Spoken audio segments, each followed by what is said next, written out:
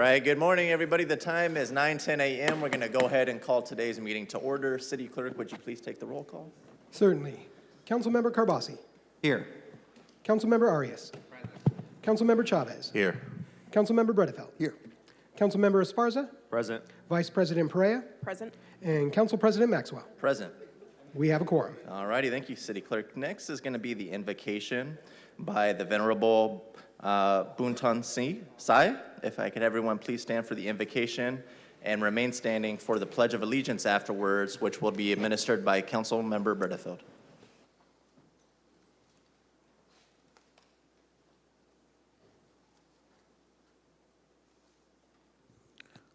Thank you.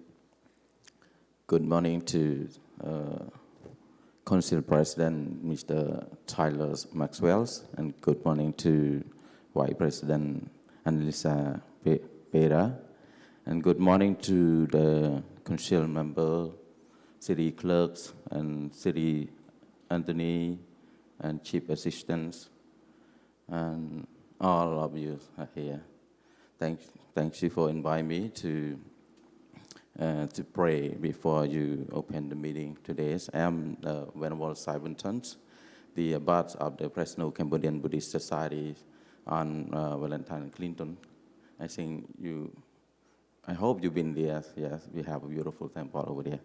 So, in these opportunities, I would like to pray for all of you here and for the United States.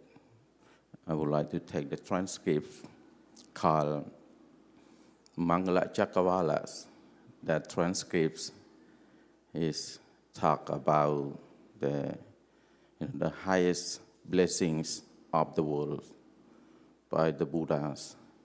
So I wish all of you, prospers of 4 blessings of longevity, beauty, happiness, and strength.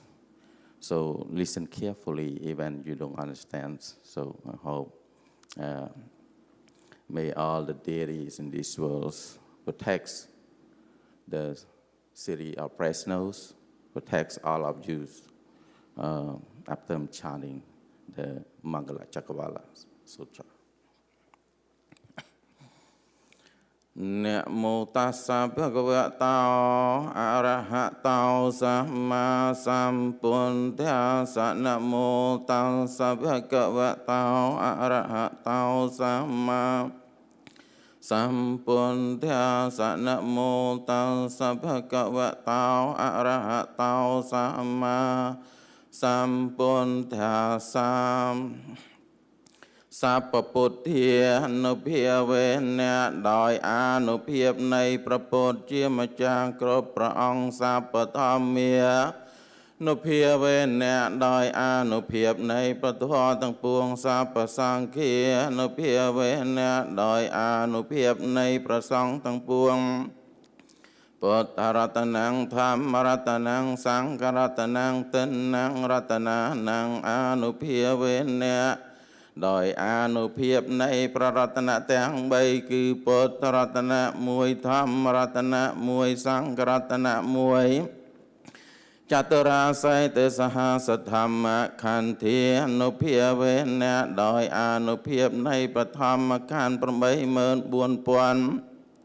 ปิฎกาตยานุภาเวนะโดยอานุภาพในพระไตรไบดกจินสาวกานุภาเวนะโดยอานุภาพในสาวะในพระจินสไรสัพเพเตโรกีโรคทั้งหลายทั้งปวงในเนสัพเพเตพะเยภัยทั้งหลายทั้งปวงในเนสัพเพเตอันตรายาอันตรายทั้งหลายทั้งปวงในเนสัพเพเตอปัตตเวอุปตรบทั้งหลายทั้งปวงในเนสัพเพเตต้นนิมิตตานิมิตอักระทั้งหลายทั้งปวงในเนสัพเพเตอัปมังกลีอัปมังกลทั้งหลายทั้งปวงในเนวินาสันโตสมอวินิบาตเตอายุวัตเกาสิกไรจำรานโดยอายุธนวัตเกาสิกไรจำรานโดยตรอบเสรวัตเกา សេចក្តីចម្រើនដោយសេរីសួស្តីយសវតកោសេចក្តីចម្រើនដោយយុសបរិវារបរវតកោសេចក្តីចម្រើនដោយកម្លាំងវណ្ណវតកោសេចក្តីចម្រើនដោយពណ៌សម្បុរកាយសុខវតកោសេចក្តីចម្រើនដោយសុខហន្តសាបទាសូមឲ្យមានដល់អ្នកឲ្យបានសពកាលទុក្ខរោគភយាវេរាសេចក្តីទុក្ខនឹងរោគនឹងភ័យនឹងពាទាំងឡាយក្តីសោកាសាទោចបាតវាសេចក្តីសោកទាំងឡាយក្តីសត្រូវនឹងឧបទ្រពទាំងឡាយក្តីអនេកាអន្តរាយាពីអន្តរាយទាំងឡាយដែលច្រើនក្តីវនាសន្តុចតេចសាសូមឲ្យវិនិច្ឆ័យបាត់ទៅដោយដេកនៃអនុភាពមានពុទ្ធានុភាពជាដើមនោះចយសាទិតនៈលាភាំងសេចក្តីសម្រេចនៃជ័យជំនះក្តីទ្របក្តីលៀបក្តីសោតភិក្ចាំងសុខាងបលាំងសេចក្តីសុខក្តីកម្លាំងក្តីសេរីអាយុចវណ្ណោចភោកាំងវុទ្ធីចយសវាភោគសម្បទាក្តីមានយុក្តីសតវាសាចអាយុប្រមាណ100ឆ្នាំក្តីជីវសិទ្ធិបវន្តទេសេចក្តីសម្រេចនៃកិរិយាចិញ្ចឹមជីវិតជាសុខក្តីទាំងអស់នេះសូមឲ្យមានដល់អ្នកទេអតលតិយាសកតាបរុលហាពុទ្ធសាសនារោគាសកតាហតសៈសាពេញាតិភិអ្នកទាំងឡាយទាំងបុរសទាំងស្ត្រីនោះចូលបាននៅប្រយោជន៍បាននៅសេចក្តីសុខចូលចម្រើនក្នុងព្រះពុទ្ធសាសនាចូលកុំឲ្យមានរោគឲ្យបាននៅសេចក្តីសុខព្រមទាំងញាតិទាំងឡាយគ្រប់គ្នា So finally I made the three Pajim Blajus, Buddha, Dhamma, and Sangha. Thank you. And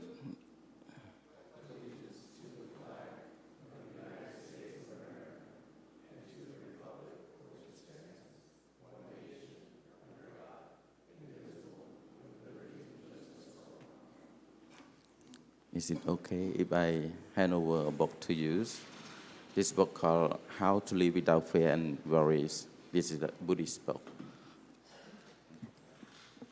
Thank you for your blessings, Mr. Sai. God bless you. City Clerk, are there any changes or items removed from today's agenda? Yes, we have a few items, but first, just an announcement. We do have Spanish, Hmong, and Punjabi translators available via Zoom. And in the chamber, we do have in-house Spanish translation. And if we have B in the back, and she will quickly let the audience know her services.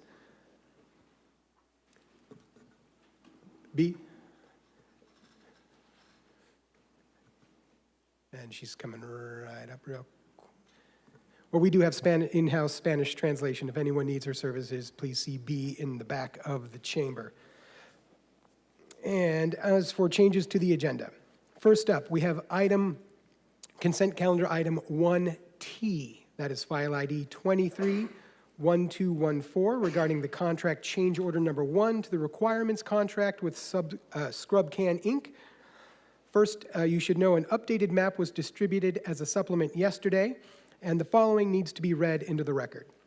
The second sentence of the background section of the staff report is amended to read, attached is a vicinity map showing the limits of work to be performed under the proposed contract change order, which will include Olive Avenue from Echo to just east of Van Ness, Linden, from Olive to Fern, Fern from Linden to Maroa, and Maroa from Olive to Fern. Van Ness from Floridor to Home, Fulton from Olive to Alhambra, plus the Tower Theater parking lot. Items moved to contested consent for further discussion. Those items include 1G, that is file ID 231113, actions pertaining to Measure P, expanded access to arts and culture. That was moved to the contested consent calendar by President Maxwell and Councilmember Arias. We have consent calendar item 1J, that is file ID 231173, regarding approval of a consultant services agreement with Tetra Tech BAS Inc. That was moved to contested consent by Councilmember Arias. Then we have consent calendar item 1O, that is file ID 231169, actions pertaining to the Mariposa Plaza renovations. That item has been moved to the contested consent calendar by Councilmember Arias. Then we have items that have been removed from the agenda. First, we have consent calendar item 1H, that is file ID 231044, regarding the First Amendment to Service Agreement with ACE Parking Management. That has been removed with no return date by Vice President Perea and Council Member Arias. And finally, we have consent calendar item 1U, that is file ID 231193, regarding an agreement with the Fresno County Superintendent of Schools for the Fresno Police Department to provide a student resource officer. That has also been removed from the agenda by staff with no specified return date. Those are all the changes I have received. Thank you, City Clerk. I'm going to hand it over to my colleagues now. If you have any changes you wish to make to today's agenda or any items you wish to remove from consent, now's the time to do so. Go in numerical order, starting with Councilmember Carbasi. Yes, I'd like to pull for contested consent item 1I and item 1S as in Sam. 1I as an Ida is being pulled to contested by Councilmember Carbasi, as is item 1S as in Sam by Councilmember Carbasi. Any other changes, Councilmember? Okay. Councilmember Arias? Councilmember Chavez? Yeah, Council President. City Clerk, just for the benefit of the public, I didn't see it listed on there, but it is noted in the agenda. Item 1005, number 2, has been removed from the agenda with no return date, correct? That is correct. Okay, thank you. Councilmember Bredefield? Councilmember Esparza? Council Vice President Perea? I just need to recuse myself from items 1M and 1N. QK is a firm that I have a business interest in. That's 1M as in Mary and 1N as in Nora? Okay. Is there a motion to approve the agenda as amended? Have a motion from Arias and a second from Vice President Perea. Any discussion? Any opposition? Seeing none, the item passes 7-0. All right, that will take us to today's ceremonial presentations. We have a few for you all today. The first one is a proclamation for Dakota Eco Garden 10-year anniversary, which is sponsored by Council Vice President Perea.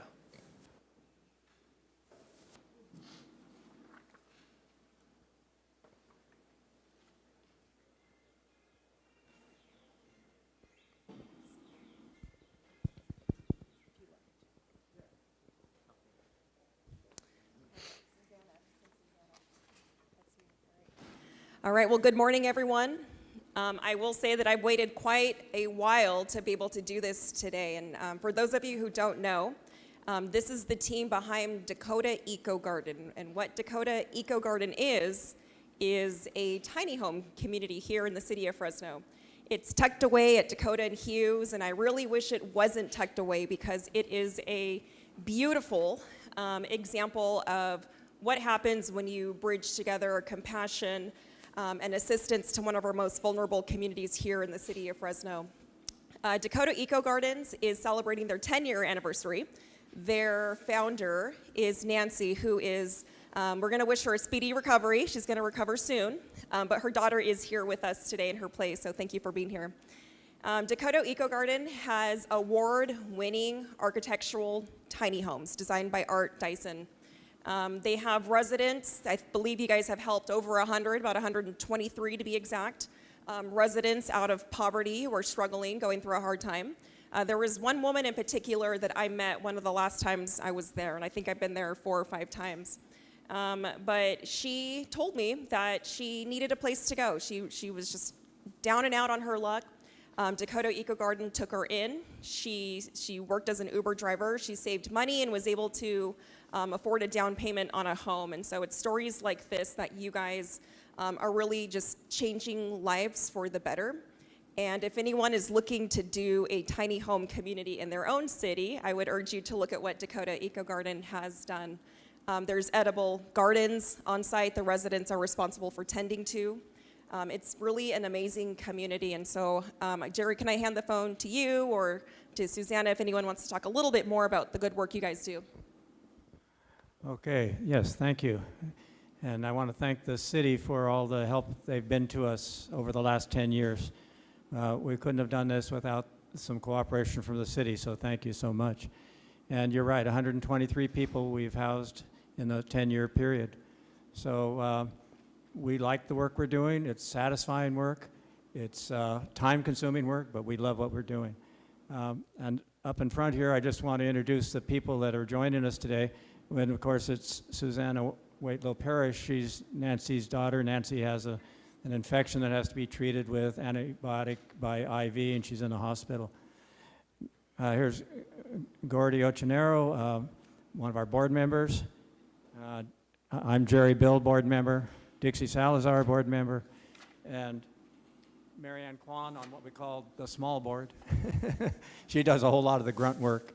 Then we got some residents here. We've got Vanessa Sanchez and Sherry Beatty, two current residents. And then another board member, Miguel Arambula, over there at the end. Thank you, Miguel, for being here.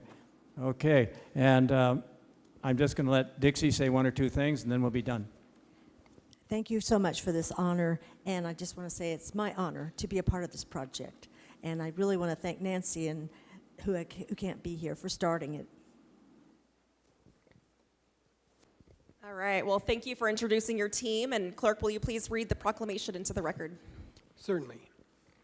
Whereas the Dakota Eco Garden has been a beacon of hope and support for the unhoused community since August 2013, over the span of 10 years, it has extended a helping hand to 123 individuals, providing them with a safe place to stay, a mailing address, telephone and computer access, kitchen and laundry facilities. They not only offer a place to stay, but a space of safety, dignity, and opportunity.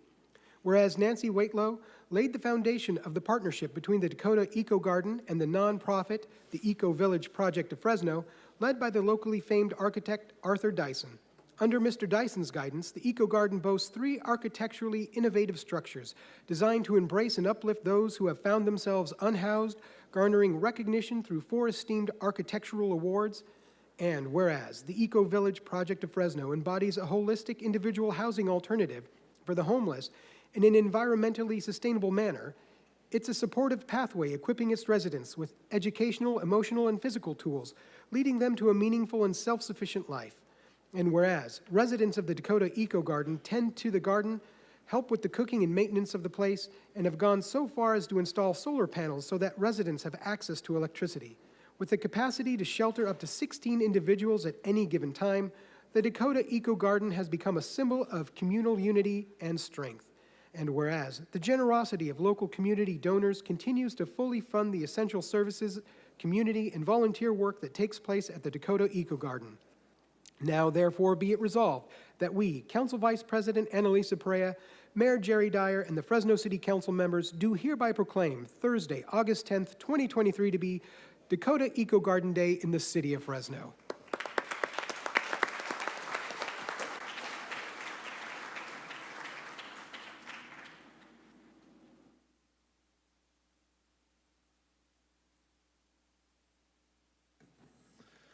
Our next proclamation for the morning is to ASE Blue Seal of Excellence recognition to the Fleet Management Division of General Services Department. And this is sponsored by the Office of the Mayor, City Manager, and General Services Department.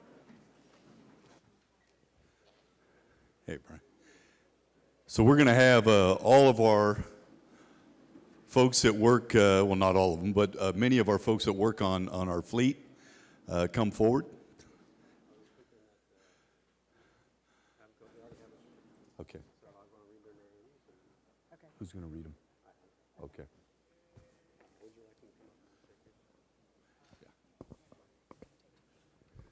We're going to fill this place up with these hard workers. I love it. I love it. Okay. So the reason we're here today is because our fleet division has been recognized with the Blue Seal of Excellence, and it is because of a lot of things, but primarily because of the certification that each of these have. In fact, I think we have 28 master technicians that we have with us.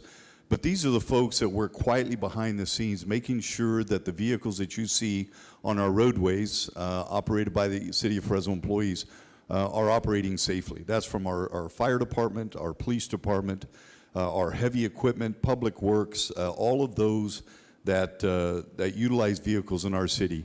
And we're so very, very fortunate to have dedicated people that work tirelessly both day and night to make sure that our fleet is safe and operational out there on our roadway. And so I'm going to introduce Brian Barr, who is the director of the Fleet Division and General Services, but Fleet is part of that. And he's going to also read off the names. But before I do that, I want to give it to our city manager, say a few words. Thank you, Mayor. I really can't add a whole lot. Just thank you to all of these employees. To the mayor's point, once again, it's the boots on the ground that keep the city running. We can't do what we do without all of you. So I know I speak on behalf of all the people that drive the vehicles and equipment that you all work on. This is such a special thing to have the level of competency that we have in the city of Fresno for all of you that have been recognized with the certification. So thank you, what you do day in and day out. Should we read the names or you want to do the proclamation first? Okay. Clerk, can you go ahead and read the proclamation, please? Certainly. Presented to the city's Fleet Management Division for receiving the ASE Blue Seal of Excellence. Whereas the City of Fresno's Fleet Management Division of the General Services Department has earned the Blue Seal of Excellence recognition as prescribed by the National Institute for Automotive Service Excellence, ASE, a nonprofit organization dedicated to improving the quality of vehicle repair and service. In the case of government fleets, it additionally honors the hard work and dedication of technicians provided to police officers, firefighters, public works, and other public sector employees. And whereas, in order to earn the ASE Blue Seal of Excellence recognition, a minimum of 75% of a shop's technicians must be ASE certified. In addition, there must be a certified technician in each area of service offered, as agencies must renew annually, confirming their professional certification status. And whereas 86% of the 57 Fleet Management Division technicians are ASE certified, which exceeds the Blue Seal Award benchmark. More noteworthy is that the division's mechanical staff includes 28 master technicians, representing the highest possible level of individual ASE recognition. And whereas 5 of the master technicians are certified as both Master Automotive Technician and Master Medium Heavy Truck Technician. And whereas technicians face significant demands to efficiently and cost-efficiently maintain the city's diverse 2,500-plus unit fleet, which ranges from patrol cars to refuse trucks, street sweepers, and other various fleet. And whereas these City of Fresno professionals have proven their dedicated commitment to automotive service of excellence. Now, therefore, be it resolved that we, Mayor Jerry Dyer, City Manager George Ann White, and members of the Fresno City Council recognize and congratulate the Fleet Management Division of the City of Fresno General Services Department.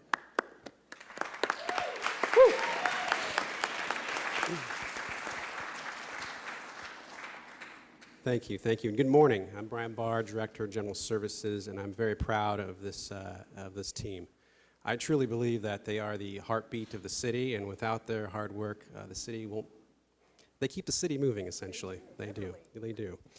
So what I'm going to do is I'm going to just read off the names just quickly through the line, and we've taken our photos, and we're very, very proud of you. But before I do that, I do want to recognize, before this meeting, I found out that this is the 18th consecutive year that this team has earned the Elite ASE Blue Seal of Excellence. Congratulations. So to read off the names of those that are here today, Jaime Acosta, Hugo Alvarez, Noel Anandin, Juan Castellanos, Victor Celebos, Lyle Chadwick, Robert Donat, Shane Dredden, Rudolfo Flores, Ryan Fullenkamp, Ricardo Garcia, Samson Ling, Nate Lopez, Francisco Lopez, Nicholas Moresca, Felipe Martinez, Randy Nason, Craig Patrick, Kenneth Phillips, Juan Rios, Miguel Rodriguez, Daniel Rees, Miguel Sanchez, Bob, what is it? Syracuse, thank you, Dwayne. Brandon Stapp, Chan, we'll go with Chan. Sorry, Chan. Juan Torres.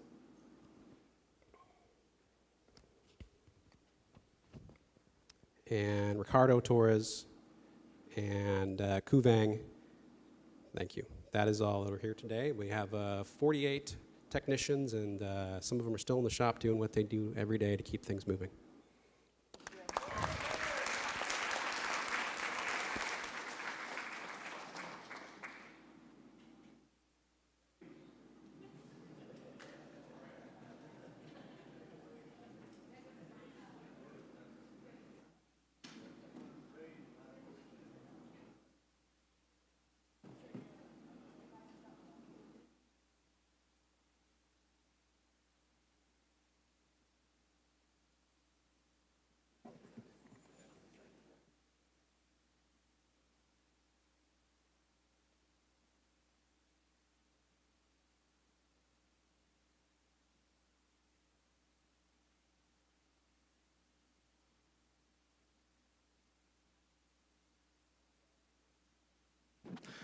All righty, next up this morning we have a proclamation for Dale Urong's 40th year anniversary. That's a long time, Dale. Come on up.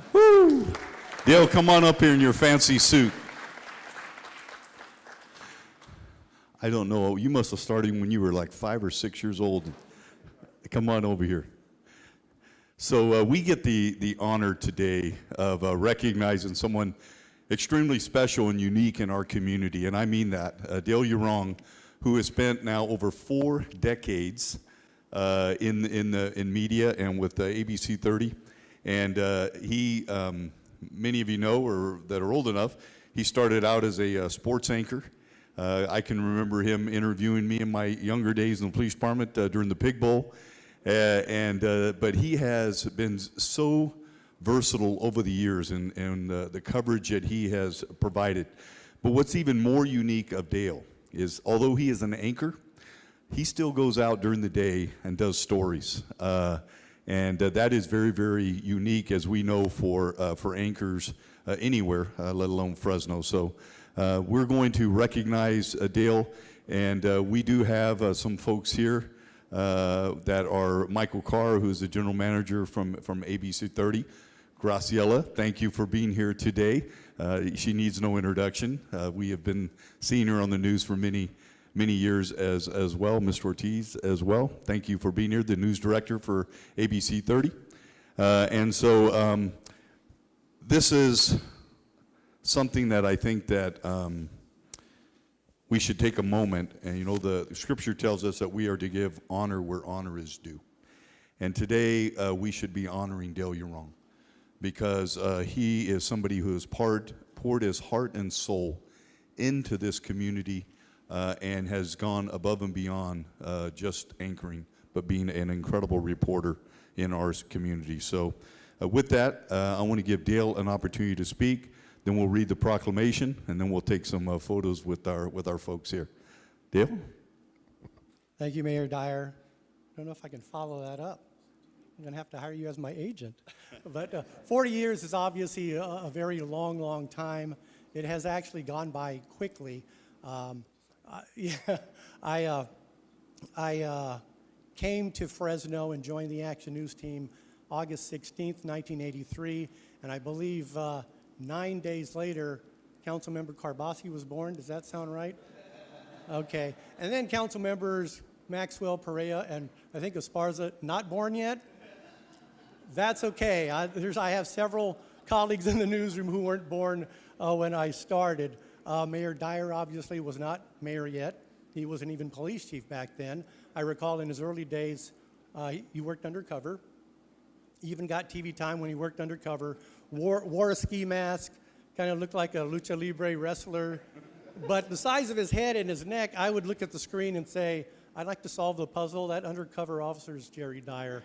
But I mean, so many memories. And 8 years after I started, this building was built, if my math is correct. It was the futuristic-looking, brand-new Fresno City Hall. I've seen so many changes here in this fine city, so many changes in this region. And I just want to say it is an extreme honor to do what I do and to do what I've done for the past 40 years. And to be here before the dais, I mean, I've been in these chambers so many times over the years, covering so many meetings and hearings, but to be here to receive this proclamation is, as the kids say today, fire. So thank you very much, Mayor Dyer. Thank you very much, Fresno City Council. Awesome day. Thank you very much. I did have a question. Since it's Dale Urong Day, does that mean it's a holiday and I don't have to work? City Attorney Jans, can I get clarification on that? Or do I have to make a motion? You don't have to pay for parking today. Oh, okay. Even trade. Thank you all. Whereas Action News Live at 6:30 anchor Dale Urong is celebrating 40 years with ABC 30. For 4 decades, Dale has enjoyed telling untold stories in Fresno and up and down the San Joaquin Valley, as well as since 2020, featuring local eateries in a popular segment known as Dine and Dish. And whereas, in his time as a journalist, Dale has won an Edward R. Murrow Award, an Emmy Award, and has been named Associated Press Reporter of the Year. He established AgWatch to give viewers insight into the Valley's top industry. He is a 4-time winner of the Fresno County Farm Bureau Award and has earned many other honors. And whereas earlier in his career, Dale was a sports anchor. In that time, he interviewed elite athletes such as the late Kobe Bryant, Michael Jordan, Steve Young, Magic Johnson, and Will Clark, and especially enjoyed watching locals like Bruce Bowen and Olympic snowboarder Andy Finch realize their childhood dreams. And whereas a Stockton native, Dale graduated with a communications degree from the University of the Pacific. He and his wife have 3 children. And whereas in his spare time, Dale likes to read, play basketball, and tend to his tropical plants. And whereas over 4 decades at ABC 30, Dale has become a local icon, known to generations of Fresno and Valley television viewers for his honest and thorough reporting and his steadfast delivery of the news. Now, therefore, be it resolved that we, Mayor Jerry Dyer and members of the Fresno City Council, do hereby proclaim Thursday, August 10th, 2023 to be Dale Urong Day in the city of Fresno. Woo!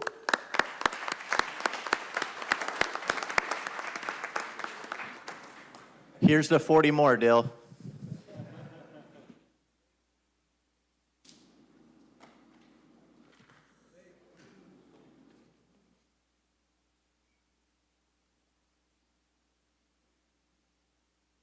Our last proclamation for the day, but certainly not the least, is a proclamation honoring Deputy Mayor Matthew Grundy. This will be sponsored by the Office of the Mayor, City Manager, and Councilmember Bredefield.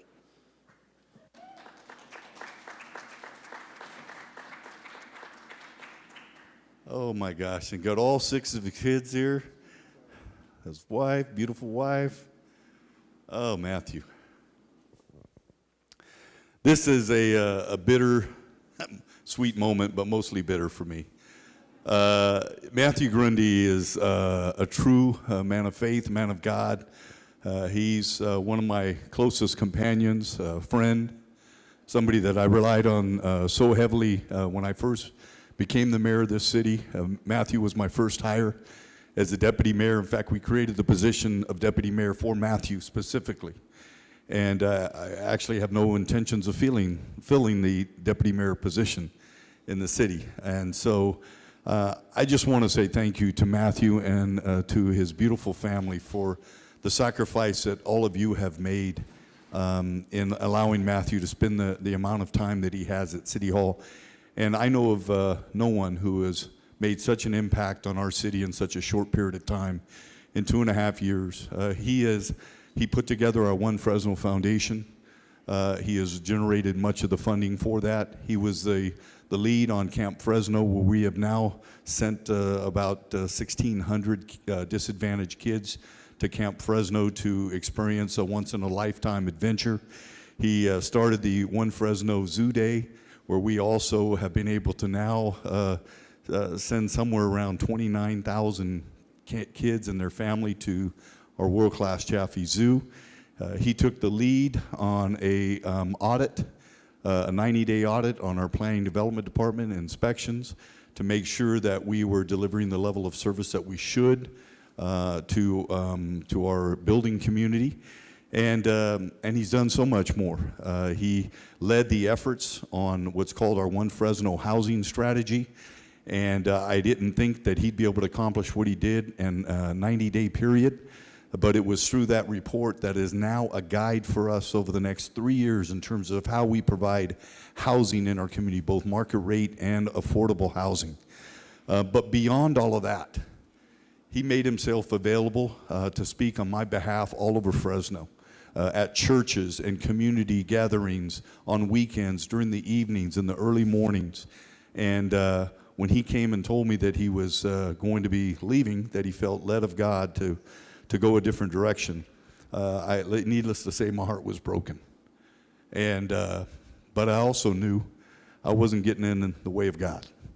And so, Matthew Grundy, I love you very, very much as a brother in Christ. And thank you for serving this city as a deputy mayor in such a dedicated manner in which you did. I appreciate you very, very much. And I'm going to turn it over to Councilmember Bredefield. Yeah, thank you, Mayor. You said a lot and acknowledged all of Matt's great accomplishments. But the reason why I also wanted to make this happen today is because we have over 4,000 employees. They all work hard. They're public servants. And Matt Grundy represents the best of the best. Matt Grundy is a person who has a heart for service. He's one of the most honest, passionate people. When we've worked together, it's always been of a great collaborative nature, and he's made a tremendous difference in this community. And I couldn't imagine without acknowledging Matt and his accomplishments as he has made a decision to leave the city for a period of time. I hope he decides to change his mind at some point and come back, because the citizens of Fresno would greatly benefit from your service. And you do have a beautiful family and a fantastic support. And I wish you, Matt, nothing but the best. You have been just a pleasure to work with, and to meet such a humble man who works so well for the constituents and does it with a pure heart is just something that has meant a great deal to me and touched me a great deal. So I couldn't imagine not having this day where we acknowledge Matt Grundy Day in the city of Fresno. So, Mayor? Thank you. And Matthew, it's your moment. Oh, man. Thank you. Thank you. Since I'm not here officially for business, I suppose, maybe for once I can turn around and give some appreciation and encouragement here. So, you know, it's no secret, you know, that this is my what right here. Leaving the city, God said, hey, a season of separation for him and to serve my wife and kids. And I'm thankful. I love each one of these guys. My wife, Jocelyn, beautiful, brilliant, supportive. Naomi, Elijah, Samantha, Levi, Claire, and Rebecca. They're my what, and I love them. But I also want to say it's no secret that I love this man, Jerry Dyer, in his heart. But also, if it has been a secret, and hopefully not, I just want to take a moment to appreciate each one of you, because I love and value each one of you. I'll start with Raj just by saying, Raj, I love you, and I value your consistency. I just appreciate you. Andrew, I love you, and I value your integrity. You know, I've told you that. Todd, I love you, and I value your kindness. Thank you for being so kind. Luis, I love you, and I value your humor, your childlikeness. I mean, I really want that. I want to be like that. Nelson, I love you, and I certainly value your wit. You're such a witty guy. And Lisa, I love you, and I value your brilliance. You're so brilliant to me. Tyler, I love you, and I value how you are the statesman. You represent us so well. Miguel, I love you, and I value your smarts. You are such a smart guy, and I've told you that privately. Gary, of course, I love you, and I value your boldness, my friend. Thank you for this honor. Mike, I love you, and I just very much value how you've tried to lead with pure heart and pure motives. We've talked a lot about that. Thank you. And Georgianne, you know I love you and your strength. Thank you for representing. And Greg, I love you, and man, I just value creating space for people like me and many others. And Brianna, your back's turned, but I love you too, and I value your availability. You're always available. So I just want to say that briefly and just quickly say that what I realize is that this is all about people, and this whole thing has been about people. And you know, I've been reflecting, and I know that each of our tenures here and in life will one day come to an end. And at the end of the day, all that's going to matter is how well we love God and how well we love people. And I just want to, you know, encourage you in that because you do it so well. I'd also like to just briefly say, one of my favorite movies is this movie, Hitch. And for those of you who remember Hitch, there's this little portion where he says, you know, life isn't measured in the number of breaths you take, but in the moments that take your breath away. And I know we're doing breathtaking work here at the city. I see all my friends, my colleagues back there from the mayor's office. I love you guys. And I know all of you are doing breathtaking work, but I realize that at the end of the day, how well we are doing this work and making the moment and not missing the opportunities, which can so easily be hit or missed, to love people. That's all we're here to do. I realize that it's in those moments and those opportunities of building billion-dollar budgets and legislating things and in responding to constituents, even if we agree with them or not. Mayor's taught me to do that well. It's found in the moments, loving people is found in the moments of just meeting people in the halls or in our city, in our community, and valuing them and making them feel seen and known and heard. So I'll just end just by saying thank you. I'm honored to have served alongside you. I know that loving people putting people over politics is what our nation wants, and doggone it is what our city desperately needs. So I'm just thankful to have served with you, and I love each one of you. Thanks for this honor. Thank you, Matthew. Todd, if you would read the proclamation, I appreciate it. Whereas Matthew Grundy, husband, father, and dedicated public servant with an abiding faith in God, moved to Fresno in 2015 without knowing a soul and trusting that God had guided him here. And whereas at one time in life, Matthew found himself homeless, but was able to build from those challenging circumstances. He earned a bachelor's degree in business administration with an emphasis in entrepreneurial studies from the University of Southern California, and eventually worked as an organizational consultant, developer, and president of a national education services company that focused on turning around failing public schools. Matthew's work helped improve K-12 academic outcomes for 250,000 low-income students in 1,000 schools across 16 states. And whereas, after serving as the Habitat for Humanity Greater Fresno Area's CEO, Matthew in January 2021 joined Mayor Dyer's administration as deputy mayor. Mayor Dyer assigned Matthew a series of demanding and complex tasks that he executed brilliantly. These included spearheading Mayor Dyer's One Fresno housing strategy, collaborating with staff to improve the city's planning and building outcomes, overseeing the successful Youth Jobs Corps program, helping revitalize Camp Fresno to serve underserved youth, and jump-starting the Office of Community Affairs, which serves as the city's key constituent groups, multicultural and immigrant populations, faith-based, civic, and human services, and others, including community benefit organizations. And whereas, as vice chairman of the One Fresno Foundation, Matthew continues to work with Mayor Dyer and the foundation board to provide scholarships to youth and sponsorships to youth-serving organizations. And whereas Matthew's heart and soul went into supporting Mayor Dyer's One Fresno vision and his deep love of giving back to the community while remaining dedicated to his wife and family is inspiring. Now, therefore, be it resolved that we, Mayor Jerry Dyer, and members of the Fresno City Council do hereby proclaim Thursday, August 10th, 2023 to be Matthew Grundy Day in the city of Fresno.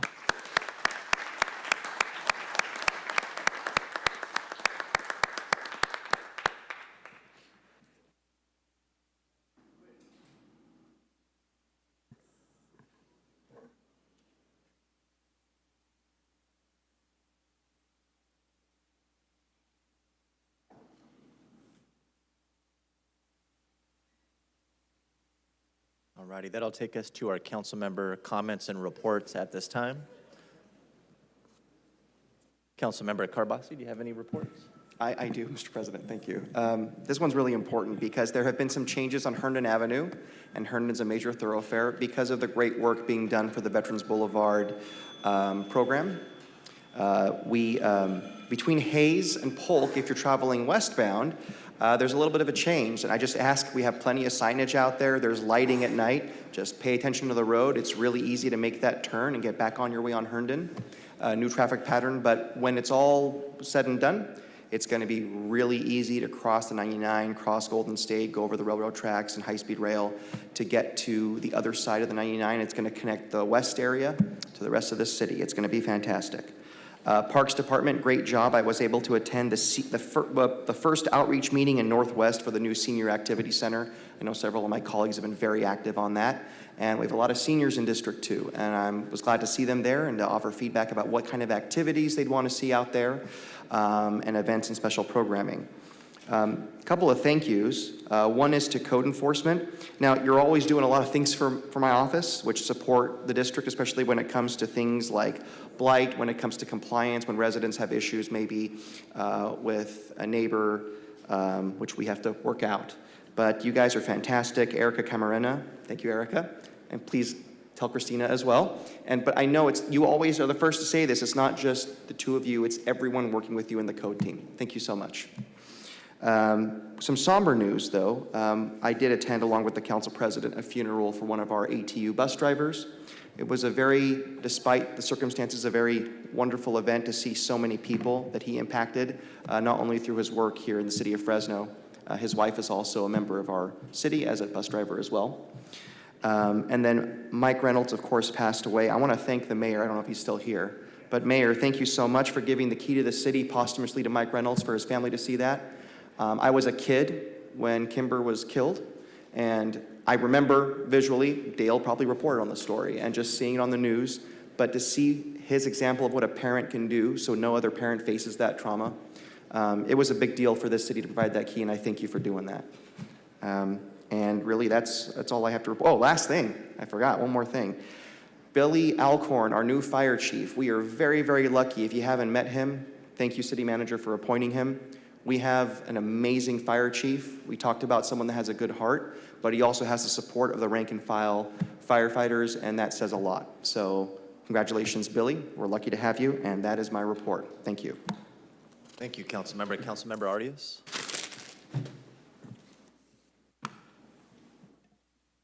Thank you, Council President. Just want to say thank you to everyone who helped out with the opening of the brand new campus in West Fresno, the City College campus. This week they had their first day of school, and it's been a long-fought effort for many in this community to have a campus in West Fresno that they can call their own. So that finally completes a vision of many in this community to be able to go from Head Start to college in someone's own neighborhood and not have to travel outside the area for it. So thank you to all those involved. A quick update on Hotel California. I was there. It was a updated visit. We were there a month ago, our office, to do some site visits of the individual units. To say the least, Hotel California has taken a significant deterioration since 3 years ago. The residents have shared the conditions of that facility. I saw it for myself with code enforcement and legal counsel a month ago. We went back yesterday to review the progress that the management and ownership is making on that facility. There is still quite a bit of work to be done, but they are addressing some pest control, structural improvements that have to be made. So just wanted to tell the residents of California Hotel that we are on it, and we'll continue to monitor the situation and require that the property owner and management company resolve all the outstanding issues. Lastly, around infrastructure, thanks to Public Works as they continue to build out the bike lanes in the Tower District. I know we still have quite a bit of work to do there, but it is progress that we're making in this long-term effort to provide bike lanes across the district. The two items I want to close with, there's been some news coverage recently around a cannabis license in my district that had preliminary approval and was terminated by the administration recently. And the way the news reports read is that it was essentially just based on a misrepresentation by the applicant, but I want to make it crystal clear that this applicant was involved in criminal activities in violation of city ordinance. The applicant was allowing for underage use of marijuana and alcohol on his site that he had received preliminary approval to operate a cannabis business. They did not allow police to enter the facility and do their work, and he lied about the incident itself. So it's not simply the crime that took place and the cover-up afterwards, but I want to thank the administration for taking action to terminate the preliminary license, but I also want to send a clear message to all cannabis applicants. You have a preliminary approval. It doesn't mean that you have final approval, and you are expected to follow all rules and not in any way deceive any of our city staff or law enforcement agencies in the process. And if you don't, you will be held accountable and your license will be terminated, as it was in this case. And it should also send a clear message to property owners. You have a responsibility when you lease to a cannabis operator to ensure that your property is being used in accordance with city ordinance and state and federal laws. And you can't simply look away and try to act like, it was the tenant who was not following the rules.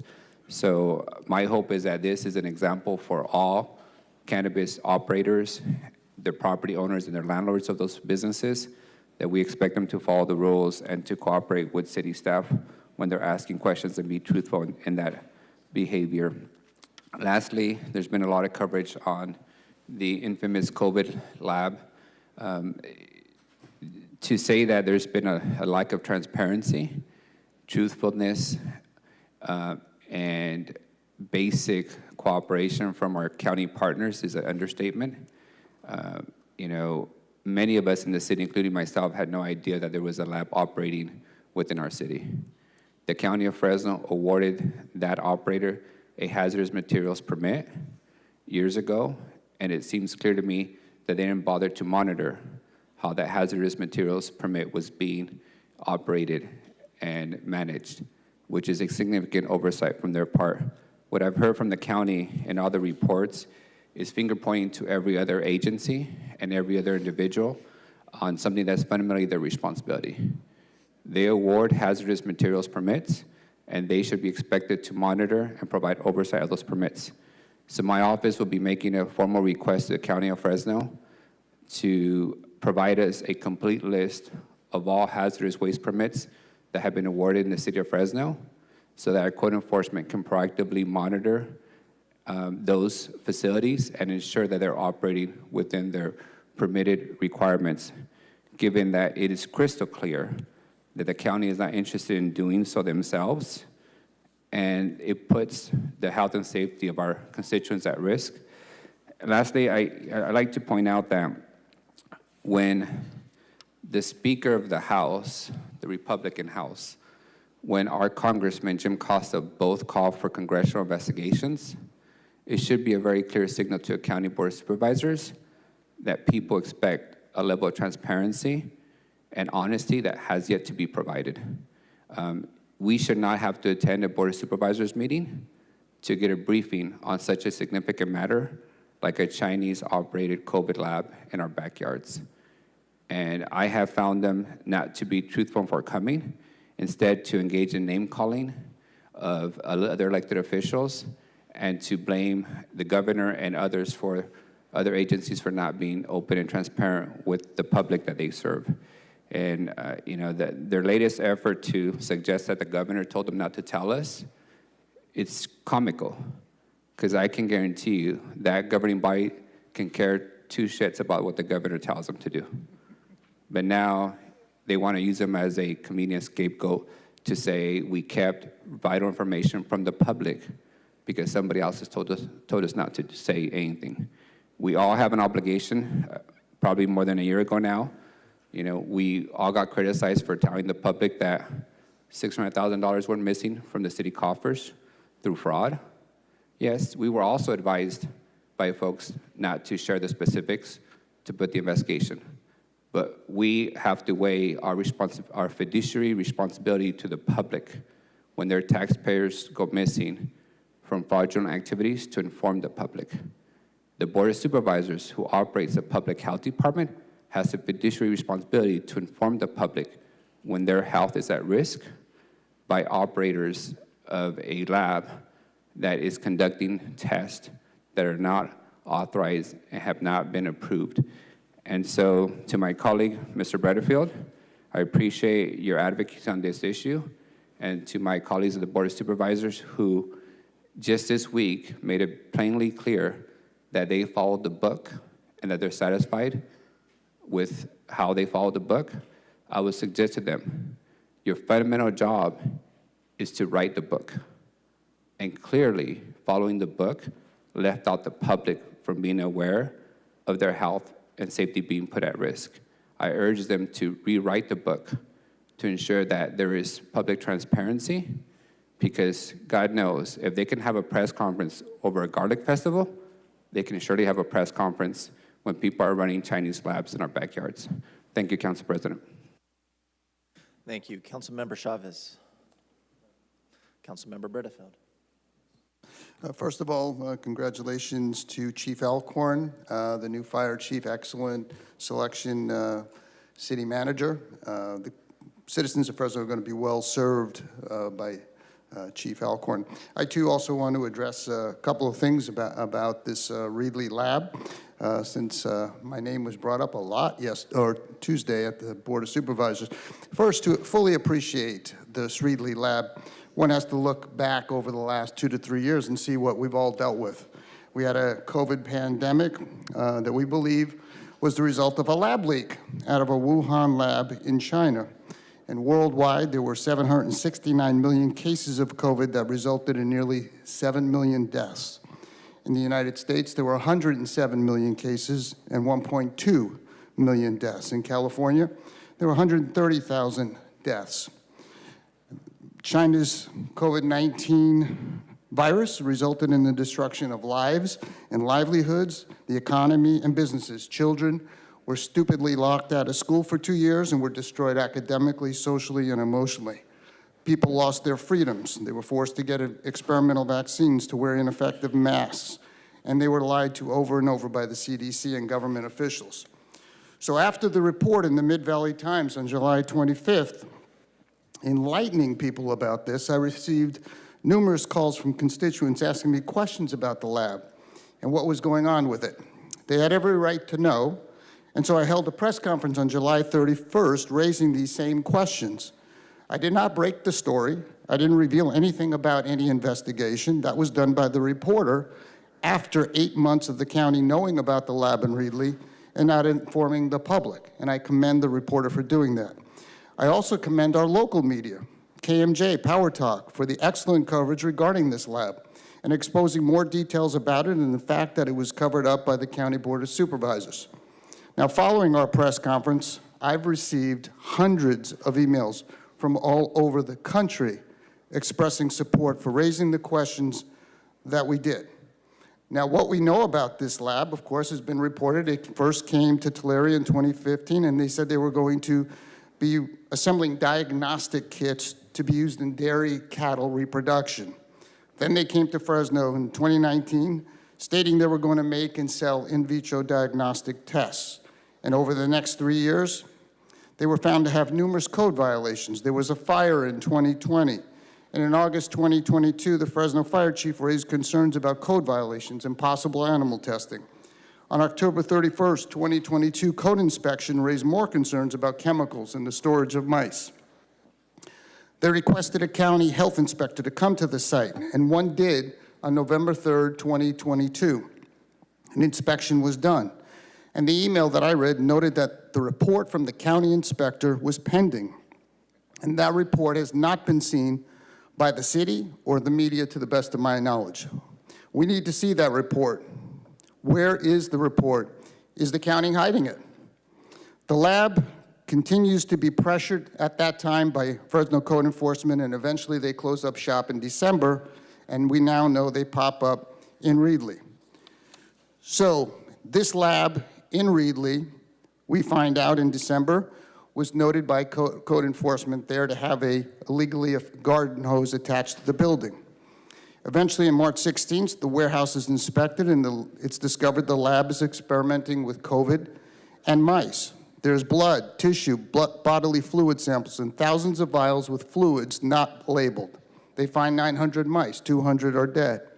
On March 16th, the representative from the company, Prestige Biotech, informed investigators, quote, "These mice were genetically engineered to catch and carry the COVID-19 virus," end quote. That doesn't raise concerns for the county in light of what everybody went through for 3 years.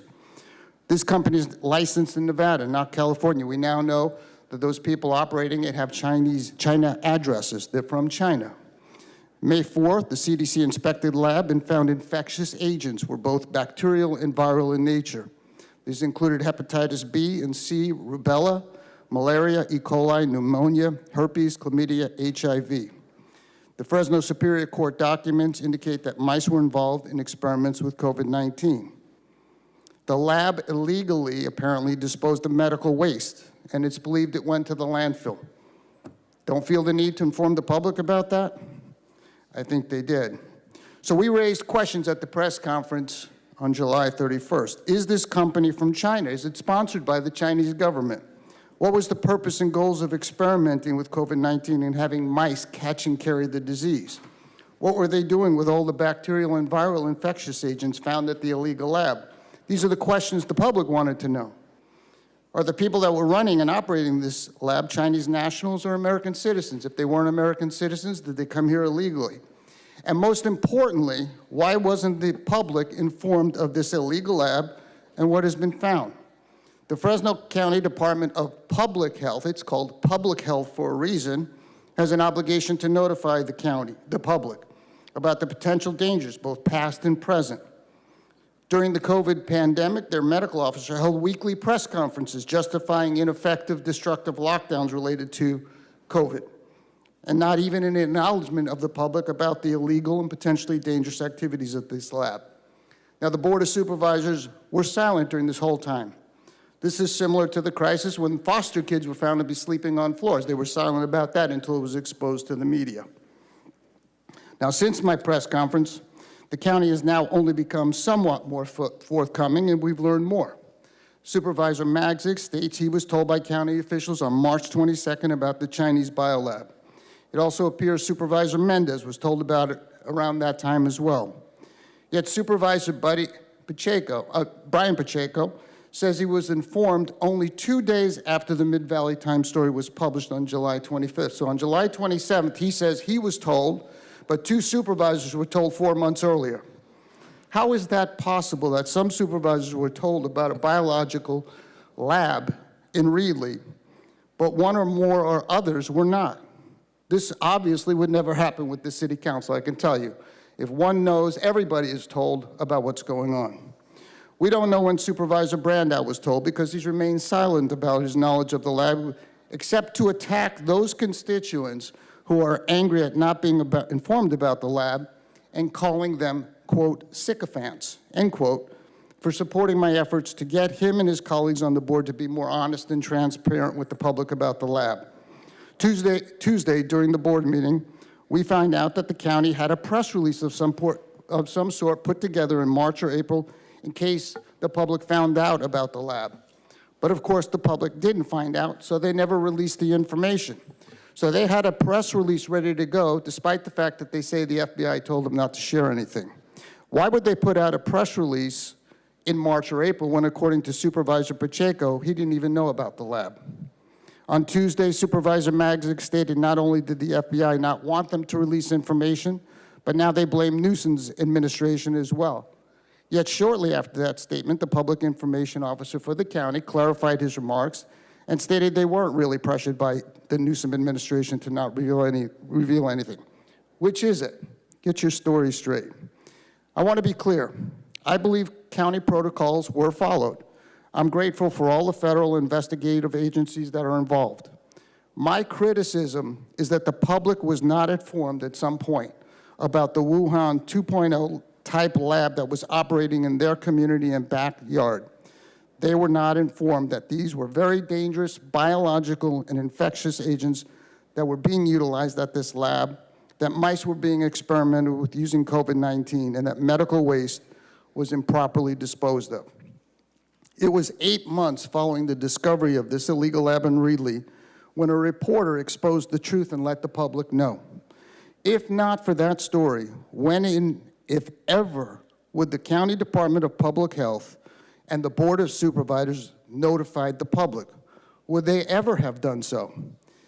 It's clear, with China stealing intellectual properties, buying land near military sites, having a spy balloon traverse our entire country taking pictures of military installations as it went from one coast to the other before being shot down, and now discovering this illegal biological lab doing experiments with COVID-19 and dangerous infectious agents, we at every level of government must be hypervigilant and enact better safeguards to ensure the safety of the public.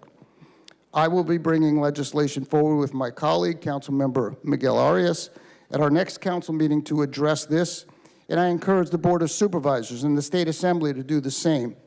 Speaker McCarthy, Congressman Costa, they're working together. Speaker McCarthy has already said there'll be a congressional investigation into this lab, and I'm sure greater oversight will be looked into. What we cannot have is hiding information from the public, lack of accountability, lack of transparency, calling constituents who want information sycophants, and avoiding responsibility, which is what we witnessed Tuesday from the Board of Supervisors. That is completely unacceptable to me, and it's unacceptable to the public. The public pays the bills. Every elected official works for them, and they have a right to know, always, what is happening and what affects them and their families. We will continue to pressure the Board of Supervisors to be truthful, transparent, and accountable.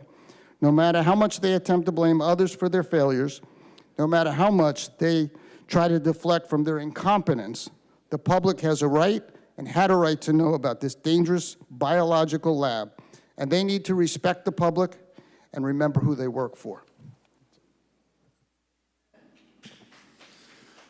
Thank you, Council Member. Council Vice President Perea. Thank you, Council President. I just want to start by highlighting Dove's Parlor. They were our District 1 Business of the Month for the month of July.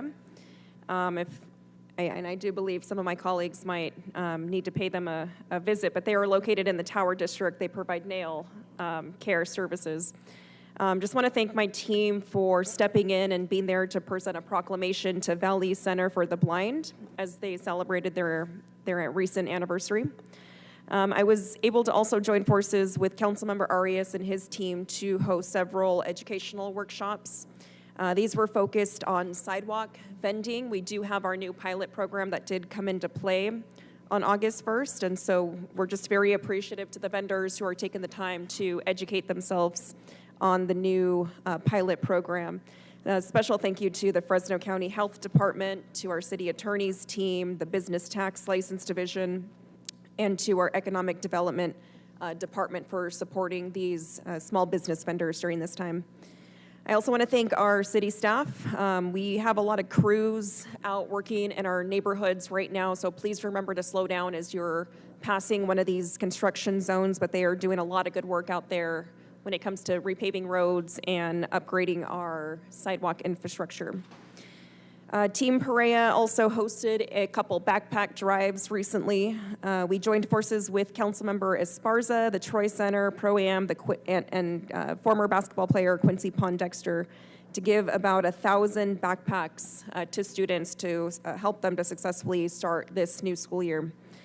Congratulations to the Fresno Health Center on their grand opening at 2448 West Ashland. What this means for my constituents is more access to affordable healthcare services. I also recently had the opportunity to welcome Secretary Stuart Knox from the California Labor Workforce Development Agency.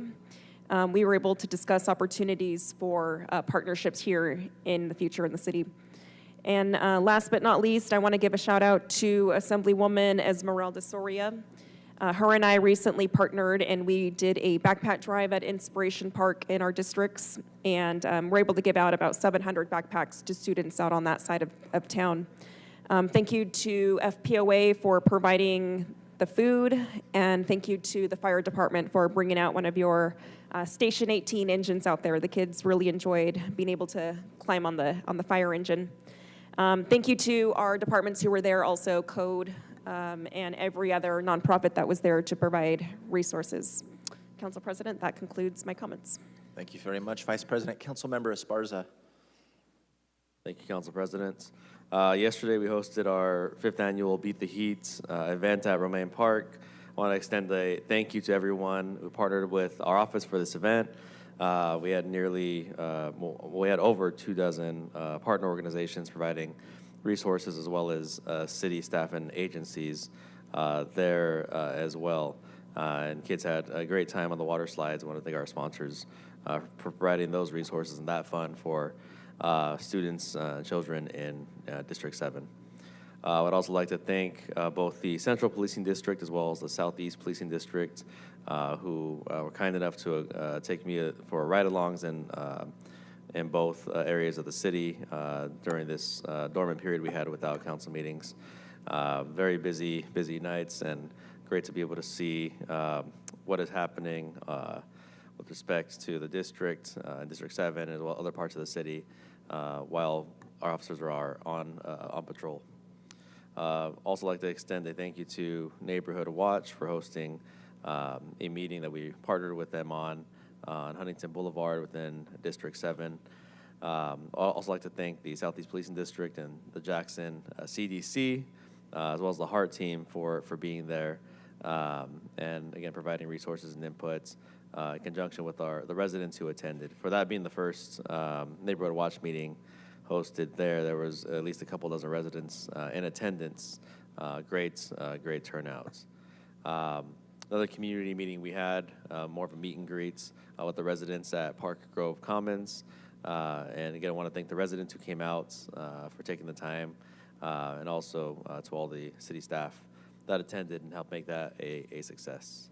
As you heard from Council Vice Presidents, we did have the privilege of providing backpacks and giving away backpacks over at Fresno City College a week or two ago in partnership with the Troy Center as well as Fresno Pro-Am.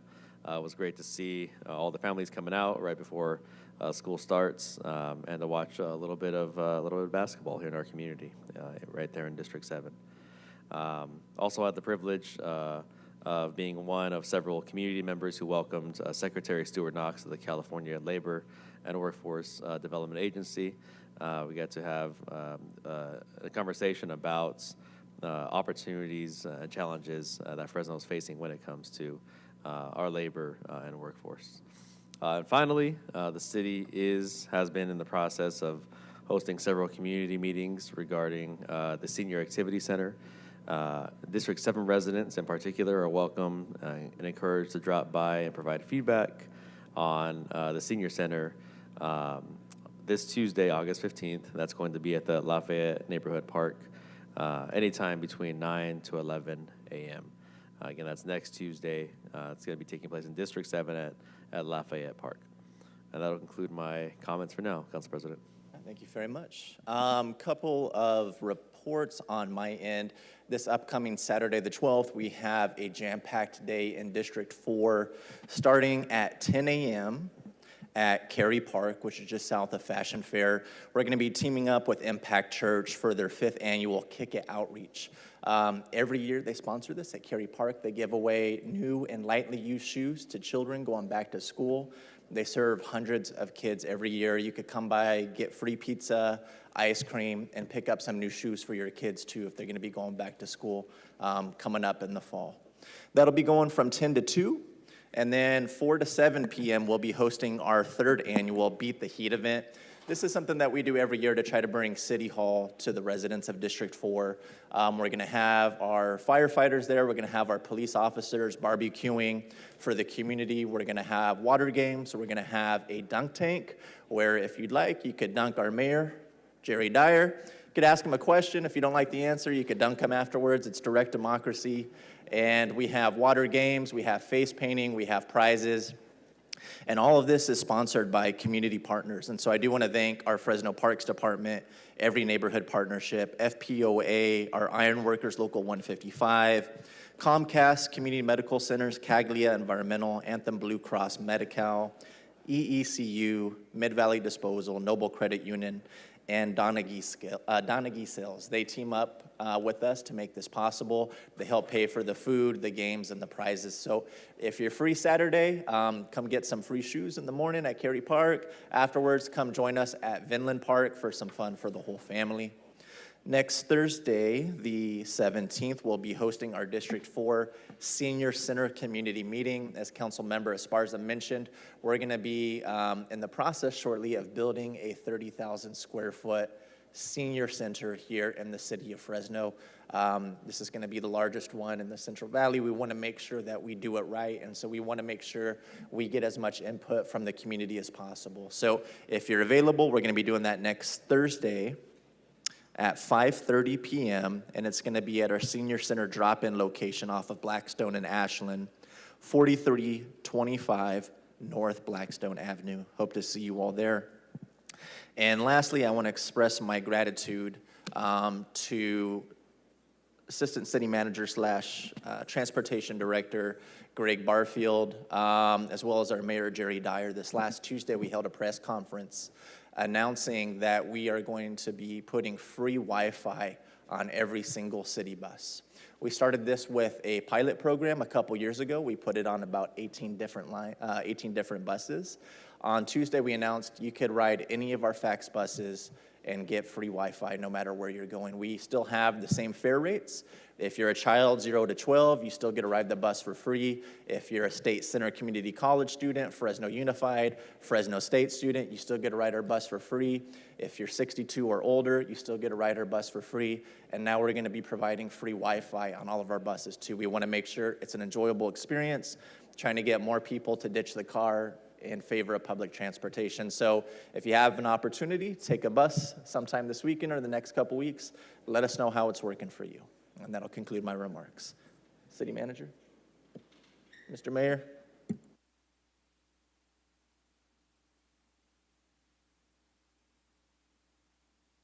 Thank you, Council President Maxwell. Also, just a few things along the lines of our free Wi-Fi. I know many of our council members, Councilmember Arias, and I know former Councilmember Soria pushed very, very hard on that, but I do want to say thank you, Greg Barfield, for making that happen. 126 buses and 45 paratransit vehicles with free Wi-Fi and ISD as well. Brian Horn and his folks, Paul Zhao. And also, what wasn't talked about was the internal communication system on the bus that's also been upgraded, which gives near real-time placement of our fax buses throughout the city. So folks that are waiting for a bus, that are utilizing their app to find out where that bus is, it gives you real-time in terms of where the bus is. I also want to say thank you to the council and also Mark Standriff for the Beautify Fresno event, Mayor's Citywide Community Cleanup that he had on Saturday. And there was 1,248 volunteers that came out, 83 different locations, and picked up 13,558 pounds of trash in our city, and an incredible effort by all of the folks in our community. I, along with Councilmember Arias, went to the West Fresno campus opening this last week, and it is a beautiful campus in West Fresno. And then also attended with Councilmember Esparza the Going Away for Leanne Eager at the Kodiak Club at Chichansi Park this week. And to be able to recognize her for not just her 14 years on the Economic Development Corporation as the executive director, but also for chairing the California Transportation Commission and the funding that we've been able to receive here in Fresno as a result of that, and her ongoing efforts with high-speed rail. And then lastly, we're able to attend, again with Councilmember Arias last week, the groundbreaking for Coca-Cola. They've moved from Malaga into the city of Fresno, and with that, they were in a 60,000 square foot building. Now they're building a 205,000 square foot building in the city of Fresno. So thank you. Thank you very much, Mr. Mayor. City Manager, did you have anything to comment? Nothing today. Okay. City Clerk? All right. So the primary election is scheduled for March 5th, 2024, and the open seats in the city of Fresno are Council Districts 2, 4, and 6. The County of Fresno just released their candidates guide. It's available at the county clerk/registrar of voters office and/or their website. Anyone interested in running for office is encouraged to attend an upcoming candidate filing class scheduled for Thursday, September 7th, 2023. That'll be from 5:30 to 7:30 p.m. at the Fresno County Elections Training Room. We do have flyers regarding that up at the front of the dais here, and they're also available in the city clerk's office. Feel free to pick one of those up for more information on the candidate filing class. And of course, you'll be able to start filing signatures in lieu. That's if you don't want to pay the filing fee, you can start gathering signatures to reduce or eliminate that cost starting September 14th, 2023. And you can get more information on that at the County of Fresno Registrar's Office. And then, of course, November 13th, 2023 is when candidates can officially pull nomination papers. Before you do that, though, you must see the City of Fresno Clerk's Office to verify your residency per our Residency Act, to verify that if you're running for mayor, you live within the City of Fresno, and if you're running for one of the council districts, that you live within one of those districts. And We will not be verifying residency until November 13th. Again, that is when you can file your nomination papers with the County of Fresno. So thank you very much. Thank you. City Attorney? Nothing today. Okay. We're going to move on to public comment portion of today's agenda. That's going to include anything related to the consent calendar, contested consent, unscheduled communication, and closed session. If you'd like to speak and you're in the chambers today, please make sure you fill out one of these yellow cards. We have them in the front and the back of the chamber. You can place them in that basket right there. We do have a lot of speakers today. We're going to allow 3 minutes per speaker, so I'm going to ask that everyone remain respectful of those 3 minutes. When you have a minute remaining, the yellow light will go off. When your time has concluded, the red light will go off. We'll start with folks that are in the chambers, and then we'll move to folks that are wanting to speak virtually over Zoom.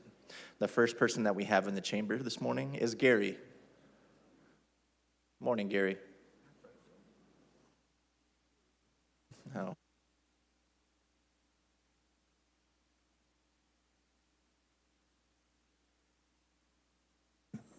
My name is Gary Dosico. District 3, my brother right there. 851 Van Ness, California. The California, the Van Ness, and the same building that I live at. The manager, he's too strict, too many planks about the mouse, the rats in the room.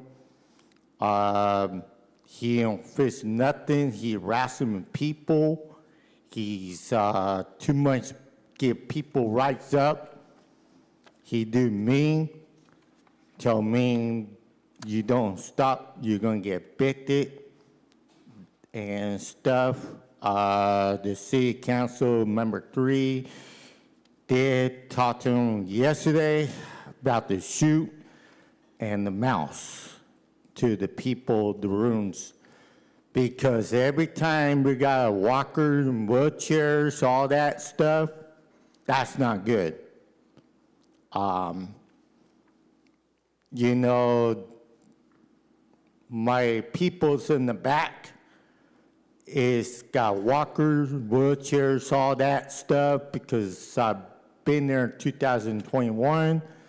I just moved in July 14, and every time I get in trouble in there, the building, he always give me problems and for it, and he don't fix nothing. The caseworker, he's write the people up too much. That's not good. And you know, but member 3, they need to fix that building, not do that, because that's not good for us for living in there or get evicted or kicked out and be stuck to homeless. That's not going to be good at all, because that's going to be bad. You know, I like the California a lot, but one thing is, this is too much for them. And I know the city council member 3, about a couple of months ago, when we had a meeting for it, and that's You why have I'm 15 here. seconds remaining, Gary. Okay. So, yeah, and also I got a couple of people in the back, and they're going to tell you the same thing. So, all right. So, any question, just get a hold of me or her, and stuff. So, just in case. Thank you, Gary. All right. Thank you. Next in the chambers, we have Steve Diddy. Good morning, Steve. I have another proposal, but first I want to make a comment on comments made by Councilmember Bredefeld about this Chinese balloon and Reedley Lab. It sounds like a matter of national security, so I think I'll comment on that.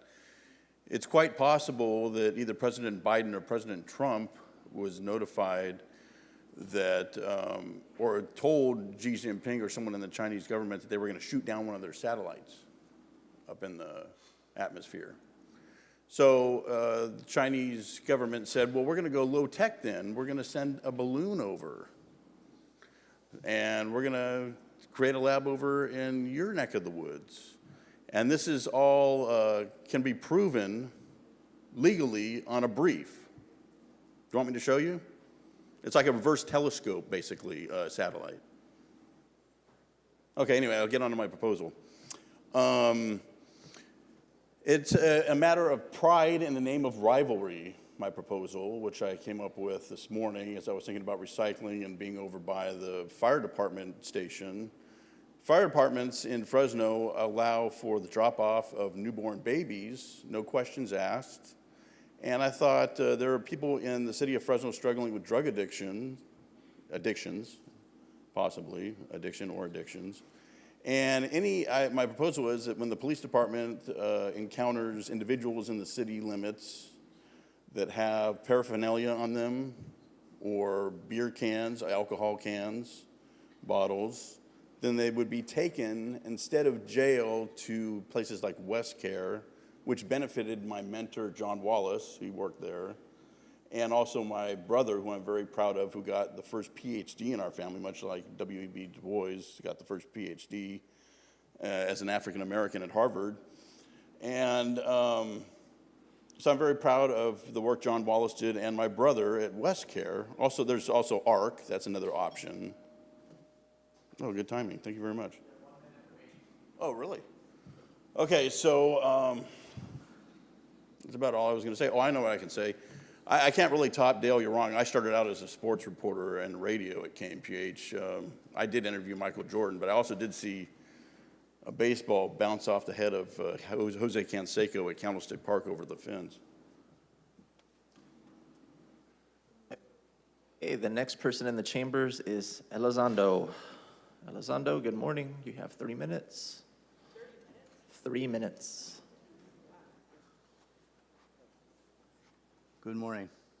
Peace be with you. The Lord is my strength and my defense. I have a comment to make about your lab. I worked at a lab for 20 years, experimental, in San Jose. What you're up against right now, infiltration. This is biological warfare, but people aren't aware of it. But that's what you call it. You don't need 30 minutes to say it, but that's what it is. But anyway, my main concern is you don't say one word about the homeless anymore. The way you helped them out was you changed the name, you watered it down, you call it the unhoused. That didn't change nothing. $1 billion was spent. Where is it? I would like to have an audit on this $1 billion that has been spent. Whose pocket is it staying in? Like I said, you know I'm a federal government inspector, retired, and I inspect a lot of situations. I even inspect the paved roads. The roads that they're being fixed, there's two types of fixing the roads. One, either paint them or you pave them. Well, on the poor side of town, you get the painted. On the rich side of town, you get paved, what you should have. Also, I see a lot of money being wasted on all these bicycle lanes that they're making. You're putting people in harm's way. You're painting this stuff. Somebody's going to have to paint it again. That's going to cost you money, and it's just a waste of money in my book. You put the people's cars right out in the middle of the road. It's just like what they did at I live in the Tower District. When they put those booths out on the sidewalk, actually on the road, they put people in harm's way. And that's not what you're supposed to do. You're supposed to look out for the safety of people. And apparently that doesn't happen here. It's all about money. Money, money, money. So we need to change that.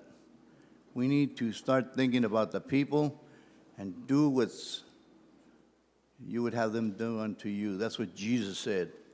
A lot of people, like all of you, you think you have it made right now, just like a lot of people in Florida where all these expensive homes went under.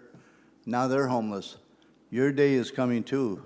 If you don't help these people, you're going to be homeless. You have 15 seconds remaining, Mr. Elizondo. Now I have more because you took 5 of them. But anyway, I don't wish that upon nobody. Let's help these people out the way it should be. You don't have to go cleaning up the trash. You have to pick them up and you solve the 2 problems. There won't be nobody Thank you making for a your mess time, out Mr. there. Elizondo. Good morning. Thank you. Next in the chamber, we have Armando Hernandez.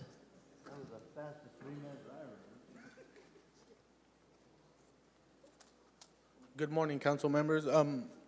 I stay in Miguel's district in the shelters, and I appreciate what they're doing for us. It's just there's a little more concern to it. As far as filing a grievance, it goes to the manager. So if I file a grievance on the manager, she's gonna read her own grievance. You think she's gonna report herself? I don't know who to go to. I need my questions answered. Food-wise, in the morning for breakfast, they give us a yogurt and a bagel. Then we gotta wait for dinner at 5 o'clock. Fortunate for me, I work or I get unemployment, I get my own means. So I just came from eating tacos, so I'm not gonna eat that petty breakfast. But I'm worried about the other people living with me. How are they gonna survive on such a petty breakfast to dinner? I don't know who to go to. I went to the Pavaralo. They don't want to offer more assistance as far as delivering a better breakfast or dinner or lunch, because the other shelters next to us, they get a lunch. When I was in county jail, I got breakfast, lunch, and dinner. I'm not even getting that here in the shelter. Not that I need it, but what if my unemployment runs out, or what if I get fired? Then I do depend on it more, you know? So I would like to know if you guys could give me an answer to that or some kind of assistance to that before I leave today, because I don't know where else to go. I've been to all the shelters. I've been to the Pavaralo. I've been everywhere. This is my last resource to exhaust. I don't know who else to ask. I've Googled it. Google has no answer. Alexa, all of them, they don't know what to give me, and I don't know where else to go. And that's all I got for right now. Thank you, guys. If I may, Council President, just suggest that you might want to stick around and meet with our staff. Our Assistant Director, Phil Sky, he can answer those questions. But in addition to the 2 meals at the shelters, people are free to go to Pavaralo House to get a free lunch there, too. No, I know that. I got a car, but they got to go from your district, all of it 99, all the way to Pavaralo. It's not a jump and a hop and a skip away for them, and a lot of them are disabled. Like I said, I'm not here for me. I'm here for my people, and I shouldn't even worry about them because a lot of them don't even worry about themselves, but I'm just that kind of person, you know? But yeah, I'll wait around. Thank you, guys. Next in the chambers, we have David Marshall. Good morning, David.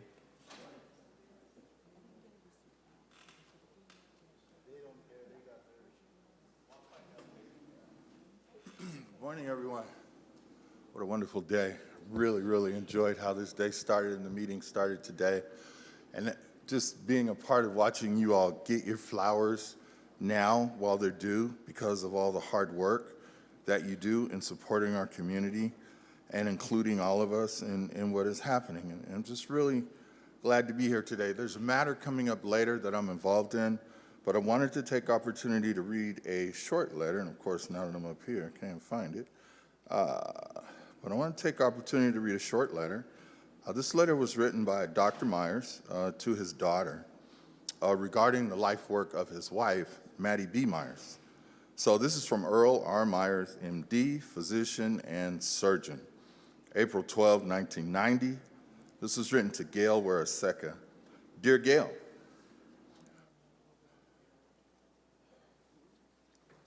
here's a copy of the letter I told you about. The letter was not printed by the Fresno Bee, but I did not expect it to be printed. I want you and all your kids to know what your mother did, because you have every reason to be proud of her and no reason to feel ashamed of her. I want her grandchildren to know what kind of person she was, a caring person, about others, and what she did at great personal sacrifice. She probably won't win any popularity contest, but people are judged by their accomplishments in life and what they have done for others. Your mother fits that billing. I hope you and your children realize that your mother was a great lady. Warmest regards, Earl R. Myers, MD. And with that, we also have the letter that was written to the Fresno Bee. And I will read as much of that as time allows. June 20, 1989. Dear Mr. Donald and Slinkert and Ms. Beverly Keene, I have lived in Fresno since 1920. Looks like I'm not going to have time. And left the area 15 years ago. I went to public schools, Fresno State College, and practiced medicine in Fresno from 1947 until 1977. I am pleased at all the positive changes in Fresno, especially in the area of civil rights. In the turbulent 60s, I'm being impressed to skip to another page.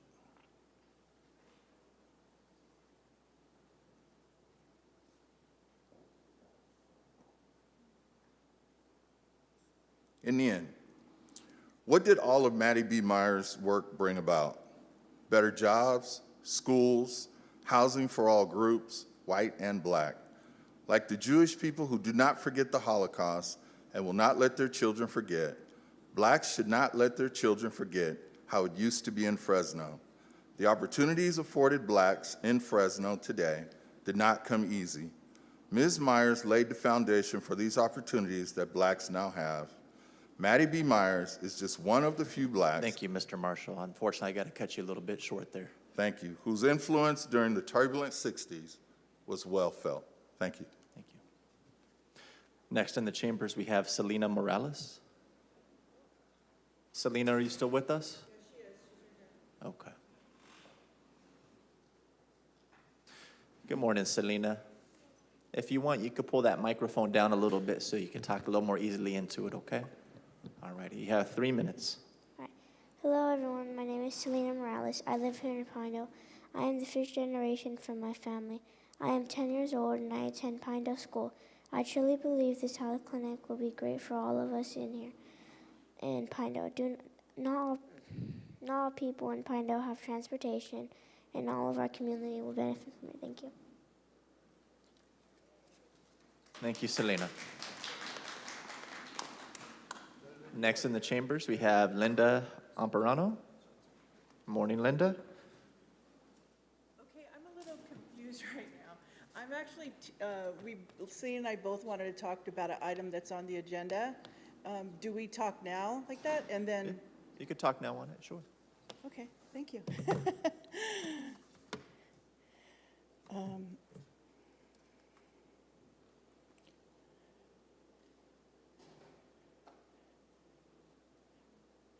Okay, good morning.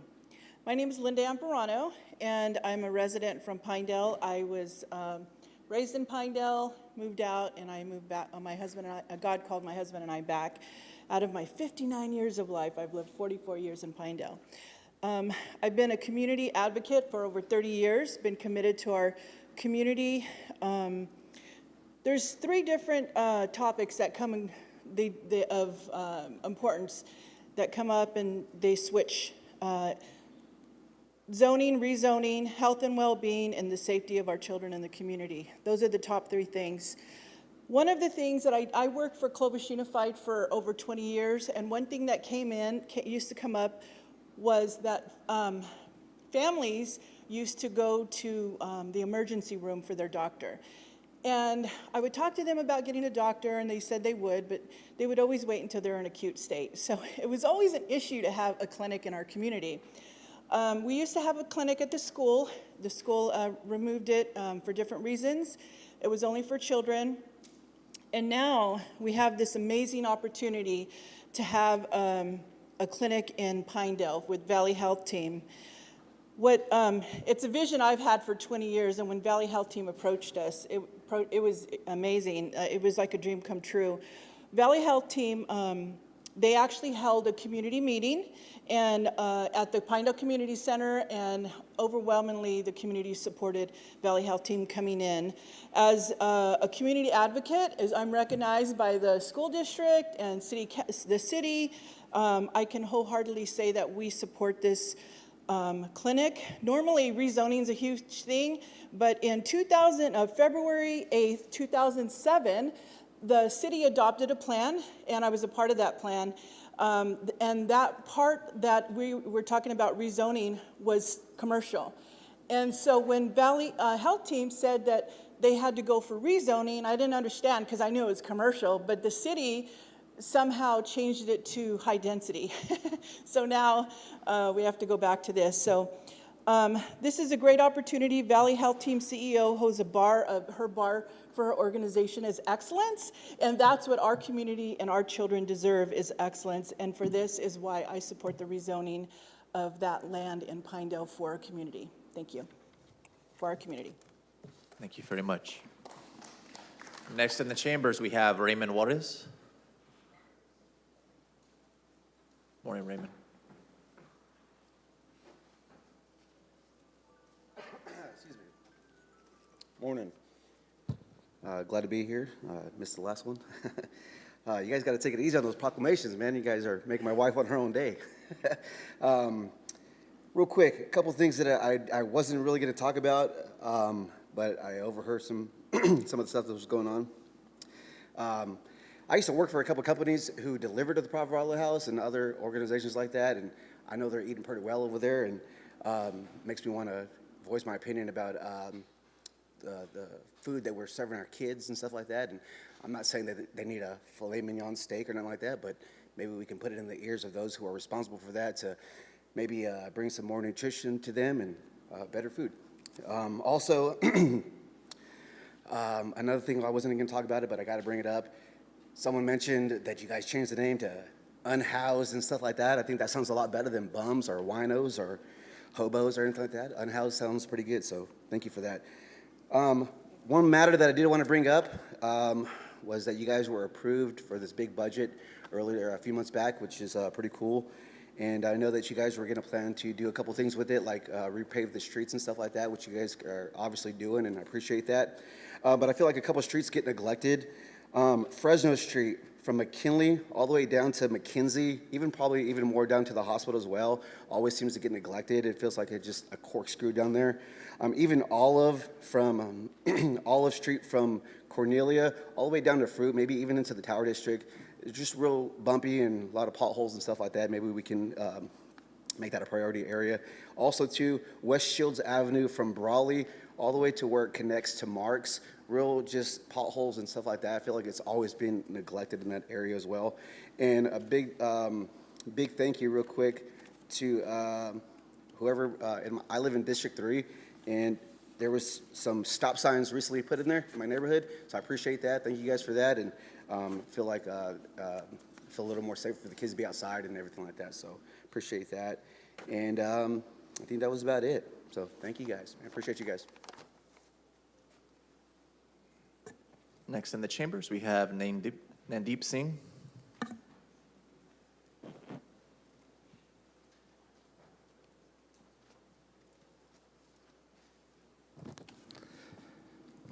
Good morning, esteemed City Council members, city staff, and of course our beloved residents of Fresno.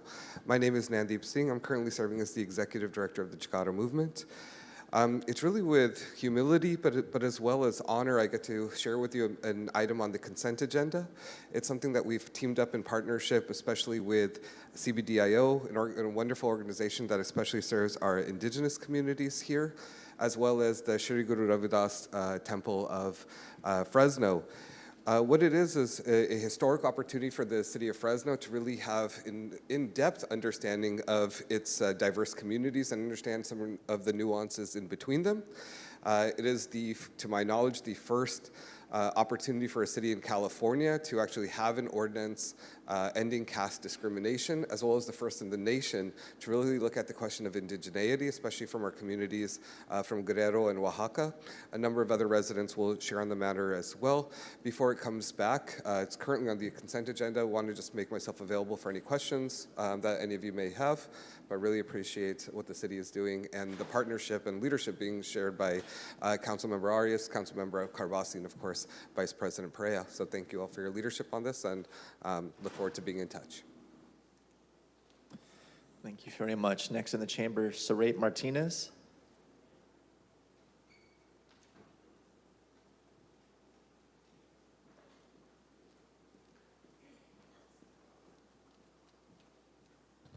Good morning, Council.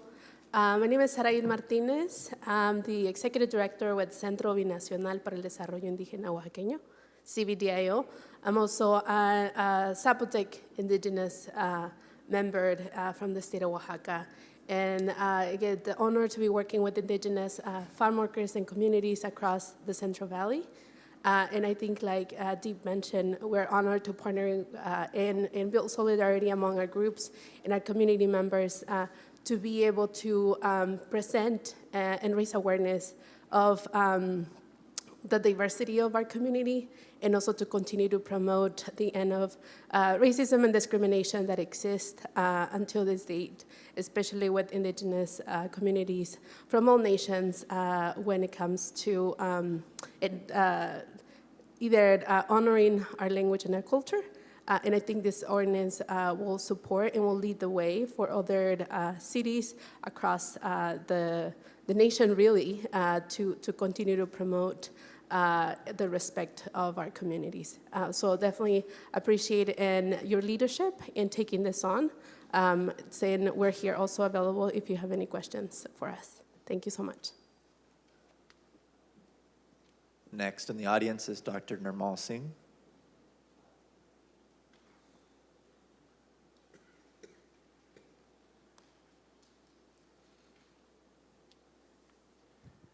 Good morning, respected council members. My name is Dr. Nirmal Singh. I'm affiliated with Shri Guru Das Temple, Fresno. It seems like a second home to me. And I would like to thank Council Member Arias, Council Member Peria, Council Member Korbasi for introducing this ordinance to prevent the caste-based discrimination, because this means a lot to our community. The caste, as we know, is a sort of a social hierarchy system where upper rung is considered very superior and owns all the resources, and the bottom rung is very, very weak and does not own any resources. And I'm coming from the lower rung of the social hierarchy, and now council members standing on the right side of civil right bill, civil right ordinance as a part of this support. And as a member of SB 403, it's a Senate Bill 403 that was introduced in March of this year in Senate. That's a civil rights bill to protect people against caste discrimination. And Fresno, I would like to thank all the members, being the first city in California to come forward in support of that as supporting SB 403 bill. And I'll be available for any questions after this. Thank you so much. Thank you, Doctor. Next in the audience, we have Samir Singh.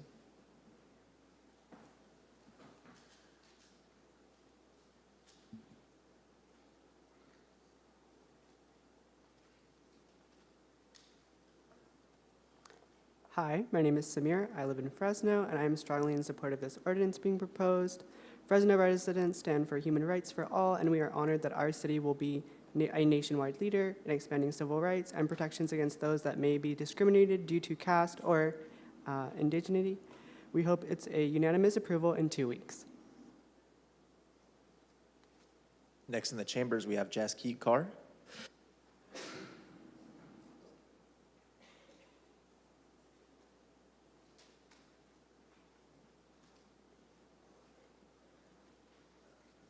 Vaheguru Ji Ka Khalsa, Vaheguru Ji Ki Fateh. Good morning, City Council and Mayor's Office. My name is Jaskeet Kaur. I live in District 2, but I actually work with Punjabi youth all across Fresno and all of your districts.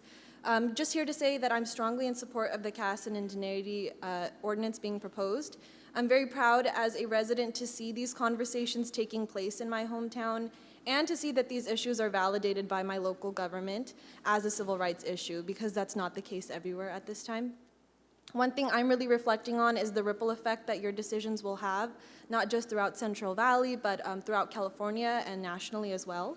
This could be revolutionary for so many communities, and I hope it's a unanimous approval in 2 weeks. Thank you. Next up is Harman Singh.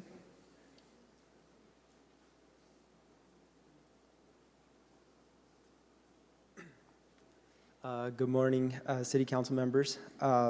My name is Harman Singh. I live in District 2, and I'm strongly in support of the ordinance being proposed. which adds protections against discrimination based on caste and indigeneity. Fresno residents stand for human rights for all and are honored that our city will be on the forefront nationwide in expanding civil rights and protections against those that may be discriminated against due to their caste or indigeneity. We hope it's a unanimous approval in 2 weeks. Thank you so much. Next up, Ramon Perez Jr.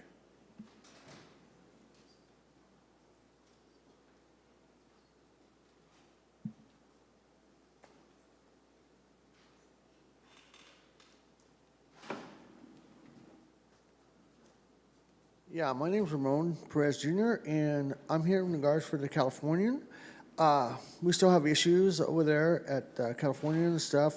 We got a notice like 4 days ago saying that we got to let the management know, but technically, I've been around enough to know that we tell management stuff and they don't want to do nothing about it until they get forced to do something about it. So I know people have told management about the issues that we have there, and they don't want to do nothing about it.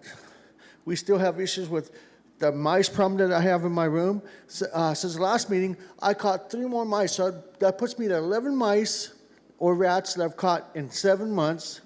And my sister had a problem with her air conditioning unit. It leaked and it fell. The plate fell down for the 3rd time in 2 years. I talked to the maintenance guy when he fixed it, and he was telling me that it's the water comes in, it gets clogged up, and I said, well, what are you going to do about it? But we just he didn't answer that question, so I just want to, stick it for my fellow residents at the Californian, and I'll keep coming to here as long as I live there. You have a great day. Thank you. Thank you very much. Next up is Shar Thompson.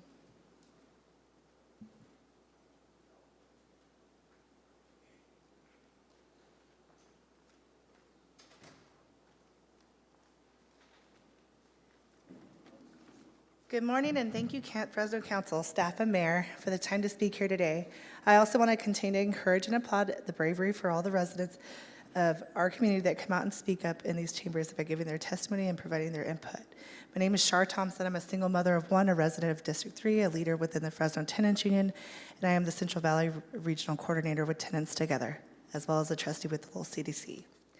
I'm here today to speak on behalf of the Ashland Village Association in District 4, who has recently dealt with illegal increases, habitability, and fire code violations. The Californian Hotel Association in District 3, after a month of working with the code enforcement, there has been no change in habitability and structural issues, nor the safety issues. Alder Rivers LLC Association in District 3 and 7, habitability issues increases and code enforcement targeting my complex on invalid issues because they didn't read the Swimming Pool Act of 1988 with its entirety. Viking Commons Association in District 4, they are dealing with habitability issues that cause them to go without medication and loss of food. Cardinal Apartments Association in District 4, an illegal increase in major safety concerns are dismissed by property management. Las Casitas de Cera Association in District 7, where a local nonprofit who offers affordable housing is evicting folks on Section 8 because they can't afford to pay over the amount of the voucher. Butterfly Grove Association in District 4, where they have provided illegal increases of 17%. Tenants have been burnt to death in Southeast Fresno in their units that may have been prevented if habitability would have been at standards held for landlords. These are 8 prime examples of your constituents living without your protection, and I have come across in the last month. I'll continue to say this until one of you decides to champion the ideas of bringing a true residential inspection service and enforcement board. I'm here to talk to you guys. I really want to work with you guys, but none of you, besides Miguel Arias, has answered my emails or has even responded to a phone call. Laura, within your chief of staff, Maxwell, has, and I'm grateful that she did, but you also ghosted me whenever we had a set meeting on the 16th of January. There was no response. You guys, whenever you say that you're responding to advocates, who are you actually responding to? I know that you've had some meetings, but not everybody that works in your districts. obviously here in District 4. I'd love to speak with you, Maxwell. So have a great day. Thank you. Thank you very much. Next in the chambers, we have Patricia.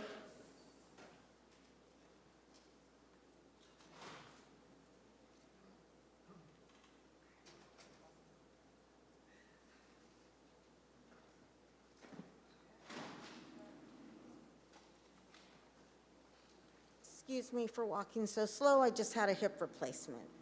So my name is Patricia Granillo. I am a resident of the Californian. I also work with Tenants Together. In our building, they have open holes underneath the sink, and it becomes a super highway for cockroaches and rats to come in. As much as we have complained, they have not fixed it. I went and looked under several people's sinks. They're having cockroaches crawl on them. I took it upon myself to get plywood and an electric drill, and I closed it up, living in fear that if something happens and Juan sees that, I might get evicted. And everybody up here knows what an eviction, 7 years to come off your record. I'm gonna be 60. I don't have that much time left. Now, also, I want to express to you that Juan does intimidation, the manager there. I was putting up signs letting the people know about today coming out in force. He ripped them all down, handed them to me, and told me that the people of the Californian were not smart enough to understand what I was trying to do for them. That really ticked me off, because he thinks he is so far above us because he lives in a nice home in North Fresno. That is not right, and I know that you all know it's not right. A lot of your family members may not be rich. They may be living on a fixed income like I am. I've worked all these years, and it's not right that I should have to live where I am treating my apartment, causing me hundreds of dollars a year to keep the cockroaches at bay. I'm not used to living like that. I'm not super rich, but I know that as a human being, I have a right to live decent. So thank you. Next in the chambers, Eric Payne.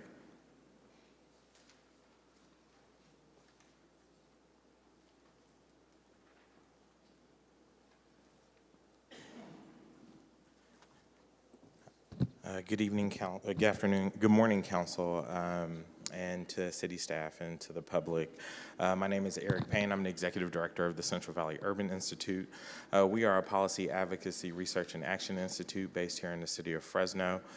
We come before you today to express strong opposition to item IJ, which is the proposed composting feasibility study at the solid waste treatment facility. We recognize that composting human waste is harmful, specifically the bacteria and pathogens that could be present in the fecal matter or the biosolids. We also recognize that there are regional providers that can mitigate those issues of composting, like Tulare Lake and Westlake Farms.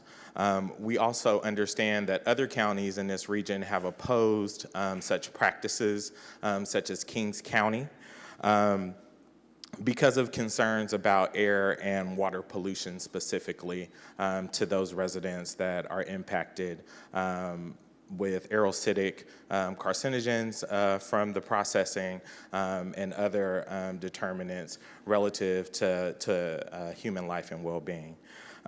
We also would oppose this contract because if it's been brought to the attention of the city, the contractor Tetra Tech, if you are not aware, those employees were sentenced for falsifying records at the Hunters Point shipyard, which oversaw the testing of radiation, contaminated soil, and they faked cleanup data. And so we would strongly oppose this contract, and we ask the city, and we would also ask that the city have further conversation with residents that are in the impacted neighborhood before moving forward. So thank you for your time. Thank you. Next in the chamber, Leticia.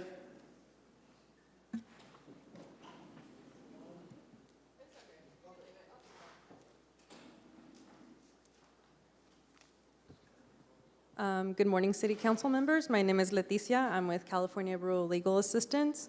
I'm here again to talk about Trails End or La Hacienda. As you know, there has been more evictions. The percentage of population in the park is dwindling, and there needs to be action now. We received a report that said that each resident should only receive $6,000 as moving costs, which is kind of an insane amount considering that mobile home parks now cost $80,000 to $120,000, and there's not a lot of mobile homes in the city of Fresno. And that's important because the city of Fresno has rent control, which protects these people.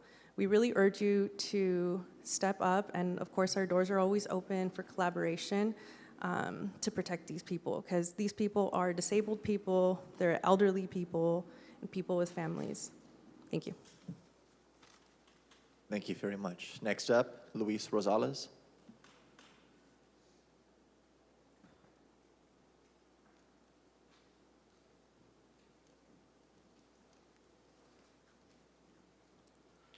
Yes, good morning, and thank you very much for everybody that's here. And what I'm here to speak of is I'm in favor of the cannabis store that will be opening up on Jackson and Kings Canyon. Basically, because I am an older citizen, I think this would be beneficial to a lot of us older guys that need something to help us with our arthritis, high blood pressure, and some of those medical conditions that a lot of us have. And also because this area, you know, we need more stores that are open in operation in that neighborhood. The store where they're supposed to be taken over has been closed down for I don't know how long. Every time a business goes in there, they you know, they're not able to make it or something or other. So, like I said, in our District 5, we need more businesses there. And one business like this one, I think would generate a lot of tax dollars to help with the infrastructure in that area because the roads in right that immediate area are just very bad. You know, if you go down even Huntington right there in that area between Maple and Cedar Avenue is bad. I mean, all them little roads in those neighborhoods are very bad. So maybe this will be something positive that will generate a lot of, you know, tax dollars to help pay for a lot of that infrastructure that's badly needed in that area. So I'm here, like I say, to approve, for you guys to approve this permit for this store that I know is very much needed here in that area. Thank you very much. Thank you. Next up, P.T. Lewis.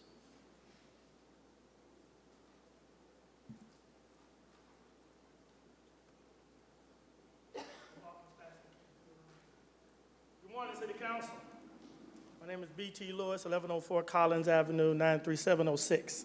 I have a couple of issues I'd like to speak to today. The bill amending sections of municipal code related to human rights, including protections against discrimination based on an individual's caste or indigeneity. I support that, and I would hope that when it does come to vote and consideration, that you will also support that as well. We want to do everything that we can to create a city that promotes equity and equality across the board.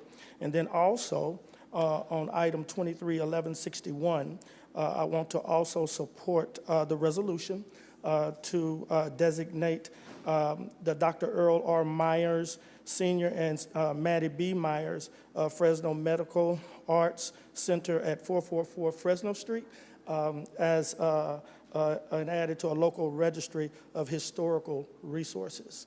And so that particular interest, of course, takes me back to my childhood. That family is a significant family in our community.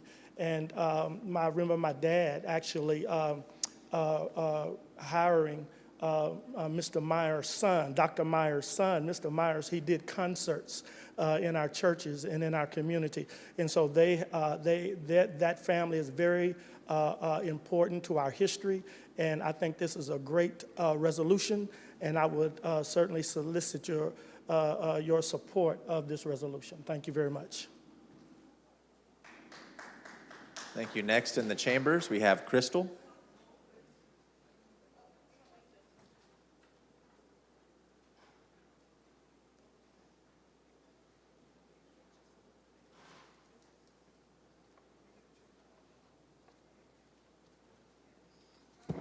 Good morning, Council. My name is Crystal Neese. I am from Orange Cove, California.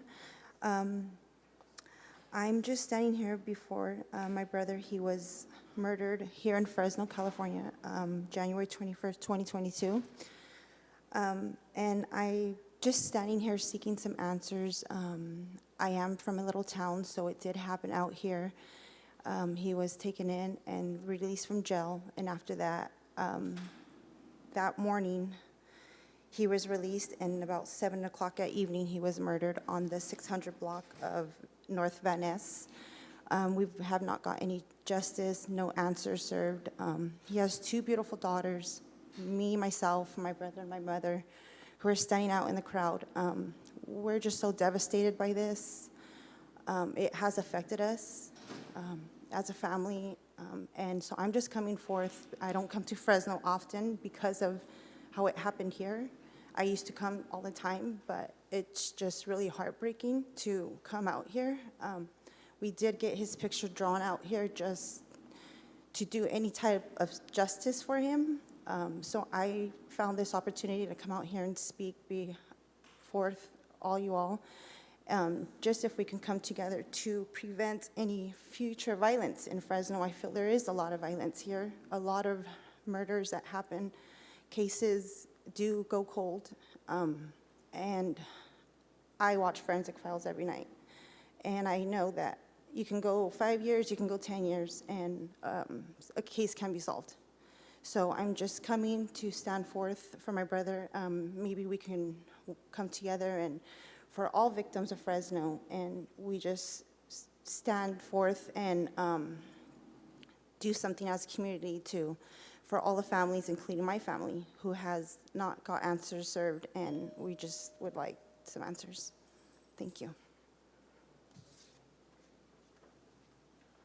Thank you. Next in the chambers is Isaac.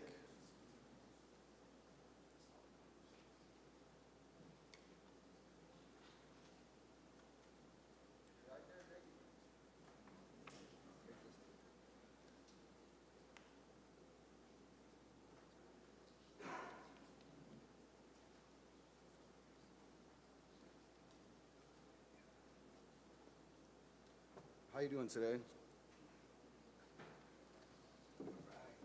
My name is Isaac Munguia. I'm here. I'm a filmmaker. I specialize in child abuse and murder, and I've solved a lot of crimes in this county. I've actually made a film for my daughter. That's what made me help other victims. I've helped a lot of people. I've helped Alize Morales, Brianna Gomez. I've helped Hannah. I've helped so many kids that have died in this county. I've honored them. I've helped their parents. I've helped try to bring joy, try to close some of these cases. But to make a long story short, now I need help. I need help. I'm involved in some hate crimes, and basically the cops hate me. They hate me because I make them solve murder cases in the county. I'm very proud of it. I have family. They are in law enforcement. I'm very proud of that. I'm also disabled. I'm on SSI. Recently, I had called the cops to report a crime against a child, my child. The cops sent me to the perpetrator's house to take the police report. Upon arriving to that house, the cops never met me there. And I had a bunch of witnesses with me, and we filmed the whole thing. So we got there, the perpetrator came out of the house and attacked me. I got a spinal cord injury. I was supposed to be dead 10 years ago. I've had a dozen spine surgeries from a car accident. So I could have died. I could still die. I have a lot of doctors, got a lot of problems, neurological problems.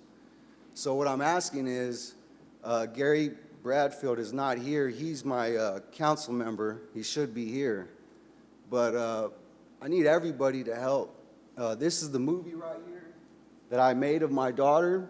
Anybody can scan that code and watch the movie. It just came out, I believe, this month. Time's up. Excuse me? 1 minute? Okay. Basically, yeah, I just need help. I need you guys to advocate for me and my child. I'm going to court for the misdemeanor. It's an entrapment. I have it on camera. So cops tell you to do something and you do it, how is that a crime? So we got hate crimes in the county. This involves Dyer. He was the police chief before he became the mayor. And I've been investigating a lot of murders going back to the district attorney's office. Most of those murders have been solved. Anytime I pick up a case, they're pretty easy to solve because they know all they got to do is solve the crime, and I turn off my camera. And I stop warning the public and the community about what's going on with law enforcement, district attorneys, and stuff like that. I love law enforcement, and I'm just here to warn you guys about what's going on. Please contact me. My name is Isaac Munguia. I'm at Advocate Television. Thank you. Thank you. City Clerk, do we have anybody that wishes to comment over Zoom today? Yes, Council President. We have Robert McCloskey.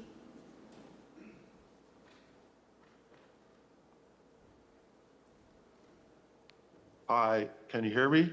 Yes. Thank you. I just wanted to respond real quickly to what Mr. Arias and Mr. Bedfield said about the lab and the allegations from Mr. Bedfield that the origin of COVID-19 is a Wuhan lab. That is not true. It's unproven. There's different views on the origin. Many say it came from an animal population. It's never been proven anyway.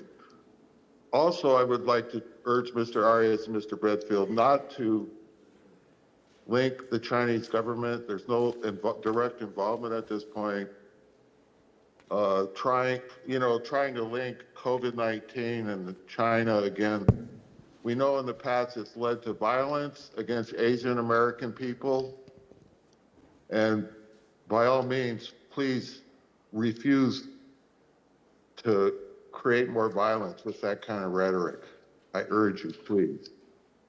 I also wanted to bring up a recent letter I'm in receipt of from the Fresno Madera Continuum of Care regarding HUD requirements for funding that require any continuum of care to prevent the criminalization of the homeless population in their region.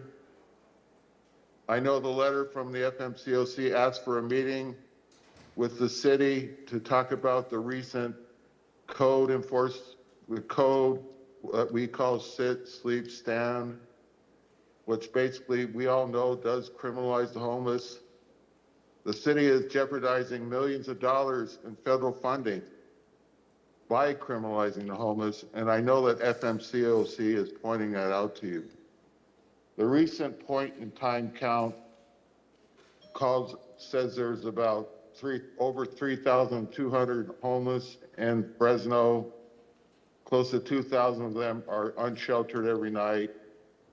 We know that the point in time count is not as accurate as we would like it to be. The chair even admits that. More and more people are winding up on the street. Homeless is at a 10-year high, 7% increase recently. That's why we urge the city to implement rent control as soon as possible to prevent more homelessness. We also urge the city to create a slowdown on the motel conversions. We know that We're losing shelter beds as these motels are converted to permanent housing. And we urge the city to expedite the creation of the tiny home village as soon as possible. Funds were allocated for that over 18 months ago.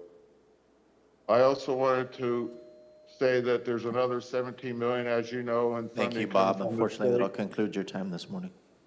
Thank Thank you. Next, we have Lisa Flores.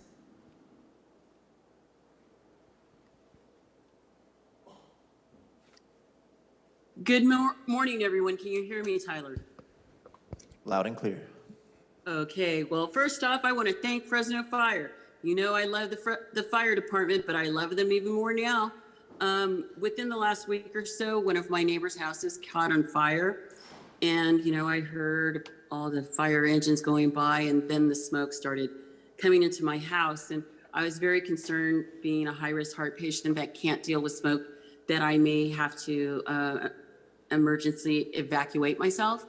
But you know how wonderful it was to hear chainsaws? Because I knew once I started to hear the chainsaws, they got into the structure and that the fire would be put out. It happened in less than 5 minutes. I am so enamored with the fire department for all the wonderful things they do as far as doing fire suppression and saving people, and even coming to my home and saving me in my hour of need and helping out my neighbor in his hour of need. You know, they earn every dollar, if not more, of their wages. Another question I had today is, as I was watching the first initial, hours of Let's Slap Everybody on the Back. Dale, I love you. I love your food review. The mechanical techs, since you have this group that have had 18 years of exemplary service, is there any way you could give them an incentive pay for having such a high percentage of employees with the above average certification that brings Fresno such glory, and having such accolades? Because, I'm thinking, kick them $1,000 a piece for having their certifications. Because, that's how you keep employees, and that's how you keep employees with the proper certification, especially in the trades. Because, it's nice to get a paycheck. It's nice to get your benefits and everything. But when you have that additional certification, when you have that additional acknowledgement, it's nice to have some additional ducats, income, because that's like a retention, guys. And we need to keep retention of our very good employees. And that whole group that you had there were some of your best and your brightest so far. They keep, the machinery well-oiled and going. And you should look into a one-time incentive pay for having the certification that they have, especially since they've gone, 18 years of accolades. Something needs to be done, and you guys have the money to do it, so I would do it. Other than that, I want to thank everybody, and especially the maintenance crew at Roding. Thank you, Lisa. Thank you. Bye. Thank you. Next, we have Brandy. Thank you. First of all, I want to, regarding the gentleman that came from the shelters, want to address some of the things that Miguel said and that he also said. Regarding food, I think it's important to know that they cannot bring in food that's perishable and store it, or cannot cook food. So they are relying on, I think it's important to recognize what is the basic needs of those who are coming into these shelters so that they can thrive best. Regarding going to the pub, some people, it would cost, for some people, the cost of tickets would be prohibitive if it's every day, and some people do not feel safe going there. So I ask that especially if they have other appointments and other things that they need to spend their limited funds on. So I ask that you consider what would help people thrive and meet the basic nurturing and dignity, especially as so much money, a fraction of the money from Hearts could go to that. as well as his mentioning about not being able to complain, and asked that we have a safe opportunity for people to bring any concerns. I want to thank you for the public outreach that has been done by Sophia from the city with the housing element, and just the hard work and her explaining it, and just want to let you guys know how much I appreciate their work. I definitely support 1W because of the work protecting our community members from discrimination is so important. So I'm very grateful for this, and I ask that to be extended to the whole community. I appreciate the letter by FMCOC that was sent to the city opposing the sit, lie, sleep ordinance, as it does criminalize, regardless of what the city says, criminalize those who are unhoused and their possessions, and puts them in harm, as well as affects funding.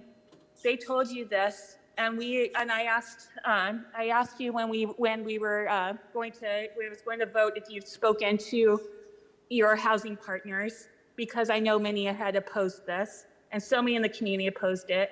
And I do feel that often we as advocates are being dismissed and minimized when we are there out every day, experiencing the harm and knowing the needs on there. So I ask that you listen. I ask that you listen to how the Heart team has been treating people and would bring changes, how they have, even when Dyer had said that displacement harms people, how they continue to do so, how they've continued to harm people by taking away all their belongings during the heat wave, including everything that people have, including a man who lost his mother's ashes despite begging for his mother's things.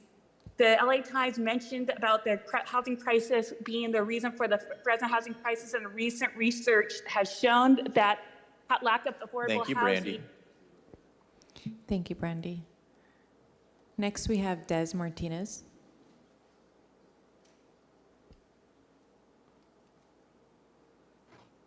Hello. Can you guys hear me? Yes. Yes, I'd like to say, Gary, Mr. Bredefield, when we first came on, it sounded like you were using the city time to spit out your speech for your campaign that you're running for Board of Supervisors. I don't know if that's allowed, but could have used your time better than that, sir. Thank you, Pereira, for the backpack drive. We would love to have other city council members jump on the backpack drive, because I believe the Fresno Unified School District has about 5,000 kids experiencing homelessness. So it'd be amazing that all 5,000 of those kids would receive school supplies. Also, I think about a week ago, there was an award ceremony, and there was about 5 people that got awards. And each award was from like the state, the Senate, U.S. Congress, City of County of Fresno. And it was due to recognition for sacrifices in fair and safe, equitable housing for Fresno communities, while working with We Are Not Invisible and Fresno Homeless Union, alongside hundreds of unhoused residents, that they were thanking me for my service and commitment. But unfortunately, for some reason, the mayor of Fresno doesn't know how to perform his ceremonial duties as a mayor. Because out of those 5 people, the award that I received from the city of Fresno in recognition, the mayor of Fresno refused to sign mine. This shows the amount of hate Dyer has on me. And if the city council is gonna allow the mayor to not perform his ceremonial duties as a mayor, to recognize the hard work of an advocate over the past 8 years, just like the US Senate and Congress and the state of California and everybody else has, then I think we need to look into having somebody else lead us, because this mayor right here, if you can't perform your duties, sir, you need to step down, okay? But I'm gonna accept this award the way it is, Dyer, because this is the biggest accomplishment I've made in the past 8 years, okay? You not signing this shows the hate that you have for me, shows that I've done a damn good job of holding you accountable for not doing your duties. Just as I've been saying over the past 4 years, our homelessness has risen, and the pit count came out, and it proves that I've been right this whole time. The homelessness has risen since you've been mayor. We need somebody else in that seat to decrease the amount of homelessness, to bring in affordable housing, rent control, land trust, and everything else that everybody's been fighting for. All these advocates. For years, I've sat up here and sat and watched them beg you guys. No more begging. Get somebody else in that seat that can lead us. Thank you. Thank you. Council President, that is all the public comment we have. All right, folks, at this time, we're going to break for closed session. We're going to hear a couple items related to cannabis that the city attorney will announce shortly. Afterwards, council will not be coming out here in open. We'll be breaking for lunch and returning at 1:30 to open session.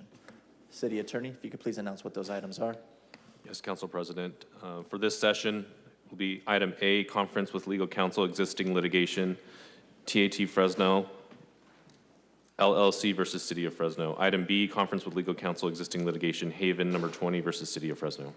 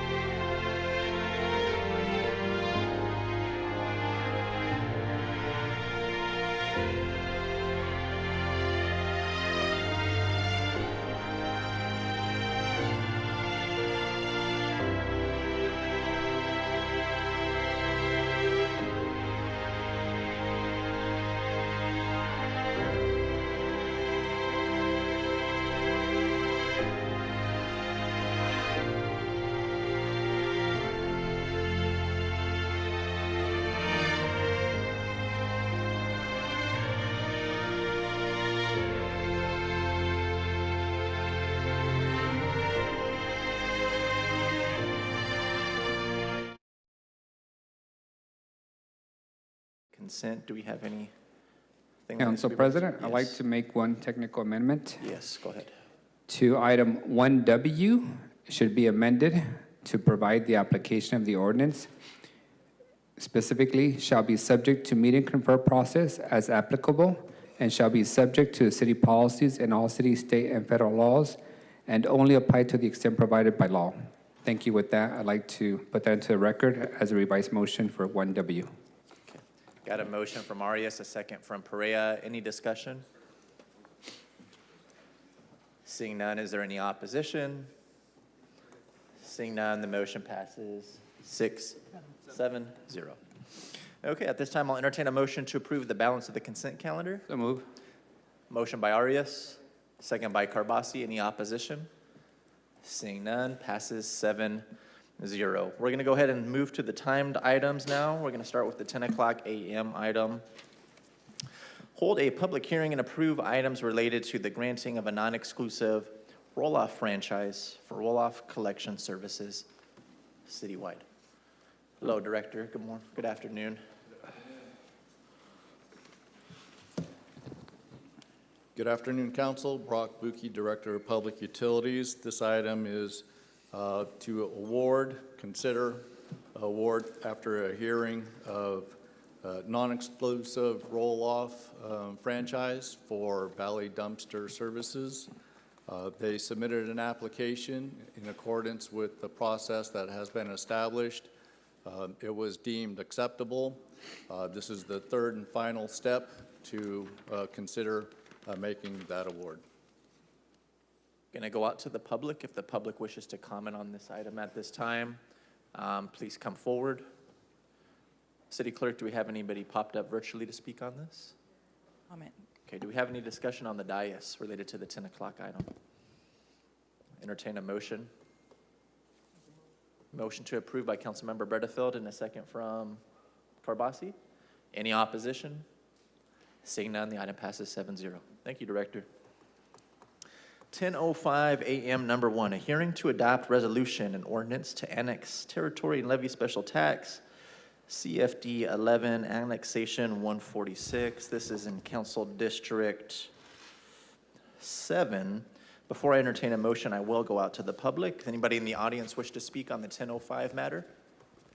Anybody popped up on Zoom, City Clerk? No public comment. Entertain a motion at this time. Motion to approve. Motion to approve by Esparza, second from VP Perea. Any opposition? Seeing none, item passes 7-0. Going to move on to the 10:05, number 3. This is a plan amendment and rezone on 4.39 acres of property on the east side of North Armstrong between East Clinton near Shields Avenue. I believe this is also in Councilmember Esparza's district. We'll go out to the public. Anybody in the audience wish to speak on this? Yes, sir. Hi, good afternoon, Council President, Council members. Israel Treya with the Planning and Development Department. One thing to add to the staff report, this project did go to the Airport Land Use Commission this past Monday, and it was recommended for approval. Nothing further to add. Thank you. Okay. Anybody in the audience wish to speak on this? Anybody on Zoom? No public comment. Any opposition on the dais? Motion to approve. Motion and a second from Esparza and Perea. Any opposition? Seeing none, item passes. Takes us to the 10:10 a.m. number 1. This is a hearing to consider plan amendment rezone application. 1.23 acres of property located on the west side of North Sugar Pine Avenue between West Fur and West Beechwood in Council District 2. Is there anybody in the audience that wishes to speak on the 10:10 a.m. number 1 item? Seeing nobody, do we have anybody on? Oh. Come on up. Please identify yourself. Good afternoon, Council President, Council members, Philip Segrist, Planning and Development Department. We have no changes to the staff report, no recommendations, and there are some members in the public that would like to speak on this item. Thank you very much. If you'd like to speak, please come forward. Identify yourself for the council. Hi, I'm Linda Amparano. I spoke earlier, 7361 North San Pablo. One thing I forgot to mention earlier is I gave a letter. I sent it in this week, but we have a letter of support from the superintendent from Clovis Unified. I also had sent letters a few months ago, I hope you have them all, of support from the principal of the school that is across the street, and Pinedale Elementary, and other community leaders. So I wanted to make sure that you knew that we have great support from Clovis Unified and community as well. Thank you very much. Thank ma'am. you. Appreciate it. Anybody else in the chambers wish to speak on this item? Anybody on Zoom? No. Is there, Councilmember Carbasi, you are punched up. Thank you, Mr. President. I'm going to make a motion to approve. I have a motion from Carbasi and a second from Bredefeld. I want to just clarify something, and I want to thank Linda and for the folks that were here today to talk about this. So this is a really exciting item for District 2 and especially for Pinedale because Valley Health Team, which is going to build this clinic, and they purchased the property. What it's going to do is basically in the Pinedale community, which, as we know, has faced its challenges, and health care is a big important issue. Instead of having to go to the ER, they're going to have a really one-stop shop and a federally funded health clinic that will provide from regular family medicine services to an x-ray to a pharmacy to an optometry, and this is going to be a game changer for the neighborhood. So I really do appreciate my colleagues, their support. I just want to add one thing, and I want, for the folks from Pinedale that are here today, Jennifer Clark is our planning director sitting back there. I would strongly encourage you to go give her a hug because she is the person that helped us move this through. She deserves the praise of the Pinedale community. Thank you, Director, for that. And with that, I have nothing more to add. Thank you. Yes, definitely. Thank you. We have a motion and a second on the table. Is there any opposition? Seeing none, the item passes 7-0. Thanks, Councilmember. Next up, we have a hearing to consider vacation of a portion of North Hayes, south of West Bullard Avenue. This also falls in Councilmember Carbasi's district. Do we have anybody that wishes to speak on the 1010 AM number 2 item that's in the chambers with us? Going once, twice. Anybody on Zoom, City Clerk? There is no public comment. Any comment up here on the dais? Motion to approve. A motion by Carbasi and a second by Bredefeld. Is there any opposition? Seeing none, the item passes 7-0. Next up is the 10:15 a.m. hearing to consideration of an appeal of the city manager's decision to approve the change of location for retail commercial cannabis business permit number C2088, Council District 5. Anybody in the chambers wish to speak on the 10:15 a.m. item? City Clerk, do we have anybody on Zoom? Yes, ma'am. Are you wanting to speak on the 10:15 a.m. item? Yes, I just wasn't sure if you're looking for the business itself to speak now. Anybody that wishes to speak, now is the time to do so. Yep, come on up and please identify yourself. You'll have 3 minutes. Sure. So I believe we have 10 Please make minutes. sure you're, I'm so sorry. Council President, are we beginning the item, or is this just public comment that you're taking in right now? this is the item. This is the item? Okay, because I think traditionally we've allowed the applicant to do a presentation. If and you'd then like to, it's your questions. district, I'll allow for that. Thank you. Okay. So thank you, Council President. Thank you to the applicants and folks that have been following this issue closely. I think as we're trying to figure out what the cannabis world looks like for the city of Fresno, more importantly for our neighborhoods and our residents. I do want to allow the applicant to do their presentation. I did appeal it for the benefit of the public so they could have an opportunity to get some input. But I do want to offer some context for my colleagues and the public as well. So initially, the applicant had selected a site on the corner of 9th and Ventura, the old Martin Eisen laundromat, which is now a appliance rental establishment. They did choose that location and was right across the street from a school that is currently under construction and from a special ed auxiliary facility that is right behind it. That obviously did not work, so they requested a change of address, and that brings us to this point. So the applicant, if you want, you begin your presentation. Are you going to be following the PowerPoint presentation you submitted, or is this something additional? Yes, I'll be filing the PowerPoint presentation, and I just also want to make sure, and thank you, Councilmember Chavez, but I just also want to make sure that all of you have the petitions we gathered in along with the presentation, as well as letters of support that were submitted as well. Go ahead. Okay, great. Good afternoon, City Council members, city planners, and members of the public. We thank you all for being here. I also want to call out and thank Councilmember Arias for bringing up the importance of cannabis-compliant operations today. My name is Jessica Ruvain, and I am the Chief Compliance Officer for Yuma Way CA, operating under DBA Fresno Farms. and I'm honored to present our presentation before you today. I apologize, that is actually not our presentation. Hang tight, I hope this doesn't count against our time. No, it won't.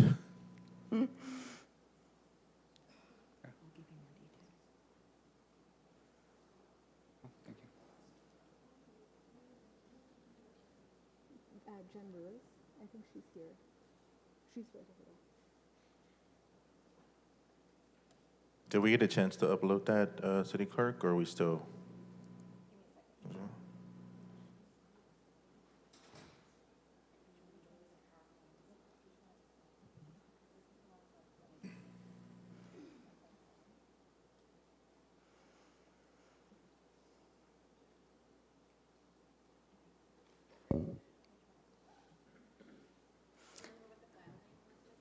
I think it was CAFE 4555 East Kings Canyon Road presentation, something like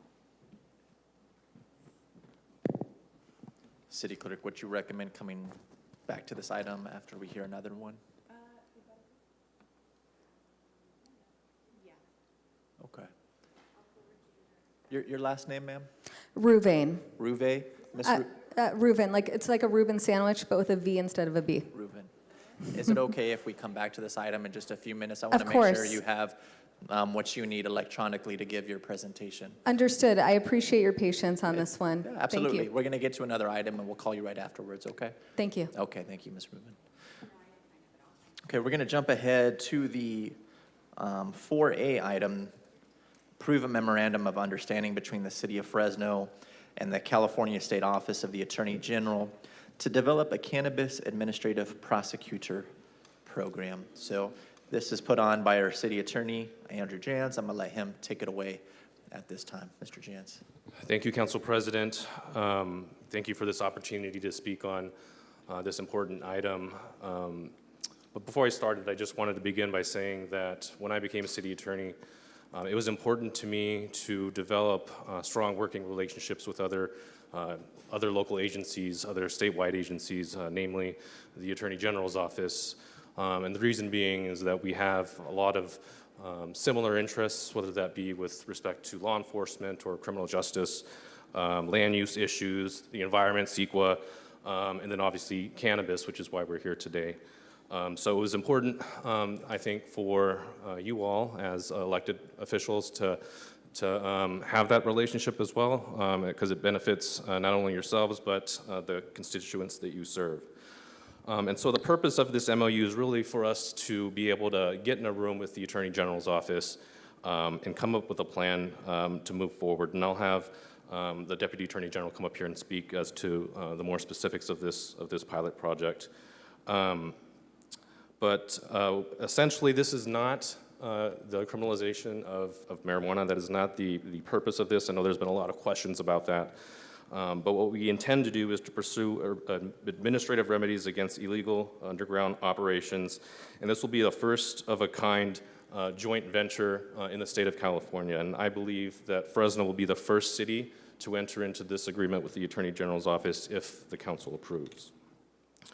As I stated before, this is a pilot program. We hope that it will become a model for other California cities. This joint venture will help grow tax revenues for the city of Fresno. We're going to go after big illegal operations to help prop up the folks that are doing it the right way, the ones that are going through the permitting process and doing everything that they need to be doing. We're not going after kids who are smoking weed in their dorm rooms. That is not the purpose of this program. And so with that being said, I'm going to invite Deputy Attorney General Ethan Turner up here to give a presentation on the proposed program. He is in the cannabis control section of the Attorney General's office. Thank you, Andrew. And thank you, Board President and Board, for allowing me to present this item to you today. That's me, that's right. We do have a short PowerPoint presentation, and I'll try to make it quick for you. How do I advance it?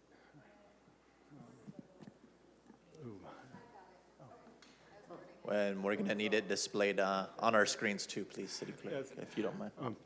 All right, thank you. So before I get into the PowerPoint presentation, I'll just briefly address the problem that we're trying to solve here and why I'm here and why we have reached out to local jurisdictions, including the city of Fresno.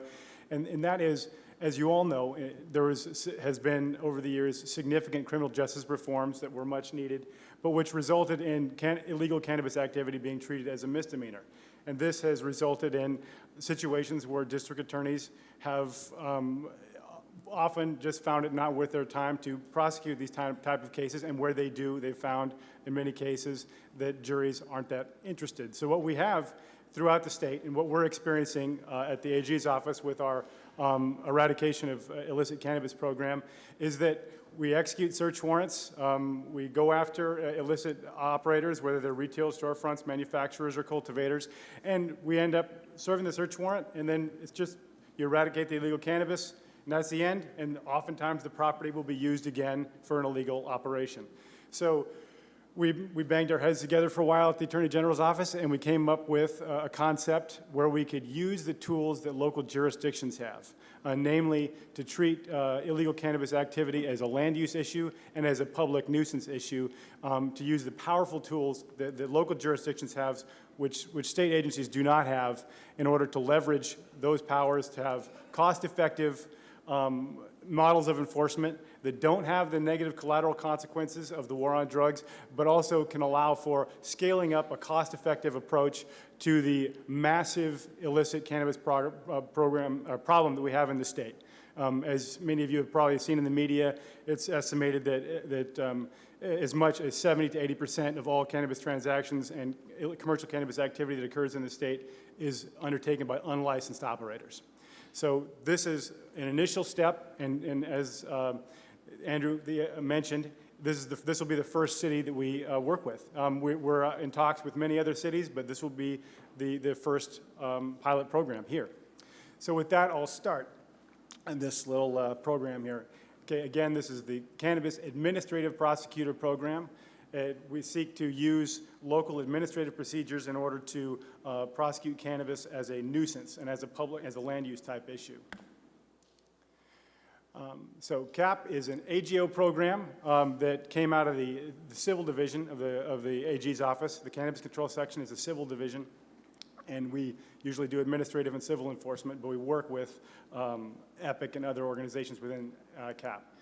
It works with existing code enforcement administrative procedures to prosecute violations, and leverages the skill set that our section has in asset forfeiture and civil and administrative prosecution, and takes advantage of the government code and local laws, specifically pursuant to Government Code Section 53069.4, which is currently being amended by the Assembly, and hopefully the bill will pass, AB 1684, which will even give local jurisdictions greater powers to enforce their local laws against illegal cannabis operations.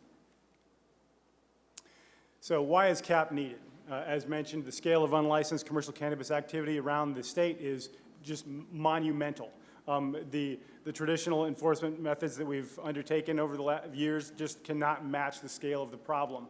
So we want to employ and support local jurisdictions in addressing the problem and create a permanent statewide infrastructure using the power that local jurisdictions have to have a sustainable fight against this massive problem. These are some images of some eradication sites last year. I skipped ahead, sorry.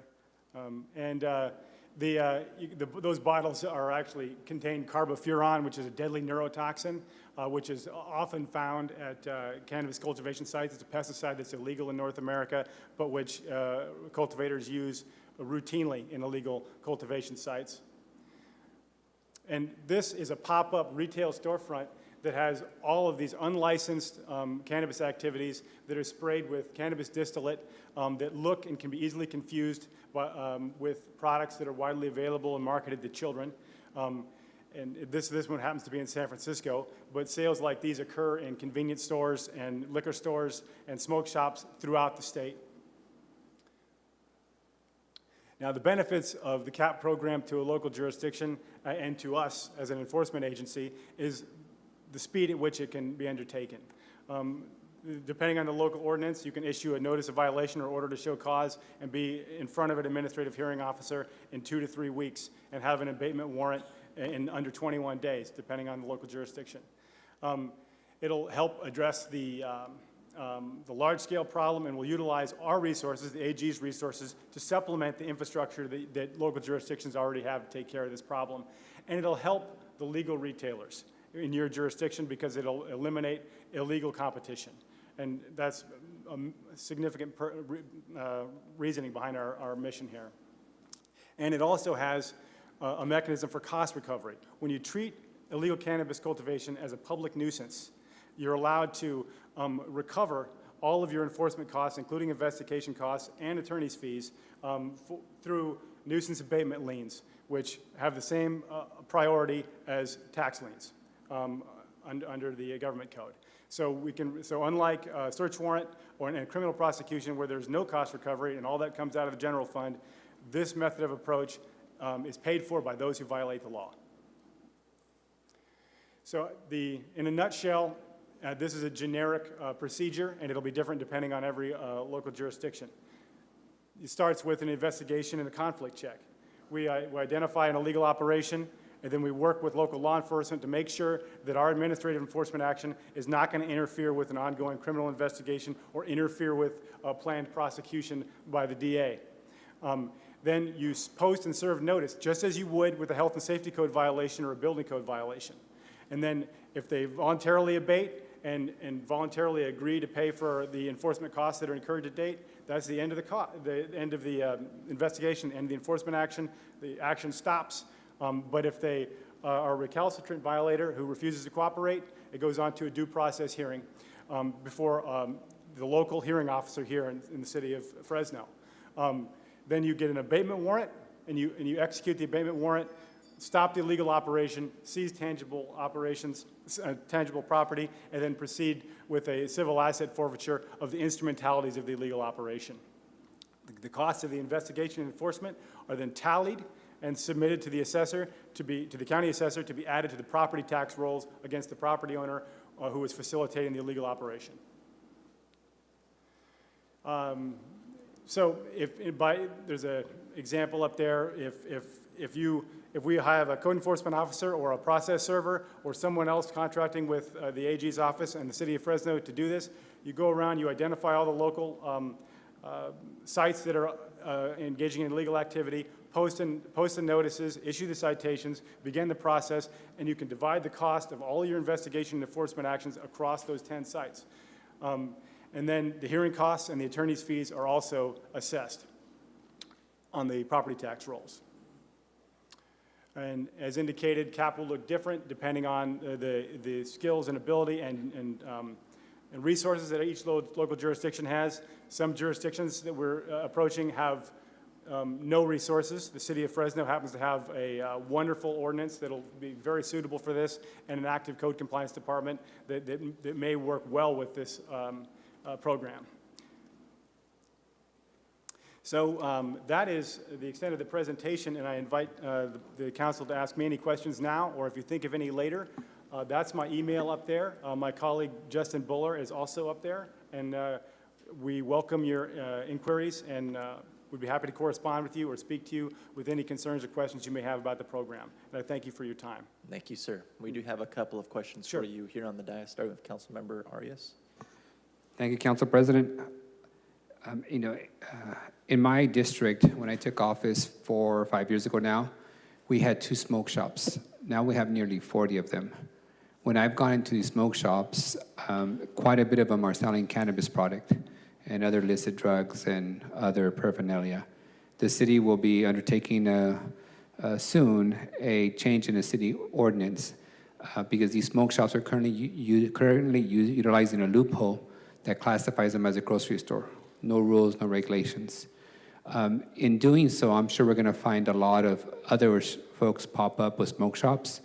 Could we anticipate having the support of your office in this program to be able to address some of the illicit, drug sales in these smoke shops, either that are currently operating or that will pop up once we start regulating them? Yep. Yeah, and in fact, that's exactly the kind of activity we want to target. Not only just just straight out illicit retailers, but retailers who are selling illegal cannabis products that are disguised as industrial hemp and intoxicating hemp products that are masquerading as legal products. I mean, as I'm sure you've noticed, you go into a smoke shop and you'll pick up a canister that is obviously cannabis, and it says, "This is legal hemp," and it's obviously just cannabis. That is exactly the kind of enforcement action that could be undertaken using this program. Good. The other thing I want to bring to your attention is, well, we've also noticed that you typically have between half a dozen or a dozen smoke shops all associated to the same owner. And they've only registered one location with, FDA, where they sell tobacco products. But we have seen quite a bit. Even the youth of this community, with the help of advocates, have tried to track down all the smoke shops and operators. And it's extremely confusing because they've been, pretty effective in finding loopholes and how they operate and how they exist. So I'm looking forward to the program, and I'm sure we'll be interacting in the future as we take on the challenge of the smoke shops in our city. I appreciate your questions. Thank you. We have Council Vice President Perea.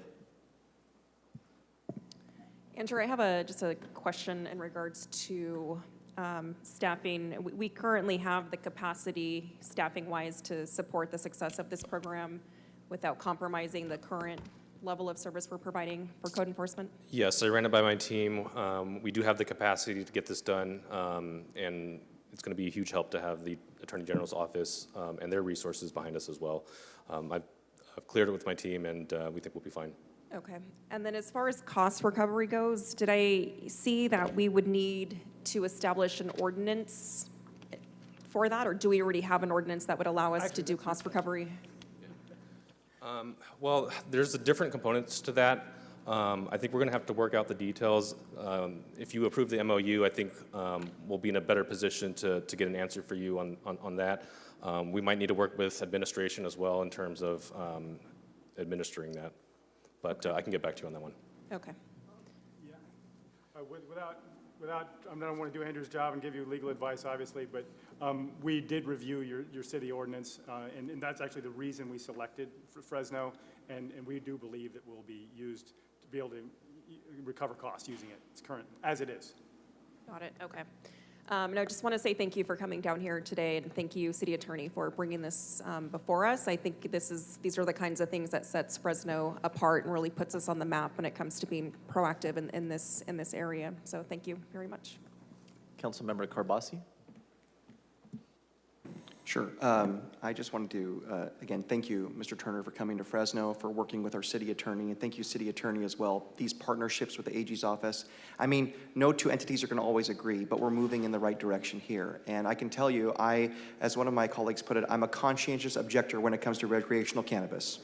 But with that, I will say that this is an issue about our tax base, but this is also an issue about public safety. And when people are purchasing things from a non-sanctioned vendor, and we're talking about commercial here, bad things can happen. So I do appreciate this partnership, and I look forward to the results. Thank you. Councilmember Chavez. Thank you, Council President, and thank you to our AG's office. Thank you to our city attorney. Part of my concern when we went down this road of the cannabis world was we're essentially going to have our police department be the enforcement wing of a monopoly that we've now authorized. I think we all understood that, but what I'm more concerned about are what are going to be the logistics, the cost. I know this partnership is going to go a long ways with making sure we crack down on those folks that are in the illicit market. During the last 6 to 8 months, I've seen at least an uptick in a lot of these pop-ups that have been coming up where they're specifically targeting kids. They are very astute, very savvy with social media. I've worked with our police chief in making sure that we crack down on those. But what kind of efforts would you recommend for the city to do with those pop-ups that are now on social media, that are now really common, where I've seen some of the screenshots, they'll target kids and they'll say, we're gonna be here for 3 hours.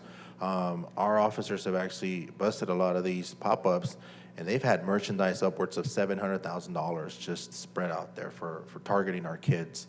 So what could we do, I guess, would be the best way to be proactive about that? The pop-ups pose a unique difficulty. And this program focuses on properties that are generally owned by an identifiable individual. Here, if you're having a pop-up, especially where you're seizing assets and you can identify who's holding it, one method that is currently available to state agencies is through CDTFA, the tax organization, and they can immediately impose taxes that would otherwise be imposed on those products and seek those from the owner. Yeah, that's a difficult problem, and I don't know if Andrew, if you have a follow-up answer to that. Yeah, and again, council member, I appreciate your question, your concerns. You know, these are things that we're going to have to work out. This is a pilot program, but we will be reporting back to the council on our issues and our successes. And I think that if you want, we can come back in 3 months or so and sort of give you a sense of where we're at on everything. Yeah, no, and I appreciate that, and I'd love to work with you on, you know, what that would look like, particularly in areas where we know they're targeting our kids, because you're right, it's easier to move forward on, you know, establishments or addresses or places that we know are physical, but these folks keep moving around, and I think they're trying to figure out different loopholes, and what I've seen, and quite frankly, it's been, you know, through parents that have given us tips on their children falling into these types of drugs. And it's not just cannabis, it's other drugs that they're providing for our kids, right? We have a fentanyl crisis, we have, you know, other types of drugs that are being targeted for our kids. So I'll work with you on that, City Attorney, and thank you for the presentation. I'm going to take it out to the public at this time. Does anybody in the audience wish to speak on item 4A? Yes, item 4A? Yep, come on up. Please identify yourself. Rita Tsaluk, Yumaway. If you could pull it down just a little further, ma'am. There you go. Rita Tsaluk, Yumaway. I just want to tell you thank you for doing this type of initiative. We have operations in different states. We see that in California it's a bigger problem than anywhere else. And among everything else that was said, they infusing illegal cannabis with substances like fentanyl, which is really dangerous. So I really appreciate it from all the perspective. Thank you. Thank you. Anybody else in the audience wish to speak on this item? Anybody on Zoom, City Clerk? There is no more public comment. I'm sorry? There is no public comment. Any of the sponsors wish to make a motion at this time? I got a motion from Esparza and a second from Arias. I don't see anyone else punched up. Is there any opposition? Seeing none, the item passes 7-0. All right. Thank you, City Attorney. Appreciate it. We're going to go ahead and go back to our 10:15 a.m. item now. Ms. Reuven, if you want to come on back up, we should be ready to go. Yes.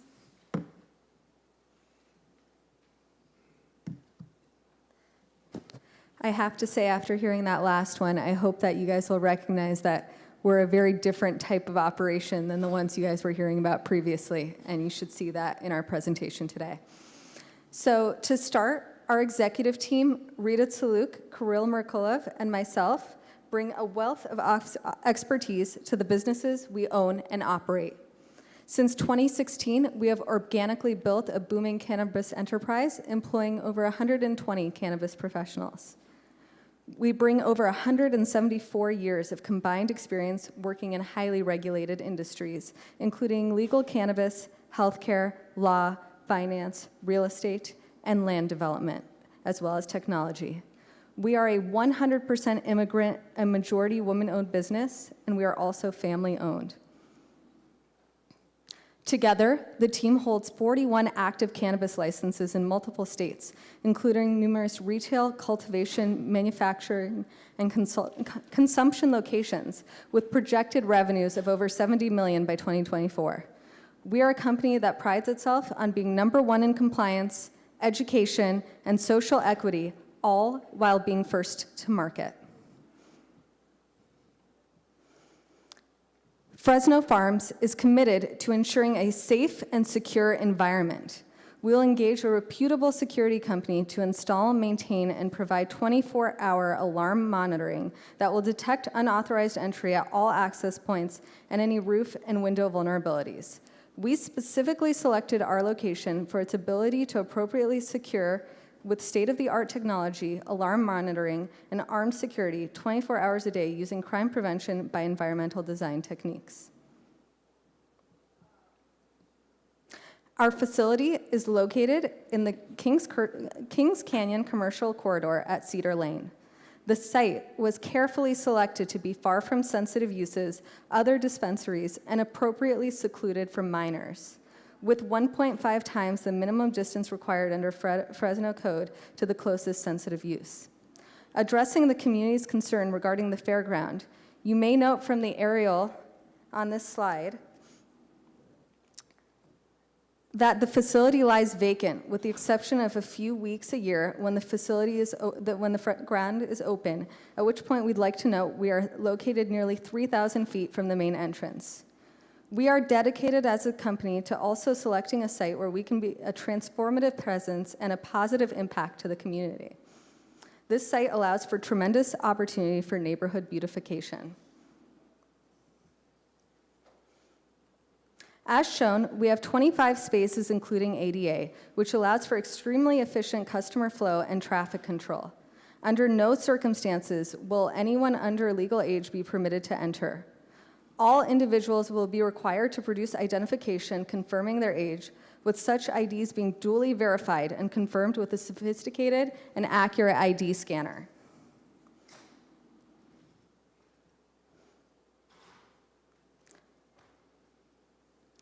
We are experts in rehabbing blighted buildings and beautifying neighborhoods.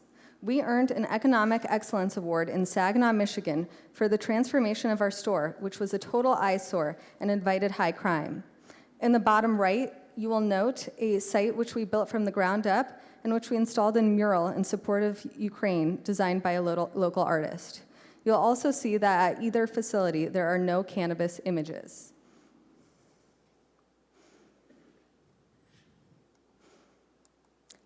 In seeking cannabis applicants, one of the criteria the city was looking for was the company's commitment to using blighted properties for business. This location, as it currently stands, was called a blight by the Fresno Bee. Vagrants have been found on site and significant property damage has been caused.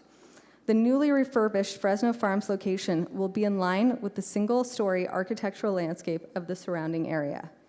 Just like our many other locations, the facility will be uniquely designed to reflect the local community and culture and act as a neighborhood shop. We will ensure that there will be no odor, light, traffic, or waste issues. We will continue to actively engage with stakeholders in the community. We will have local management with our store manager required to reside no more than 15 minutes from the facility with an incident log that allows us to quickly address any concerns. At Yuma, we take seriously the idea to think local, you have to be local. In addition to having a requirement for local management, we are committed to ensuring that at least 80% of hires are residents of the area with bilingual staff at all times. Currently, 73% of our workforce is comprised of women and minorities, and in our Fresno store, we will ensure a similar commitment to diversity. We have also partnered with UFCW 8 to advocate for collective bargaining. Yuma is committed to paying well above the minimum wage and to provide benefits not typically found for entry-level jobs. We provide a path to success with opportunities for advancement offered within 60 days of hire. This slide lists some of our benefits.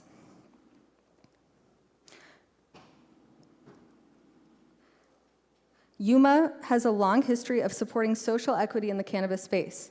We conducted the first social equity forum in Denver, and we're the first licensed social equity accelerator, and we were also recognized as a social equity all-star by the state of Michigan.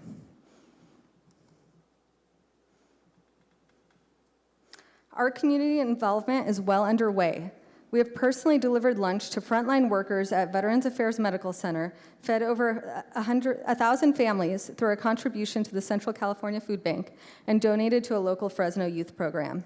Aside from our commitment to sustainability and revitalizing blighted neighborhoods through real estate development, we pledge to create our own community impact fund with 2% of profits, allocate 400 hours of paid employee volunteer time, and plan to make a $100,000 initial contribution towards social equity businesses in the area. Our charitable efforts will be channeled into 4 categories: fighting homelessness and poverty, supporting Fresno arts, history, culture, and events, righting the wrong of cannabis prohibition, and promoting substance-free youth. Of particular note, we have been speaking with the Fresno Center, which is just down the street, to host a cannabis industry training program at the center, which will allow locals to get the training they need to immediately obtain jobs in the industry, whether that be at our facility or others. Thank you for giving us the opportunity to speak today, and I'd like to point out that both myself and all of the owners of the business are here to answer any questions today. Thank you, Ms. Rubin, for that presentation. I do have a couple of follow-up questions for you. With regards to the outreach that you conducted, could you maybe kind of give us an overview of what streets or what part of the neighborhood you did the outreach to? Absolutely. So first off, we reached out to all homes and businesses within 1,000 feet of our plant operations, and we actually have petitions signed. We have, I believe it's 107 petitions, and of those 107, I think at least 50 of those are for residents who live within 1,000 feet of the property. So there's it seems to be wide public support, and that's from people who are willing to put down their names and use their voices. There's a lot of people in that community who don't feel comfortable sharing their voices, but are also supportive. Yeah, well, there were a lot of people too that were not supportive, that also didn't feel like putting their name on paper. But did you do some outreach to the school that's right by there, Roosevelt High? I had spoken to Roosevelt High previously, as well as with our previous site. I understand their concerns. I do want to point out that our facility, as you could see from the different facilities that we've built, there's really no cannabis imagery, so we don't anticipate that the facility will be in any way attractive to minors. We take every step to prevent minors from accessing our facility using the strictest age verification controls that we have, very strict staff training, and of course, all of our advertising in no way appeals to minors. You cannot see any product from the street, and there isn't really any uses that are specifically geared towards minors in that area. Do you remember who you spoke to over at the Roosevelt High School campus? I think I actually have some emails, so I can try to see if I can pull them up here while we're answering your Was it the question. principal or was it administrative staff? It was administrative staff. Okay, that makes sense, because the principal hadn't been contacted. That's okay. Did you get an opportunity to do some outreach at the substance abuse facility that's a block away from there? Yes, I did actually speak to the administrative staff there, and they told me that they would reach out to higher members of their staff and let me know. Nobody reached out to me. I did reach out a couple of times to see if there was Were any. you able to reach out to the foster youth mental health treatment facility that's in that same complex as well? I did not. I, did as much due diligence as I could. We are very proud of the fact that we went and personally and spoke to neighborhood businesses and to community members, and really spent our time getting to know the community and trying to make sure that we address their concerns. Were you able to contact the fairgrounds that's right across the street from you? Yes, we did. What was their feedback? We actually spoke to various different departments, so there was different input from different departments. One of the things that we, did is we're actually offering our parking to fairgrounds employees during the time that the fair is open. We also, are going to, from our and make sure that we don't have any special promotions going when the fair is open. So when there are, potentially more children than normal in the area, we're going to take further mitigating steps just to make sure that there's really no reason that children would even notice that our facility is there. I also, we've spoken to them about having a booth.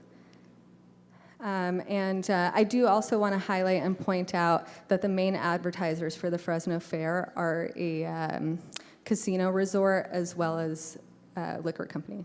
Sure. And then in the change of address application that you submitted on June 16th, there was a question in there with regards to any administrative or violation actions. You answered yes to that, and it was with reference to a non-compliant sale in one of your other establishments. Could you describe what the nature of that non-compliant sale was? I can. So I do also want to point out that only one member of our ownership team is an owner of that facility. That is a facility in Longmont, Colorado. There was a sting operation conducted by the state at that facility, and there was they came in with a green card rather than an alternate form of ID, and the green card did have a date that was a couple of months under 21. We have a process that was set up for dual verification where the person has to, that two different people look at the ID. The dual verification did in fact happen, but both of them just failed to note that that person was under 21, despite both looking at the ID. We took quite a few corrective actions and learned from that incident. So in addition to dual verification, some of the other steps that we now do is we have an age verification log, and we have a first date under which you can accept a person. And so you actually have to enter the date, and you have the first date available when you're checking. So if it's like a couple of months difference, there won't be any ambiguity or confusion. The state was very satisfied with our approach to mitigating that issue. We've had no further instances since, and we are in good standing in the jurisdiction. So the violation was for allowing a minor to enter the facility and then selling the minor cannabis products, correct? I believe my partner, Kirill Merkelov, would like to add more. Sure. Honorable members of council, thank you. Good afternoon. Thanks for the opportunity. I am one of the owners, none here, so I'm the only owner that has had that violation. So I'm it. If you want anybody to blame, that is me. However, to put things in perspective, so number one, Councilmember Chavez, no, the sale did not go through.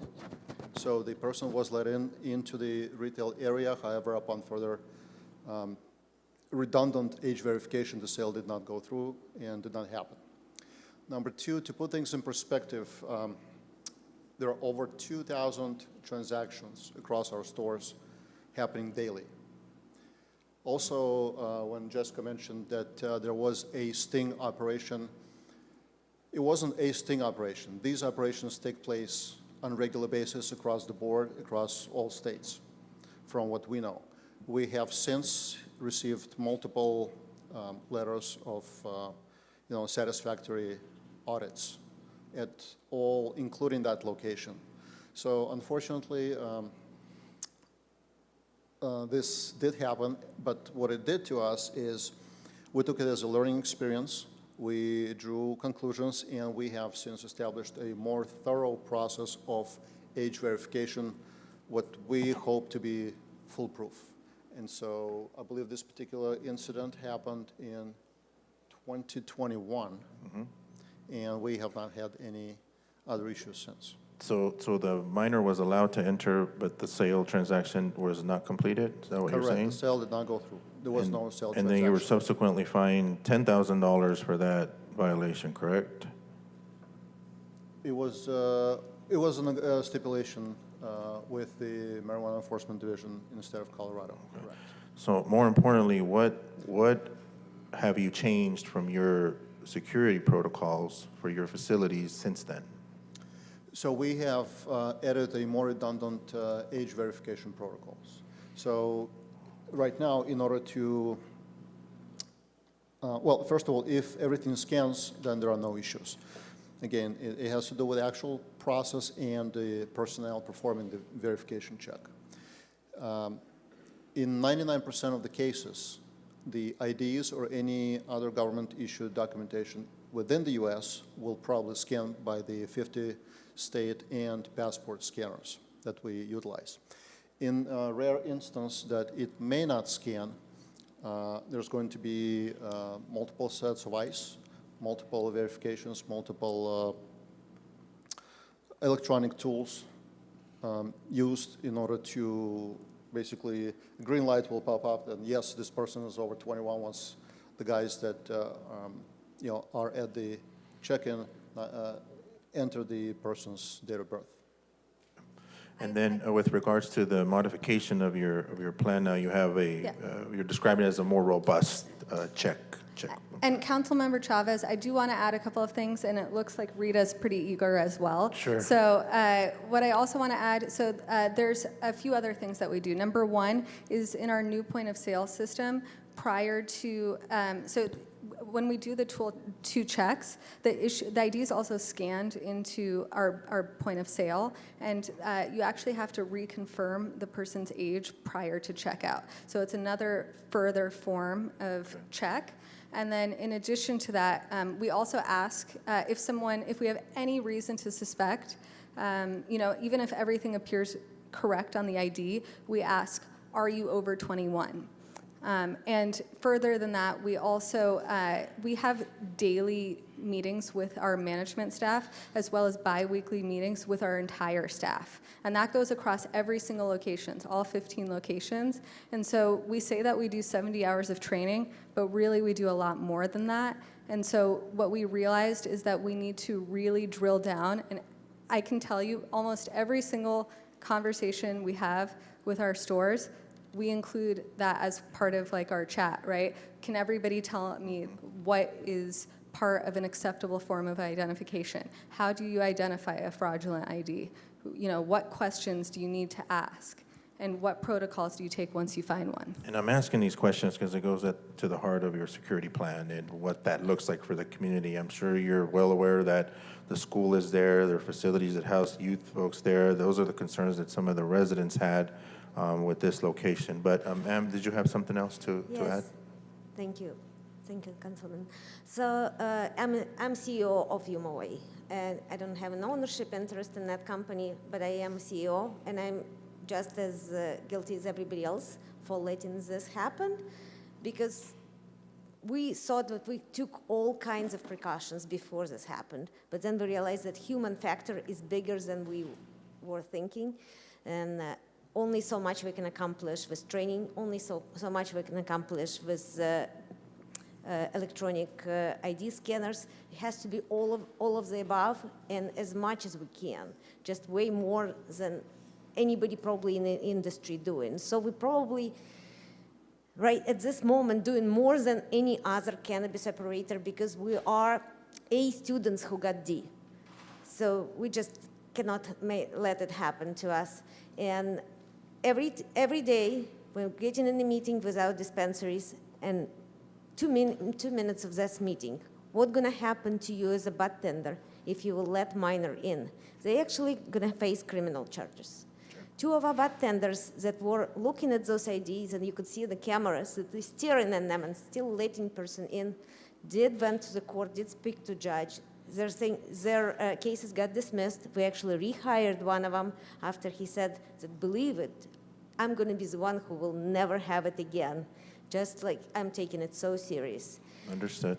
In your proposal, you talked about the strict guidelines and the zero tolerance for the employees. Was the employee that failed to do the verification check terminated, or was there disciplinary action? Both terminated. Both terminated. And we hired one of them a year after. Okay. So he was waiting for the whole year to get back with us and continue employment with us. Okay. Well, I appreciate that. I want to also add, when we're talking to communities, I think main people looking is for commitment. Commitment that is not going to bring any harm to communities. The commitment that it's going to bring just positive, and that's what we are here for. And I can show you easily this part of commitment. This is what we brought when we went yesterday to just people around the store. We brought this brochure. It explains who we are, and it has our phone numbers and email addresses, day and night. If anybody has any issues with resolving them immediately, this is our commitment to our neighborhoods. It's among everything else that we're going to work with them. No, and I appreciate your being so forward with the incident, because that's the purpose of this. I want to make sure we're very transparent, we're very public about everything that occurs. I think you can appreciate that my job is to make sure that establishments that come into our neighborhoods are going to be good partners, that are going to be able to work with our neighborhoods, because at the end of the day, we're going to get the calls. I mean, I think you know that from doing business elsewhere. Council, I'm not asking for a vote today. I'm going to withdraw my appeal, but I am going to reserve the right to appeal this during the CUP process and let the conversation continue. So, Council President, I will be doing that today. Councilmember Arias punched up. Wants to speak on this. Thank you, Council President. To the applicant, are you aware how many visitors the Fresno Fairgrounds has each year? I can't speak to the exact numbers, but I do know it's in the thousands. So yes, we do recognize that it's a very large event. And I've looked into all of the events, because there's the main event in October, and then there's also like a home and gardening event that takes place later. So yes, we are very aware that these events are taking place.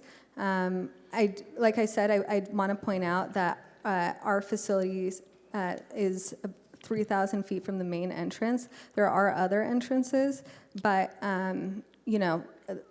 we can't control for everything, but we try to seek out a place that would be most suitable to the neighborhood, considering all the constraints, right? There's never going to be anywhere perfect, but considering the fact of how often the area is frequented by minors, and considering all of the other steps that we're taking to ensure that it's not really something that would be evident to minors. Have you observed the Fresno Fair take place in that vicinity? Have you been in town for that observation? Have you observed the pedestrian traffic that occurs in that corridor? We actually, a little bit. We were there during one of the other events, and we've seen pedestrian traffic. Okay. All right. So just for your understanding, for the public record, that's 1.5 million people attend that facility, either through the annual fair or quinceañeras or events. The vast majority of those attendees are youth. If you've been in that neighborhood and observed the fair, a lot of families park away from the facility and walk to the entrances and would pass right in front of your business. So I know Member Chavez is his area, but I want to make clear my intentions and my concerns for the record. You are also the applicant that initially proposed to open across the street from Farber High School, correct? Correct. Which we didn't know that high school is coming at that point. Understand. So from my perspective, you, from what I read in your application, you are a pretty sophisticated company. You have multiple locations. This is not your first rodeo, as they say. And yet you picked a location initially across the street from a school that was under construction when you selected that location. Oh, no, nobody knew about this school. This school wasn't showing up in any of the records. Understood. But again, it was under construction. Construction includes the demolition phase, which had already been completed when you applied for that location. Again, the record demonstrates that you're a sophisticated company. You've had multiple locations. Land use, research, visiting the site is what I expect from most applicants of your nature. So we are, I would like to answer to this. We're not just sophisticated operators. We are real estate brokers with 30 years of experience. We are land developers with decades of experience. Yes. We knew that this was going to be a school, but we knew that it would be vocational school. Nobody knew at that time that it would be high school component in it. So we did our research and we went as far as we could. We found out about this high school component way after we won the application. So for the record, you've made a note that your real estate background, yes, your broker, your land use, that's right. You knew it was going to be a school. Yes, but adult school, school for adults, vocational school, not for kids. What led you to believe that it would be an adult school? The real estate brokers that was involved in the sale on another side told us about this, and we read some information about it. Did you ever check with the owner of the property, like Fresno Unified School District, to ascertain what the plan was? There is, when we're doing our due diligence as a land developers, right, and I'm doing a lot of due diligence, there is no single way to ask every owner what they're going to do. Are you going to do the daycare? Are you going to do the high school? But for the are record, records. that property is all owned by one entity, which is Fresno Unified School District, a K-12 education institution. Did you fail to ask the sole owner of the property whether they were going to build a high school at that property when you selected that It site? wouldn't come to mind, especially when they specifically saying this is going to be vocational school for adults. Who was saying that, a broker? There was a broker who said But you that. didn't call the actual owner of the property? No, brokers actually, no, absolutely not. And brokers relying on each other representation. He actually showed it to us. Councilman Arias, I actually thank you for your question. Another thing I want to point out is a very useful tool that I don't know any other cannabis operator who uses a different tool, but you use GIS mapping to determine what are appropriate sites for sensitive uses. So we did use the GIS mapping tool, and we obtained a zoning letter from the city confirming that there was no sensitive uses. So we do our due diligence, but there's only so much due diligence that we anticipate doing when all of the other factors line up, and we don't see those factors lining up. I also I want to thank you, Councilmember Arias, for your question regarding the pedestrian aspects that you brought up. And I actually want to ask you, we want to make everybody comfortable. Is there something that you see other than what we've identified that we could do that would minimize any fears that the Thank you for community your would have? question, but this hearing is to hear from the applicant, not to hear from the policymakers.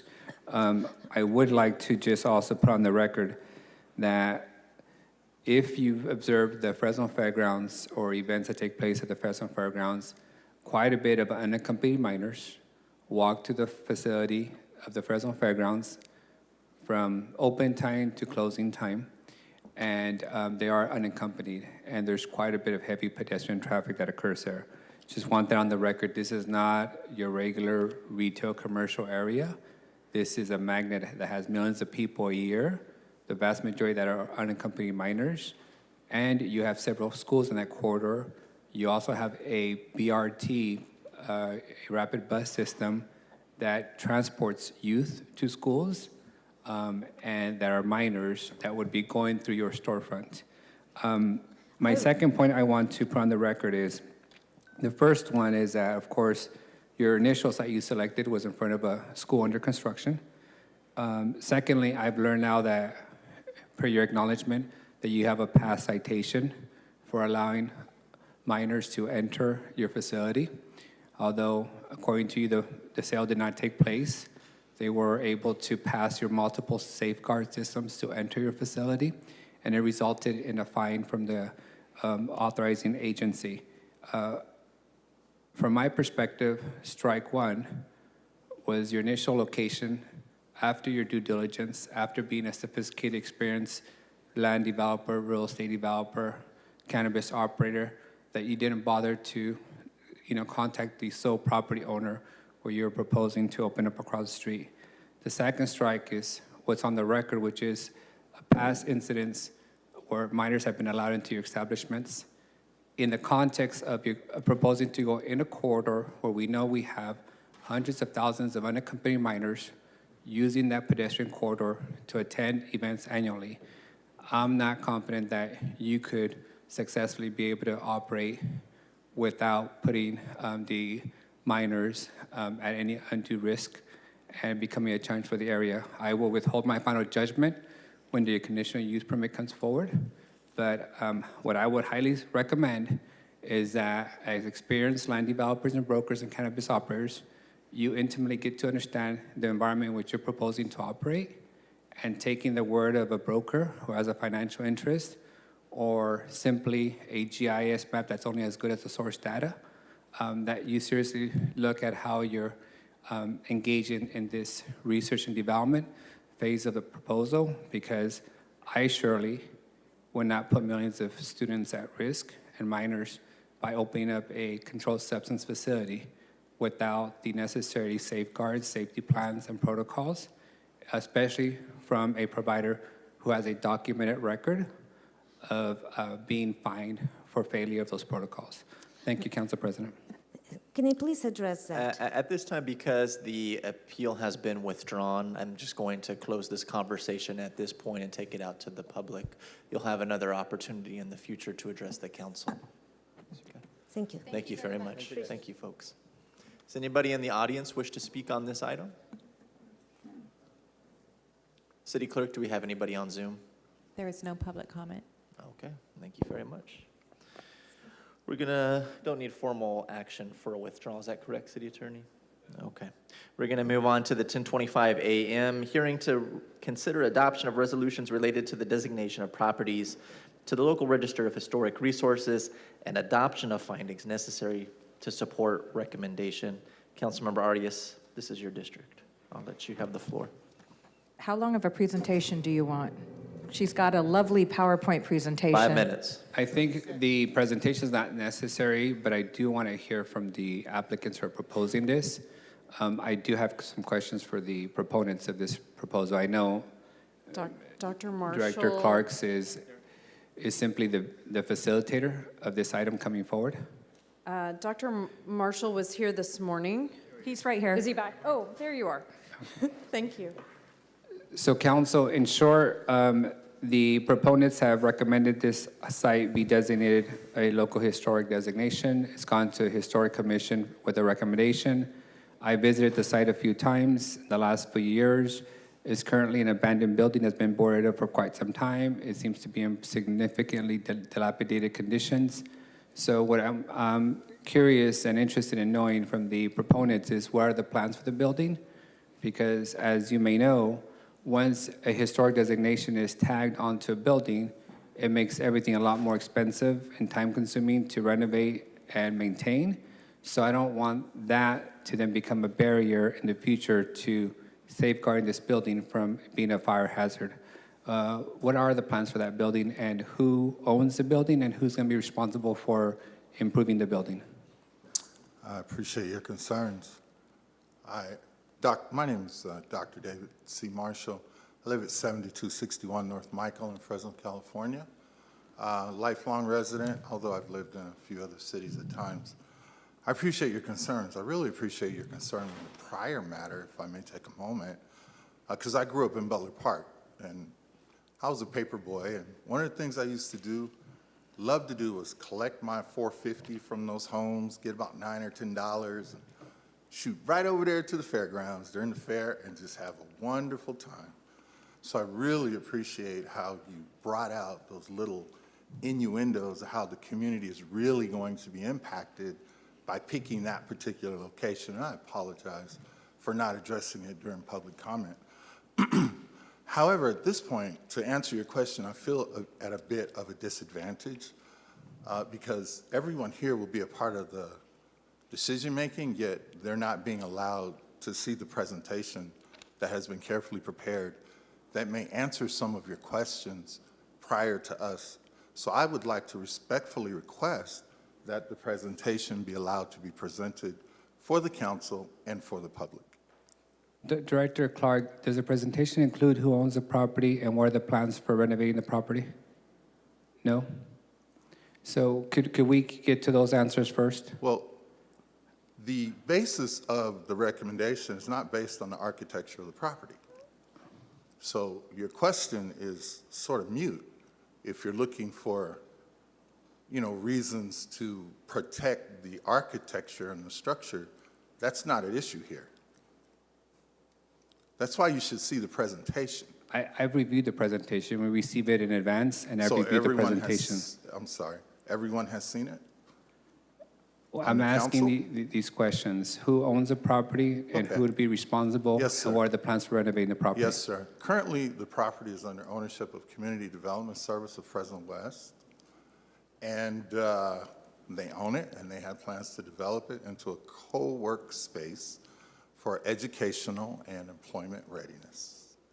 Okay, and who is the primary owner of that organization? It's a nonprofit organization, so there is no primary owner. It's run by a board. Who are the board of directors?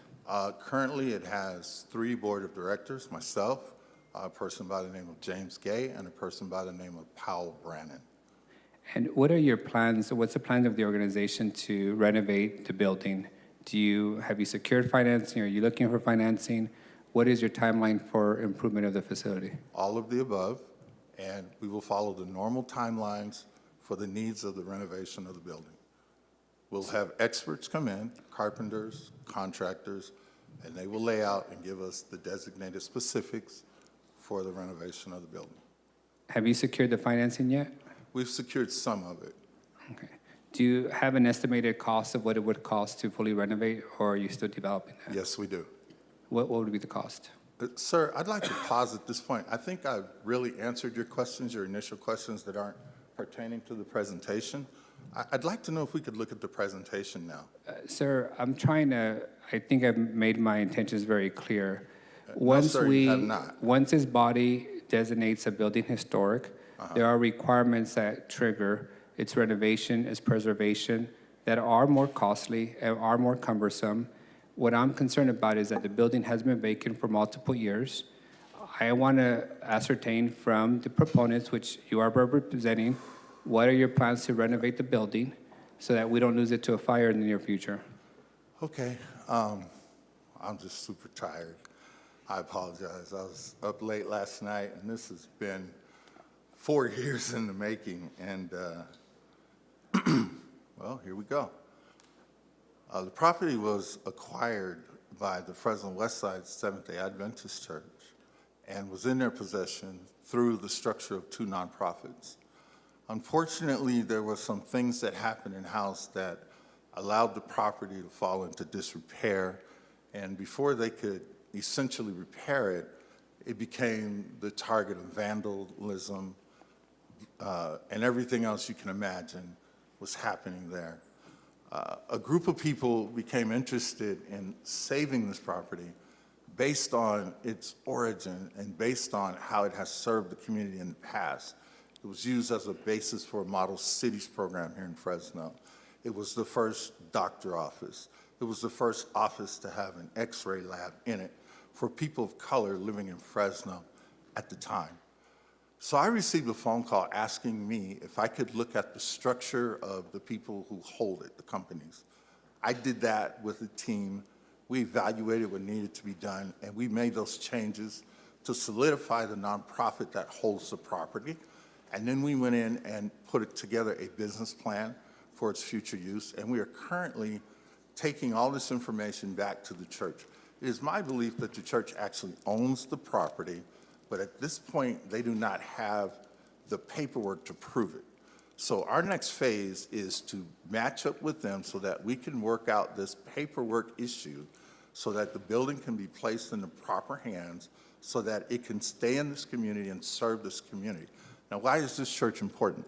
This is the church that I grew up in. This is the church where I was introduced to Maddie B. Myers. Dr. Myers, unfortunately, had moved away. Their eldest son, Earl Myers Jr., is the person we spoke of earlier, provides an annual concert every year that is attended by many. It is an event. It is an event for the season. It is a holiday event. And that is my connection in terms of the value of this building, what it means in the community, and the reason why the church wanted the building in the first place. They just bit off a little more than they could chew at that time.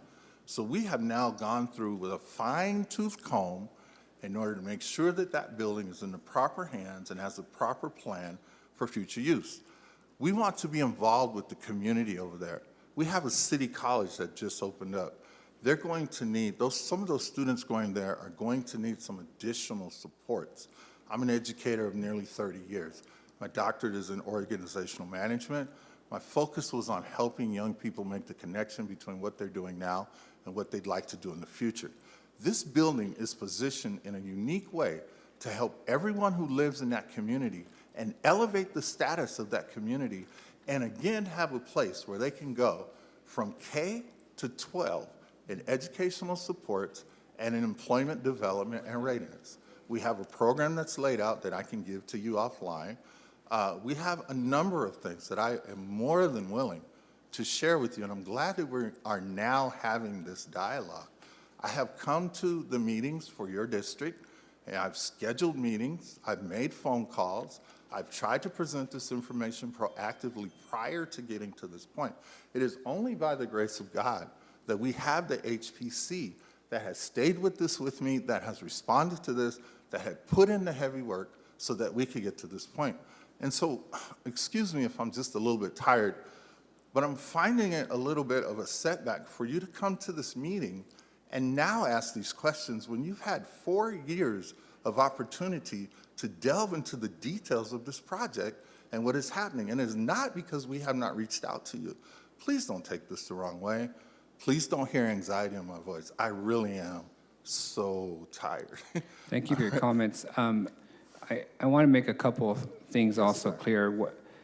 What I have found in this role that it's very easy for us to designate buildings historic. It's much harder to actually renovate and preserve them in their historic nature. And that's why I want to be clear for the record who owns the property, who controls the property, and who therefore will be responsible for its preservation. You indicated that Adventist Church owns the property.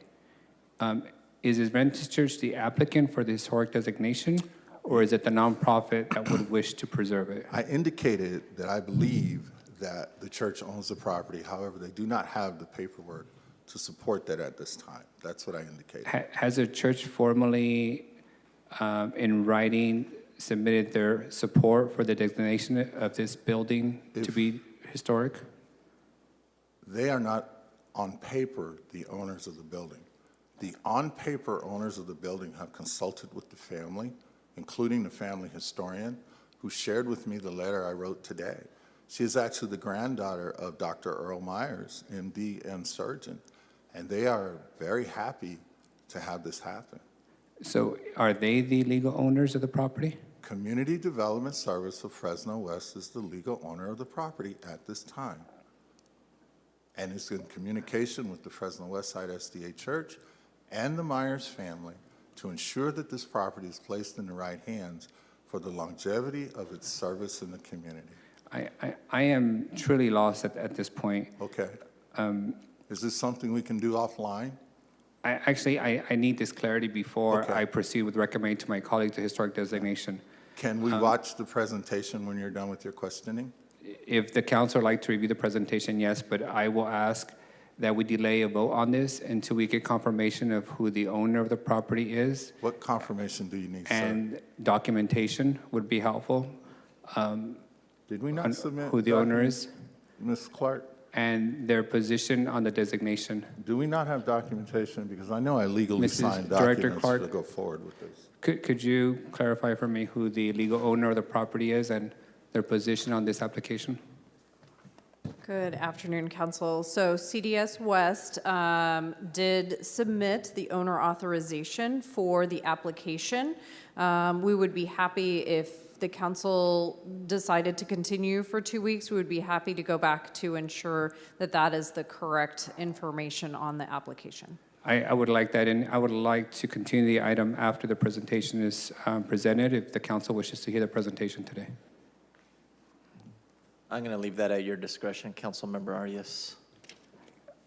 Then I would recommend that we hear the full presentation in 2 weeks when the item comes back with confirmation of who the legal owner of the property is and what is their position on this designation of the property. Before you make your formal motion, I do want to go out to the audience first, though. Councilmember Arias, does anybody in the chambers wish to speak on this before we bring it up to council?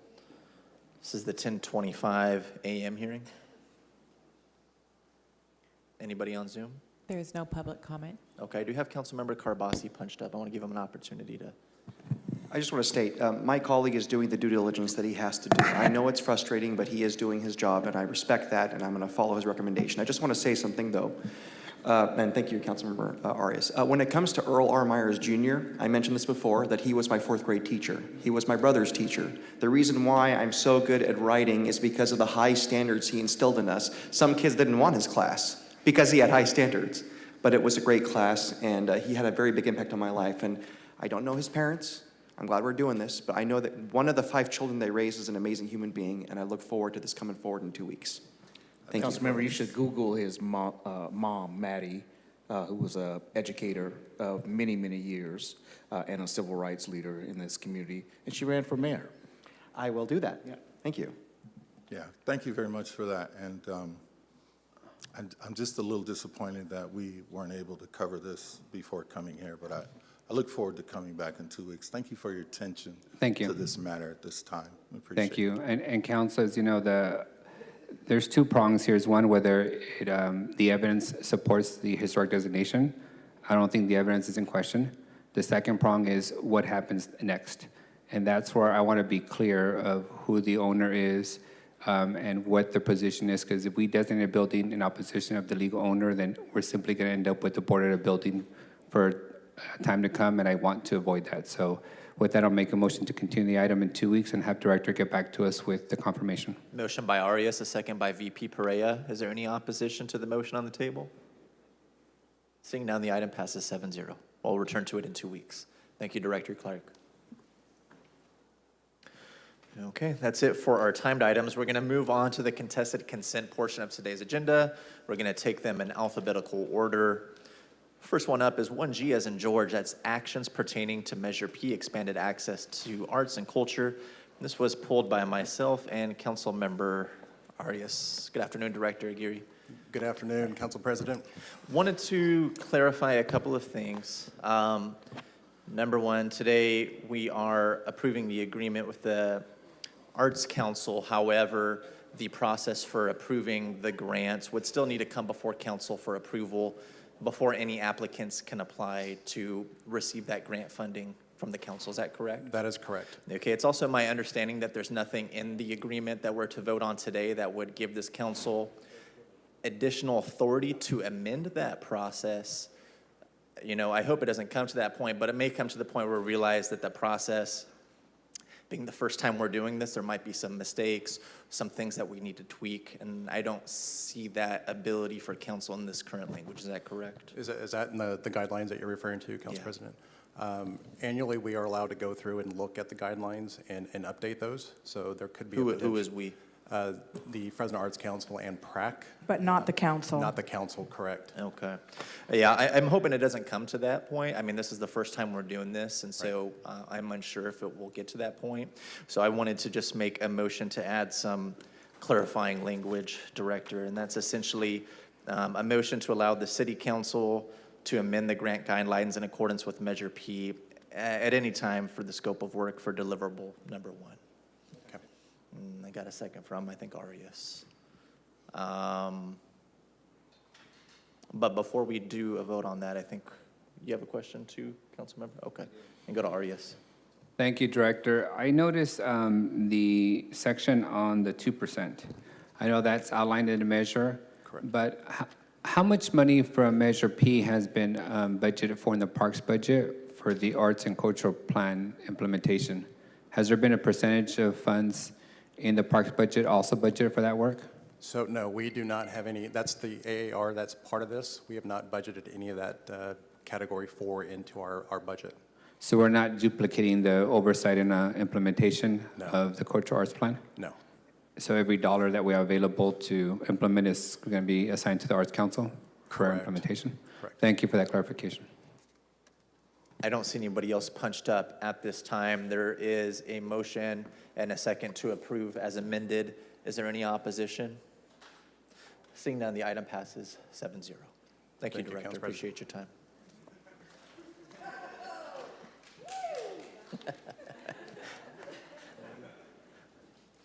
Good job, by the way.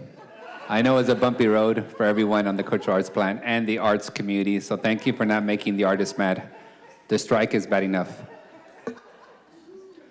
Going to move on to item 1I as in Ida. This is actions pertaining to the consultant services agreement with Precision Civil Engineering. This was pulled by Councilmember Carbasi. Hi. Yes, who from staff can comment?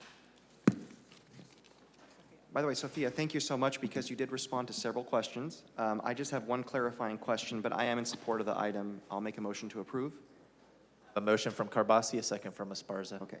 I'm sorry, give me 1 second to pull my notes. They just dropped on me. Okay. On I just wanted to know, is this only for, well, you kind of answered this, but we'll do it again. Is this only for the conversions of existing office spaces and not vacant land zoned for office use? Or is there anything in the works which could permit ministerial rezones or other mechanisms to allow conversion of vacant zone land that's office use to residential? Thank you, Council Member. I would refer you to the initiation resolution that was approved by the Council on March 30th of this year. So that resolution states the scope pretty clearly. Which is it vacant land or just existing? Right now, it looks at existing. Okay. Okay, great. Okay, that's just my only concern. And I only state that, and I want to put it on the record because when we've had some issues with folks saying, hey, this was zoned one way, I didn't know about it. I just want to know if we do ever rezone, especially if it's even possible to do it ministerially, any office zoned land, that we do have an outreach process for the people that live in the area so they can know what to expect. That's the only reason why I bring it up. But again, thank you so much for your follow-up. It's been great. So that's all I have. Okay, I don't see anybody else punched up. We have a motion and a second on the table. Is there any opposition? Seeing none, the item passes 7-0. Thank you, Sophia. Next contested consent item is 1J as in Jack, approve a consultant service agreement with Tetra Tech BAS. This was pulled by Councilmember Arias. Councilmember? Yes, Council. Director, I read your staff report, and I think my office communicated that we'd like for staff to meet with community leaders in West Fresno prior to this consulting agreement going forward. Essentially, this consulting agreement would have us evaluate a potential bio-waste facility or farm out in West Fresno. And I think that's significant, environmental implications for that region, one of the worst polluted regions in the country. So I want us to press pause until we sit down with a group of community leaders in West Fresno to review this prior to us moving forward with it. Is that, are you open to that, or? Well, I'd like to make a statement. So what we're doing is trying to evaluate if this is a viable treatment option for our biosolids. Right now, we don't have any information that we can share with the public because we haven't done the study.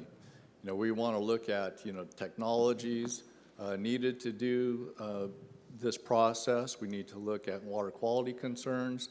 We need to look at the air quality issues. And so right now, to engage the public, we are not informed that if they ask these questions, that we would have a reasonable response for But them. wouldn't you have a reasonable response on what similar facilities look like across the country? I mean, for me, you're asking to spend $400,000 on a consulting contract, before you know whether there's community support for such a facility. And why study only one region of the city, the most polluted region, for this location? Because it's all associated to the waste stream coming from the treatment plant.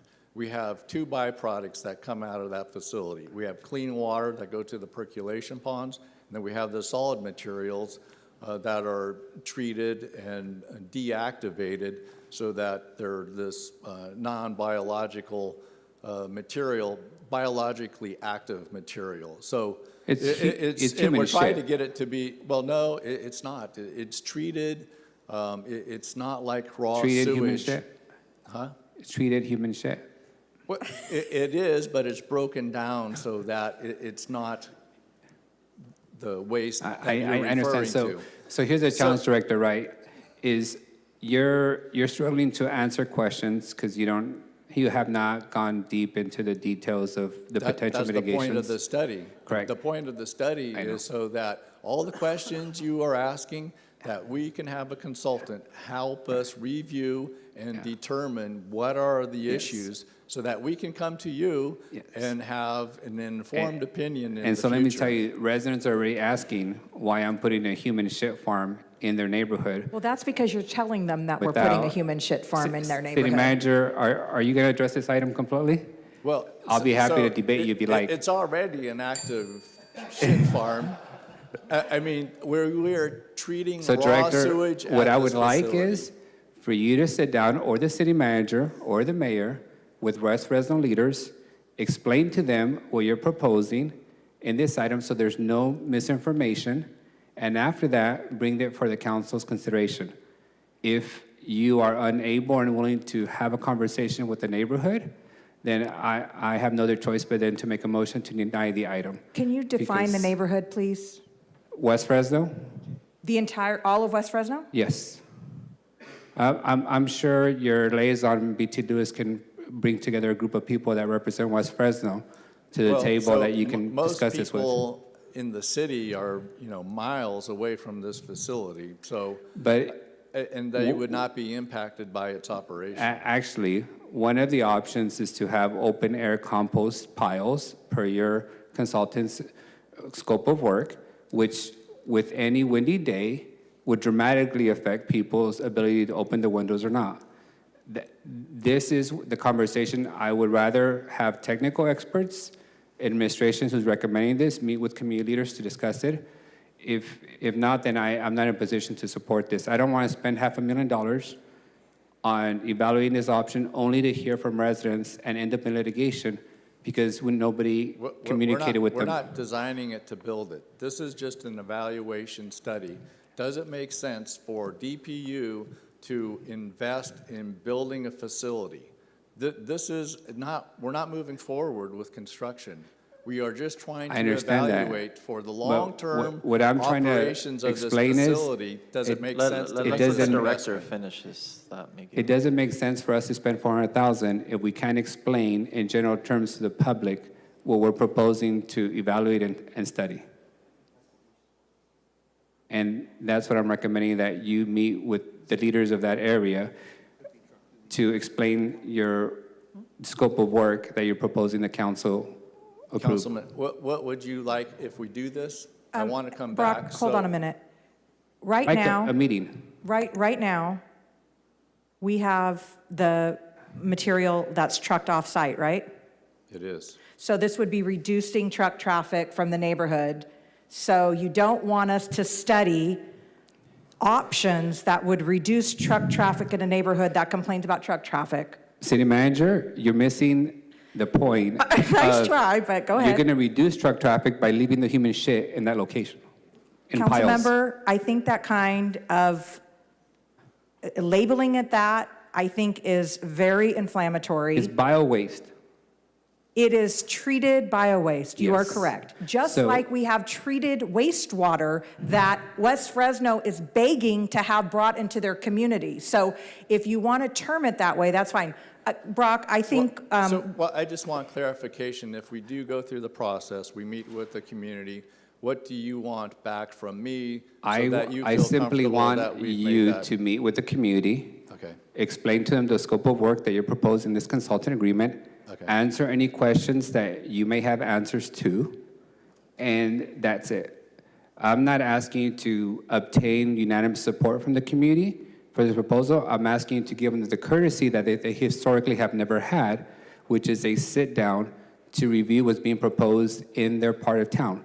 I would doubt that we would proceed with this kind of operation in any other part of the city without having the courtesy of a sit-down. That way, they cannot indicate later that they were not informed and not aware that we were considering this option. A meeting with the community, that's it. And I'll leave it up to the administration, their liaison, to determine how they define the community. I'm not asking for 100 people or a public meeting of 500 folks. I'm asking you to touch base with the community leaders who have, for decades, litigated the city and other agencies for the oversaturation of environmental damaging operations in that part of town. So a meeting, Director, is what I would like. And I'd be happy to continue this item for next week after you meet with them. Brock, fine, Councilmember. Thank you, City Manager. With that, I'll make a motion to continue the item to next meeting. Got a motion to continue this until the next council meeting. Second by Esparza. Any other discussion? Any opposition? We have one opposition. The item passes 6-1. We'll see you in a couple weeks, Director. Thank you for your time. Okay, that'll take us to item 1O as an ocean, actions pertaining to the Mariposa Plaza renovations located in Council District Number 3. Councilmember Arias, you pulled this item. Is this the Mariposa Mall? Yes. Just one quick question. I know the project, the total project's more like $10 million, and this only covers a couple of million. Can you walk me through the full scope of the project and where we're at? The full scope of the project? Yeah. Okay, so the construction will include the demoing of the, my name is Green Kandoyan. I'm an engineer with Capital Projects Department, Transportation Project Management. The construction, the scope of the work will be demoing the existing plaza, the stage. We will be constructing 2 different stages. One will be larger, one will be smaller. It will have decorative tile. It will have permeable pavers with a decorative pattern. There will have a planter with seat walls. We will have a shade structure with strip lighting. That's the main items. Trees will be planted and bushes, yeah. Does this include the full allocation of the TCC funds for this project? What do you mean by The whatever was transformative budgeted? climate communities, because there's a section of money, and then also does it include the money from my office for the underground transmitter or Yes. something? Yes, so we do have a breakdown of how the cost was split for that work. I can go over it there. We do have the PG&E contracted, and then we also got the bid proposal from the contractor. We estimated the electrical services just for the plaza on its own, which will be paid through the TCC, and that's how it was determined, the remaining amount that would be paid by the general funds. When do you expect construction to commence and end? The construction is currently projected to start by end of this year, and we are projected to end by July 2024. Okay, if you can give us an exact start date, as you know, there's quite a bit of festivals on Fulton Street, and we want to be able to not book any festivals for this area during the construction. So if you can just give me like a month when you have it ready, if it's going to be December, November, as much notice as we can get so we don't have to cancel events after they've been organized. Yeah, once the contract's executed, we typically have pre-con meeting. We're more than happy to invite your office to that meeting, and that's where we lay out the schedule, and we'll keep your office updated. Okay, and if you could also formally notify the downtown partnership of the start Yes. date so that they don't book anything. Yeah, With we've that- been in contact with them. We'll continue to coordinate. Thank you. With that, I'll make a motion to approve. Thank you for your work. Motion by Arias, a second by Vice President Perea. Is there any opposition? Seeing none, the item passes 7-0. Thank you, Director. All righty, folks. Last contested consent item, 1S as in Sam, a resolution approving the final map of track number 6276 and accepting dedicated public use offered therein, except for dedications offered, subject to city acceptance of developer-installed required improvements. This was pulled by Council Member Carbasi. Council Member? Now, I'm not in opposition to this item. This is an item in District 1. I do have some questions about something I read in the staff report. So, of course, it's District 1. If the council member would like to make a motion, I'm glad to second it. Yeah, I'll make a motion to approve. Motion by Perea, second by Carbasi. Floor is yours. Council Thank Member you. Carbasi. Director Mosier, in page 2, I'm going to talk about CFD 18. So there's an item in here. The subdivider has satisfied the public safety requirement by annexing the subdivision into the city's CFD 18 in April of this year.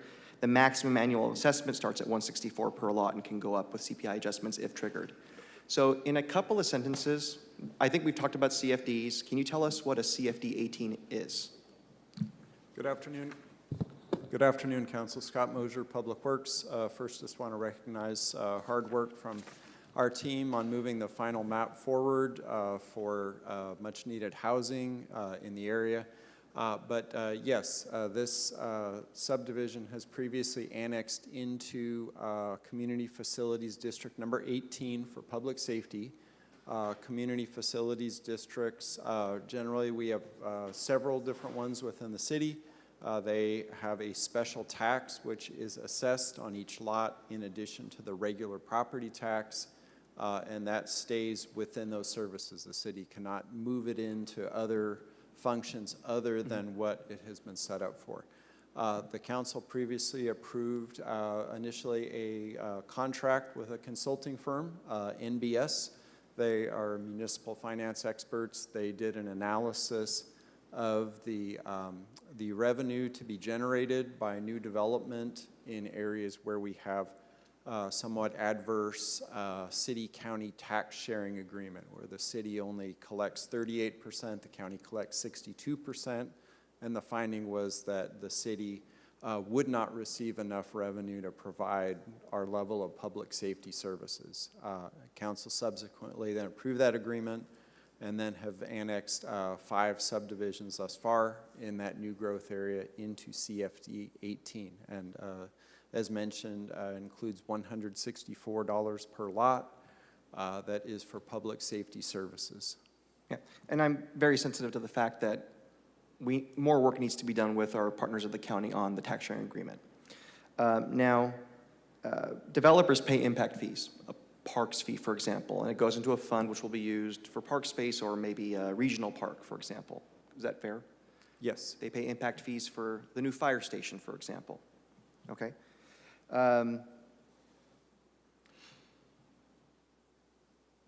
So here's what I'm trying to understand. We get less money based on the tax sharing agreement. Some of these areas may have higher property values, let's say, in the core of the city where we get the 50-50 split with the county, which is possible. But my concern is when we're potentially, this isn't something the developer pays, correct? This is something that, in a sense, gets passed on to the end user, the person that buys the home. That's correct. It only is levied on those properties once the final map is recorded. The lots are then available for sale, and then the next tax year, then the county, the assessor's office, they add it to the tax roll, and then the city does receive the revenue for that. Got it. And then that decision to enter into a public safety CFD 18 isn't a decision the homeowner makes. It's made in one election with one vote by the master developer, whoever the developer of the subdivision is. Is that correct? That is correct. Okay. And, which is standard, typically. Sorry. Yes, and I wanted to add in the homeowners at time of entering into the contract for sale, anyone who's been through that is familiar with the big stack of documents and disclosures. So the CFD, whether it's like a landscape, lighting, paving, like a CFD 11 type of district, that's a disclosure in those documents, and the public safety CFD is something they receive that disclosure. But can they opt out? The homeowner cannot opt out at that point. There is a process under state law in the event that groups of homeowners wish to attempt to unwind or remove a community facilities district, but that cannot happen just individually. But I expect that's not as easy. So, all right, are these enhanced services, for example, paying for the street and gutter repair, for the landscaping, the lighting, that's for what's in the neighborhood. I mean, I understand Public Works, it's like a HOA almost, but we administer it. They're very successful. I love them in my district. I'm a big fan. But that's money that stays in the neighborhood typically, correct? That is correct. If it's, for example, landscaping, pocket park maintenance, street light, power and repairs, yes, that stays within that area. So where I'm having a concern, and we're just talking about this, and we're almost done. I just want to start a greater conversation on CFD 18s because this is a little bit different. What I worry is this is a way to finagle a public safety tax that is essentially paid for by working families trying to buy a new home in Fresno. Again, I understand maybe this is tied a little bit to the tax sharing agreement, and I'm sure we're going to talk a lot about that. We've got work to do, but I have some real concerns about the impact it has on people being able to afford a single-family home. It may not seem like a lot, but it adds up. The last thing I just want to add in my notes, I'd be very open to this, and when we have this conversation again, if it's an enhanced service. Because one other concern is when it comes to fire protection, I got a heat map during the budget that shows just for the fire service, typically these newer developments aren't where most of our apparatus are going to on calls. They have newer building materials, they have fire suppression systems. So saying that these folks are going to be a higher drain on the system, it seems to me when it comes to fire services, they're actually subsidizing a general fund service. And it seems to me to be rather unfair that we're forced to make this decision.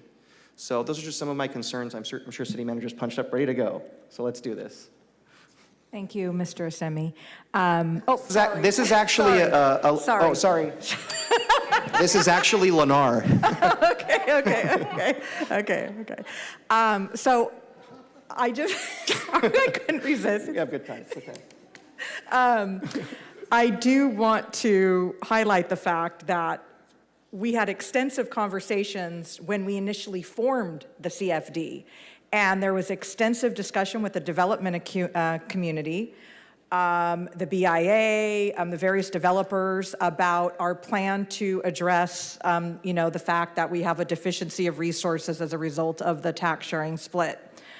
So this is a condition, of all maps that have not yet been finalized or new annexations. It was very clear from the time that we formed this CFD that this would be the process. So I was, frankly, a little puzzled and disappointed that now the discussion is coming forth that it's unfair and I generate enough tax revenue to cover my own costs, and so I shouldn't have to subsidize. I think that's a pretty, first of all, we've done a financial analysis, and we have a financial study that it makes the CFD justified and legally defensible.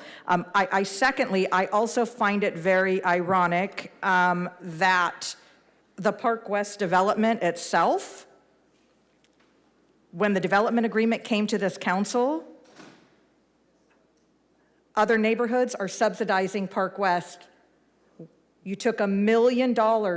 They only generated less than $300,000 in park impact fees. The developer came in here and asked council. We compromised and juggled and did some math and looked at amenities, and we were able to come up with a little bit more money. Instead, this body came and said, no, let's give them $1 million. And I made it very, very clear that you would be taking money from another part of the city to subsidize that development. So I do find it a little ironic that we're here today talking about subsidy from other parts of the city when this very development is being subsidized by other parts of the city.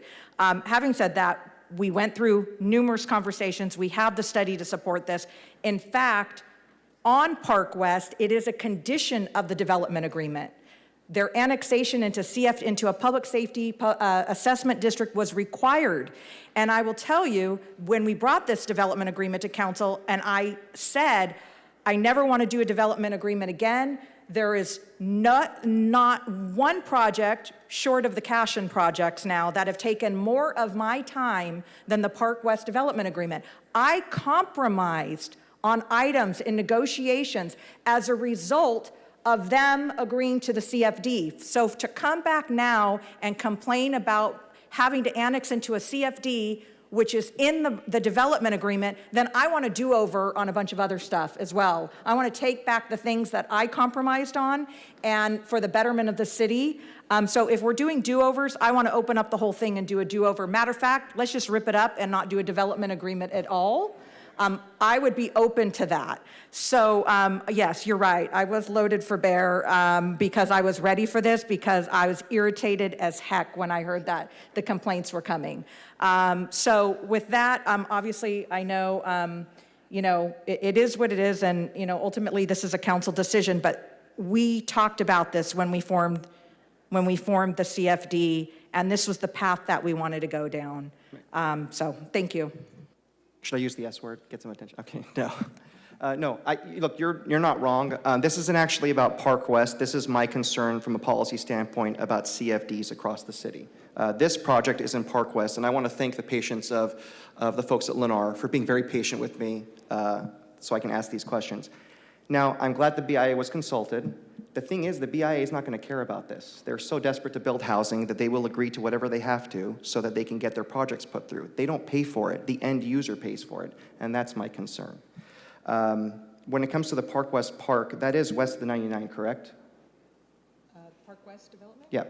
And that's pretty much a desert when it comes to green space. I think some of us felt pressured to support having more green space west of the 99, and this being the starting point for that. So it was a decision we made, and More green space. Same amount of green space. I'm saying it's an enhanced park. It is green space in its new green space in the west area. I will say that was a factor.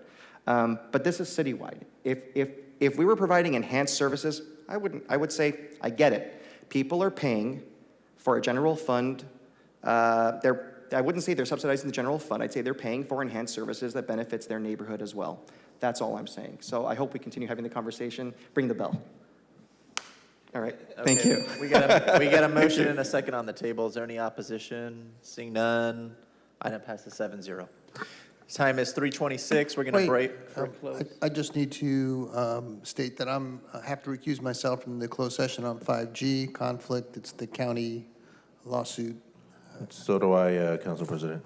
I have to recuse myself on that. We got two recusals. City Attorney, if you could please list the remainder of the items we have to hear and whether or not we'll report out afterwards. Thanks. Thank you, Council President. The council will continue discussions on item B, conference with legal counsel, existing litigation, Haven number 20 versus City of Fresno. Item C, conference with legal counsel, existing litigation, One Community Compact versus City of Fresno. Item D, conference with legal counsel, existing litigation, Ellen Nelson versus City of Fresno. Items E, F, G, and H are all conference with legal counsel, all anticipated litigation, all having involved one case. Item I, conference with legal counsel, public security. Discuss security of City Hall. We may have reportable items after closed session.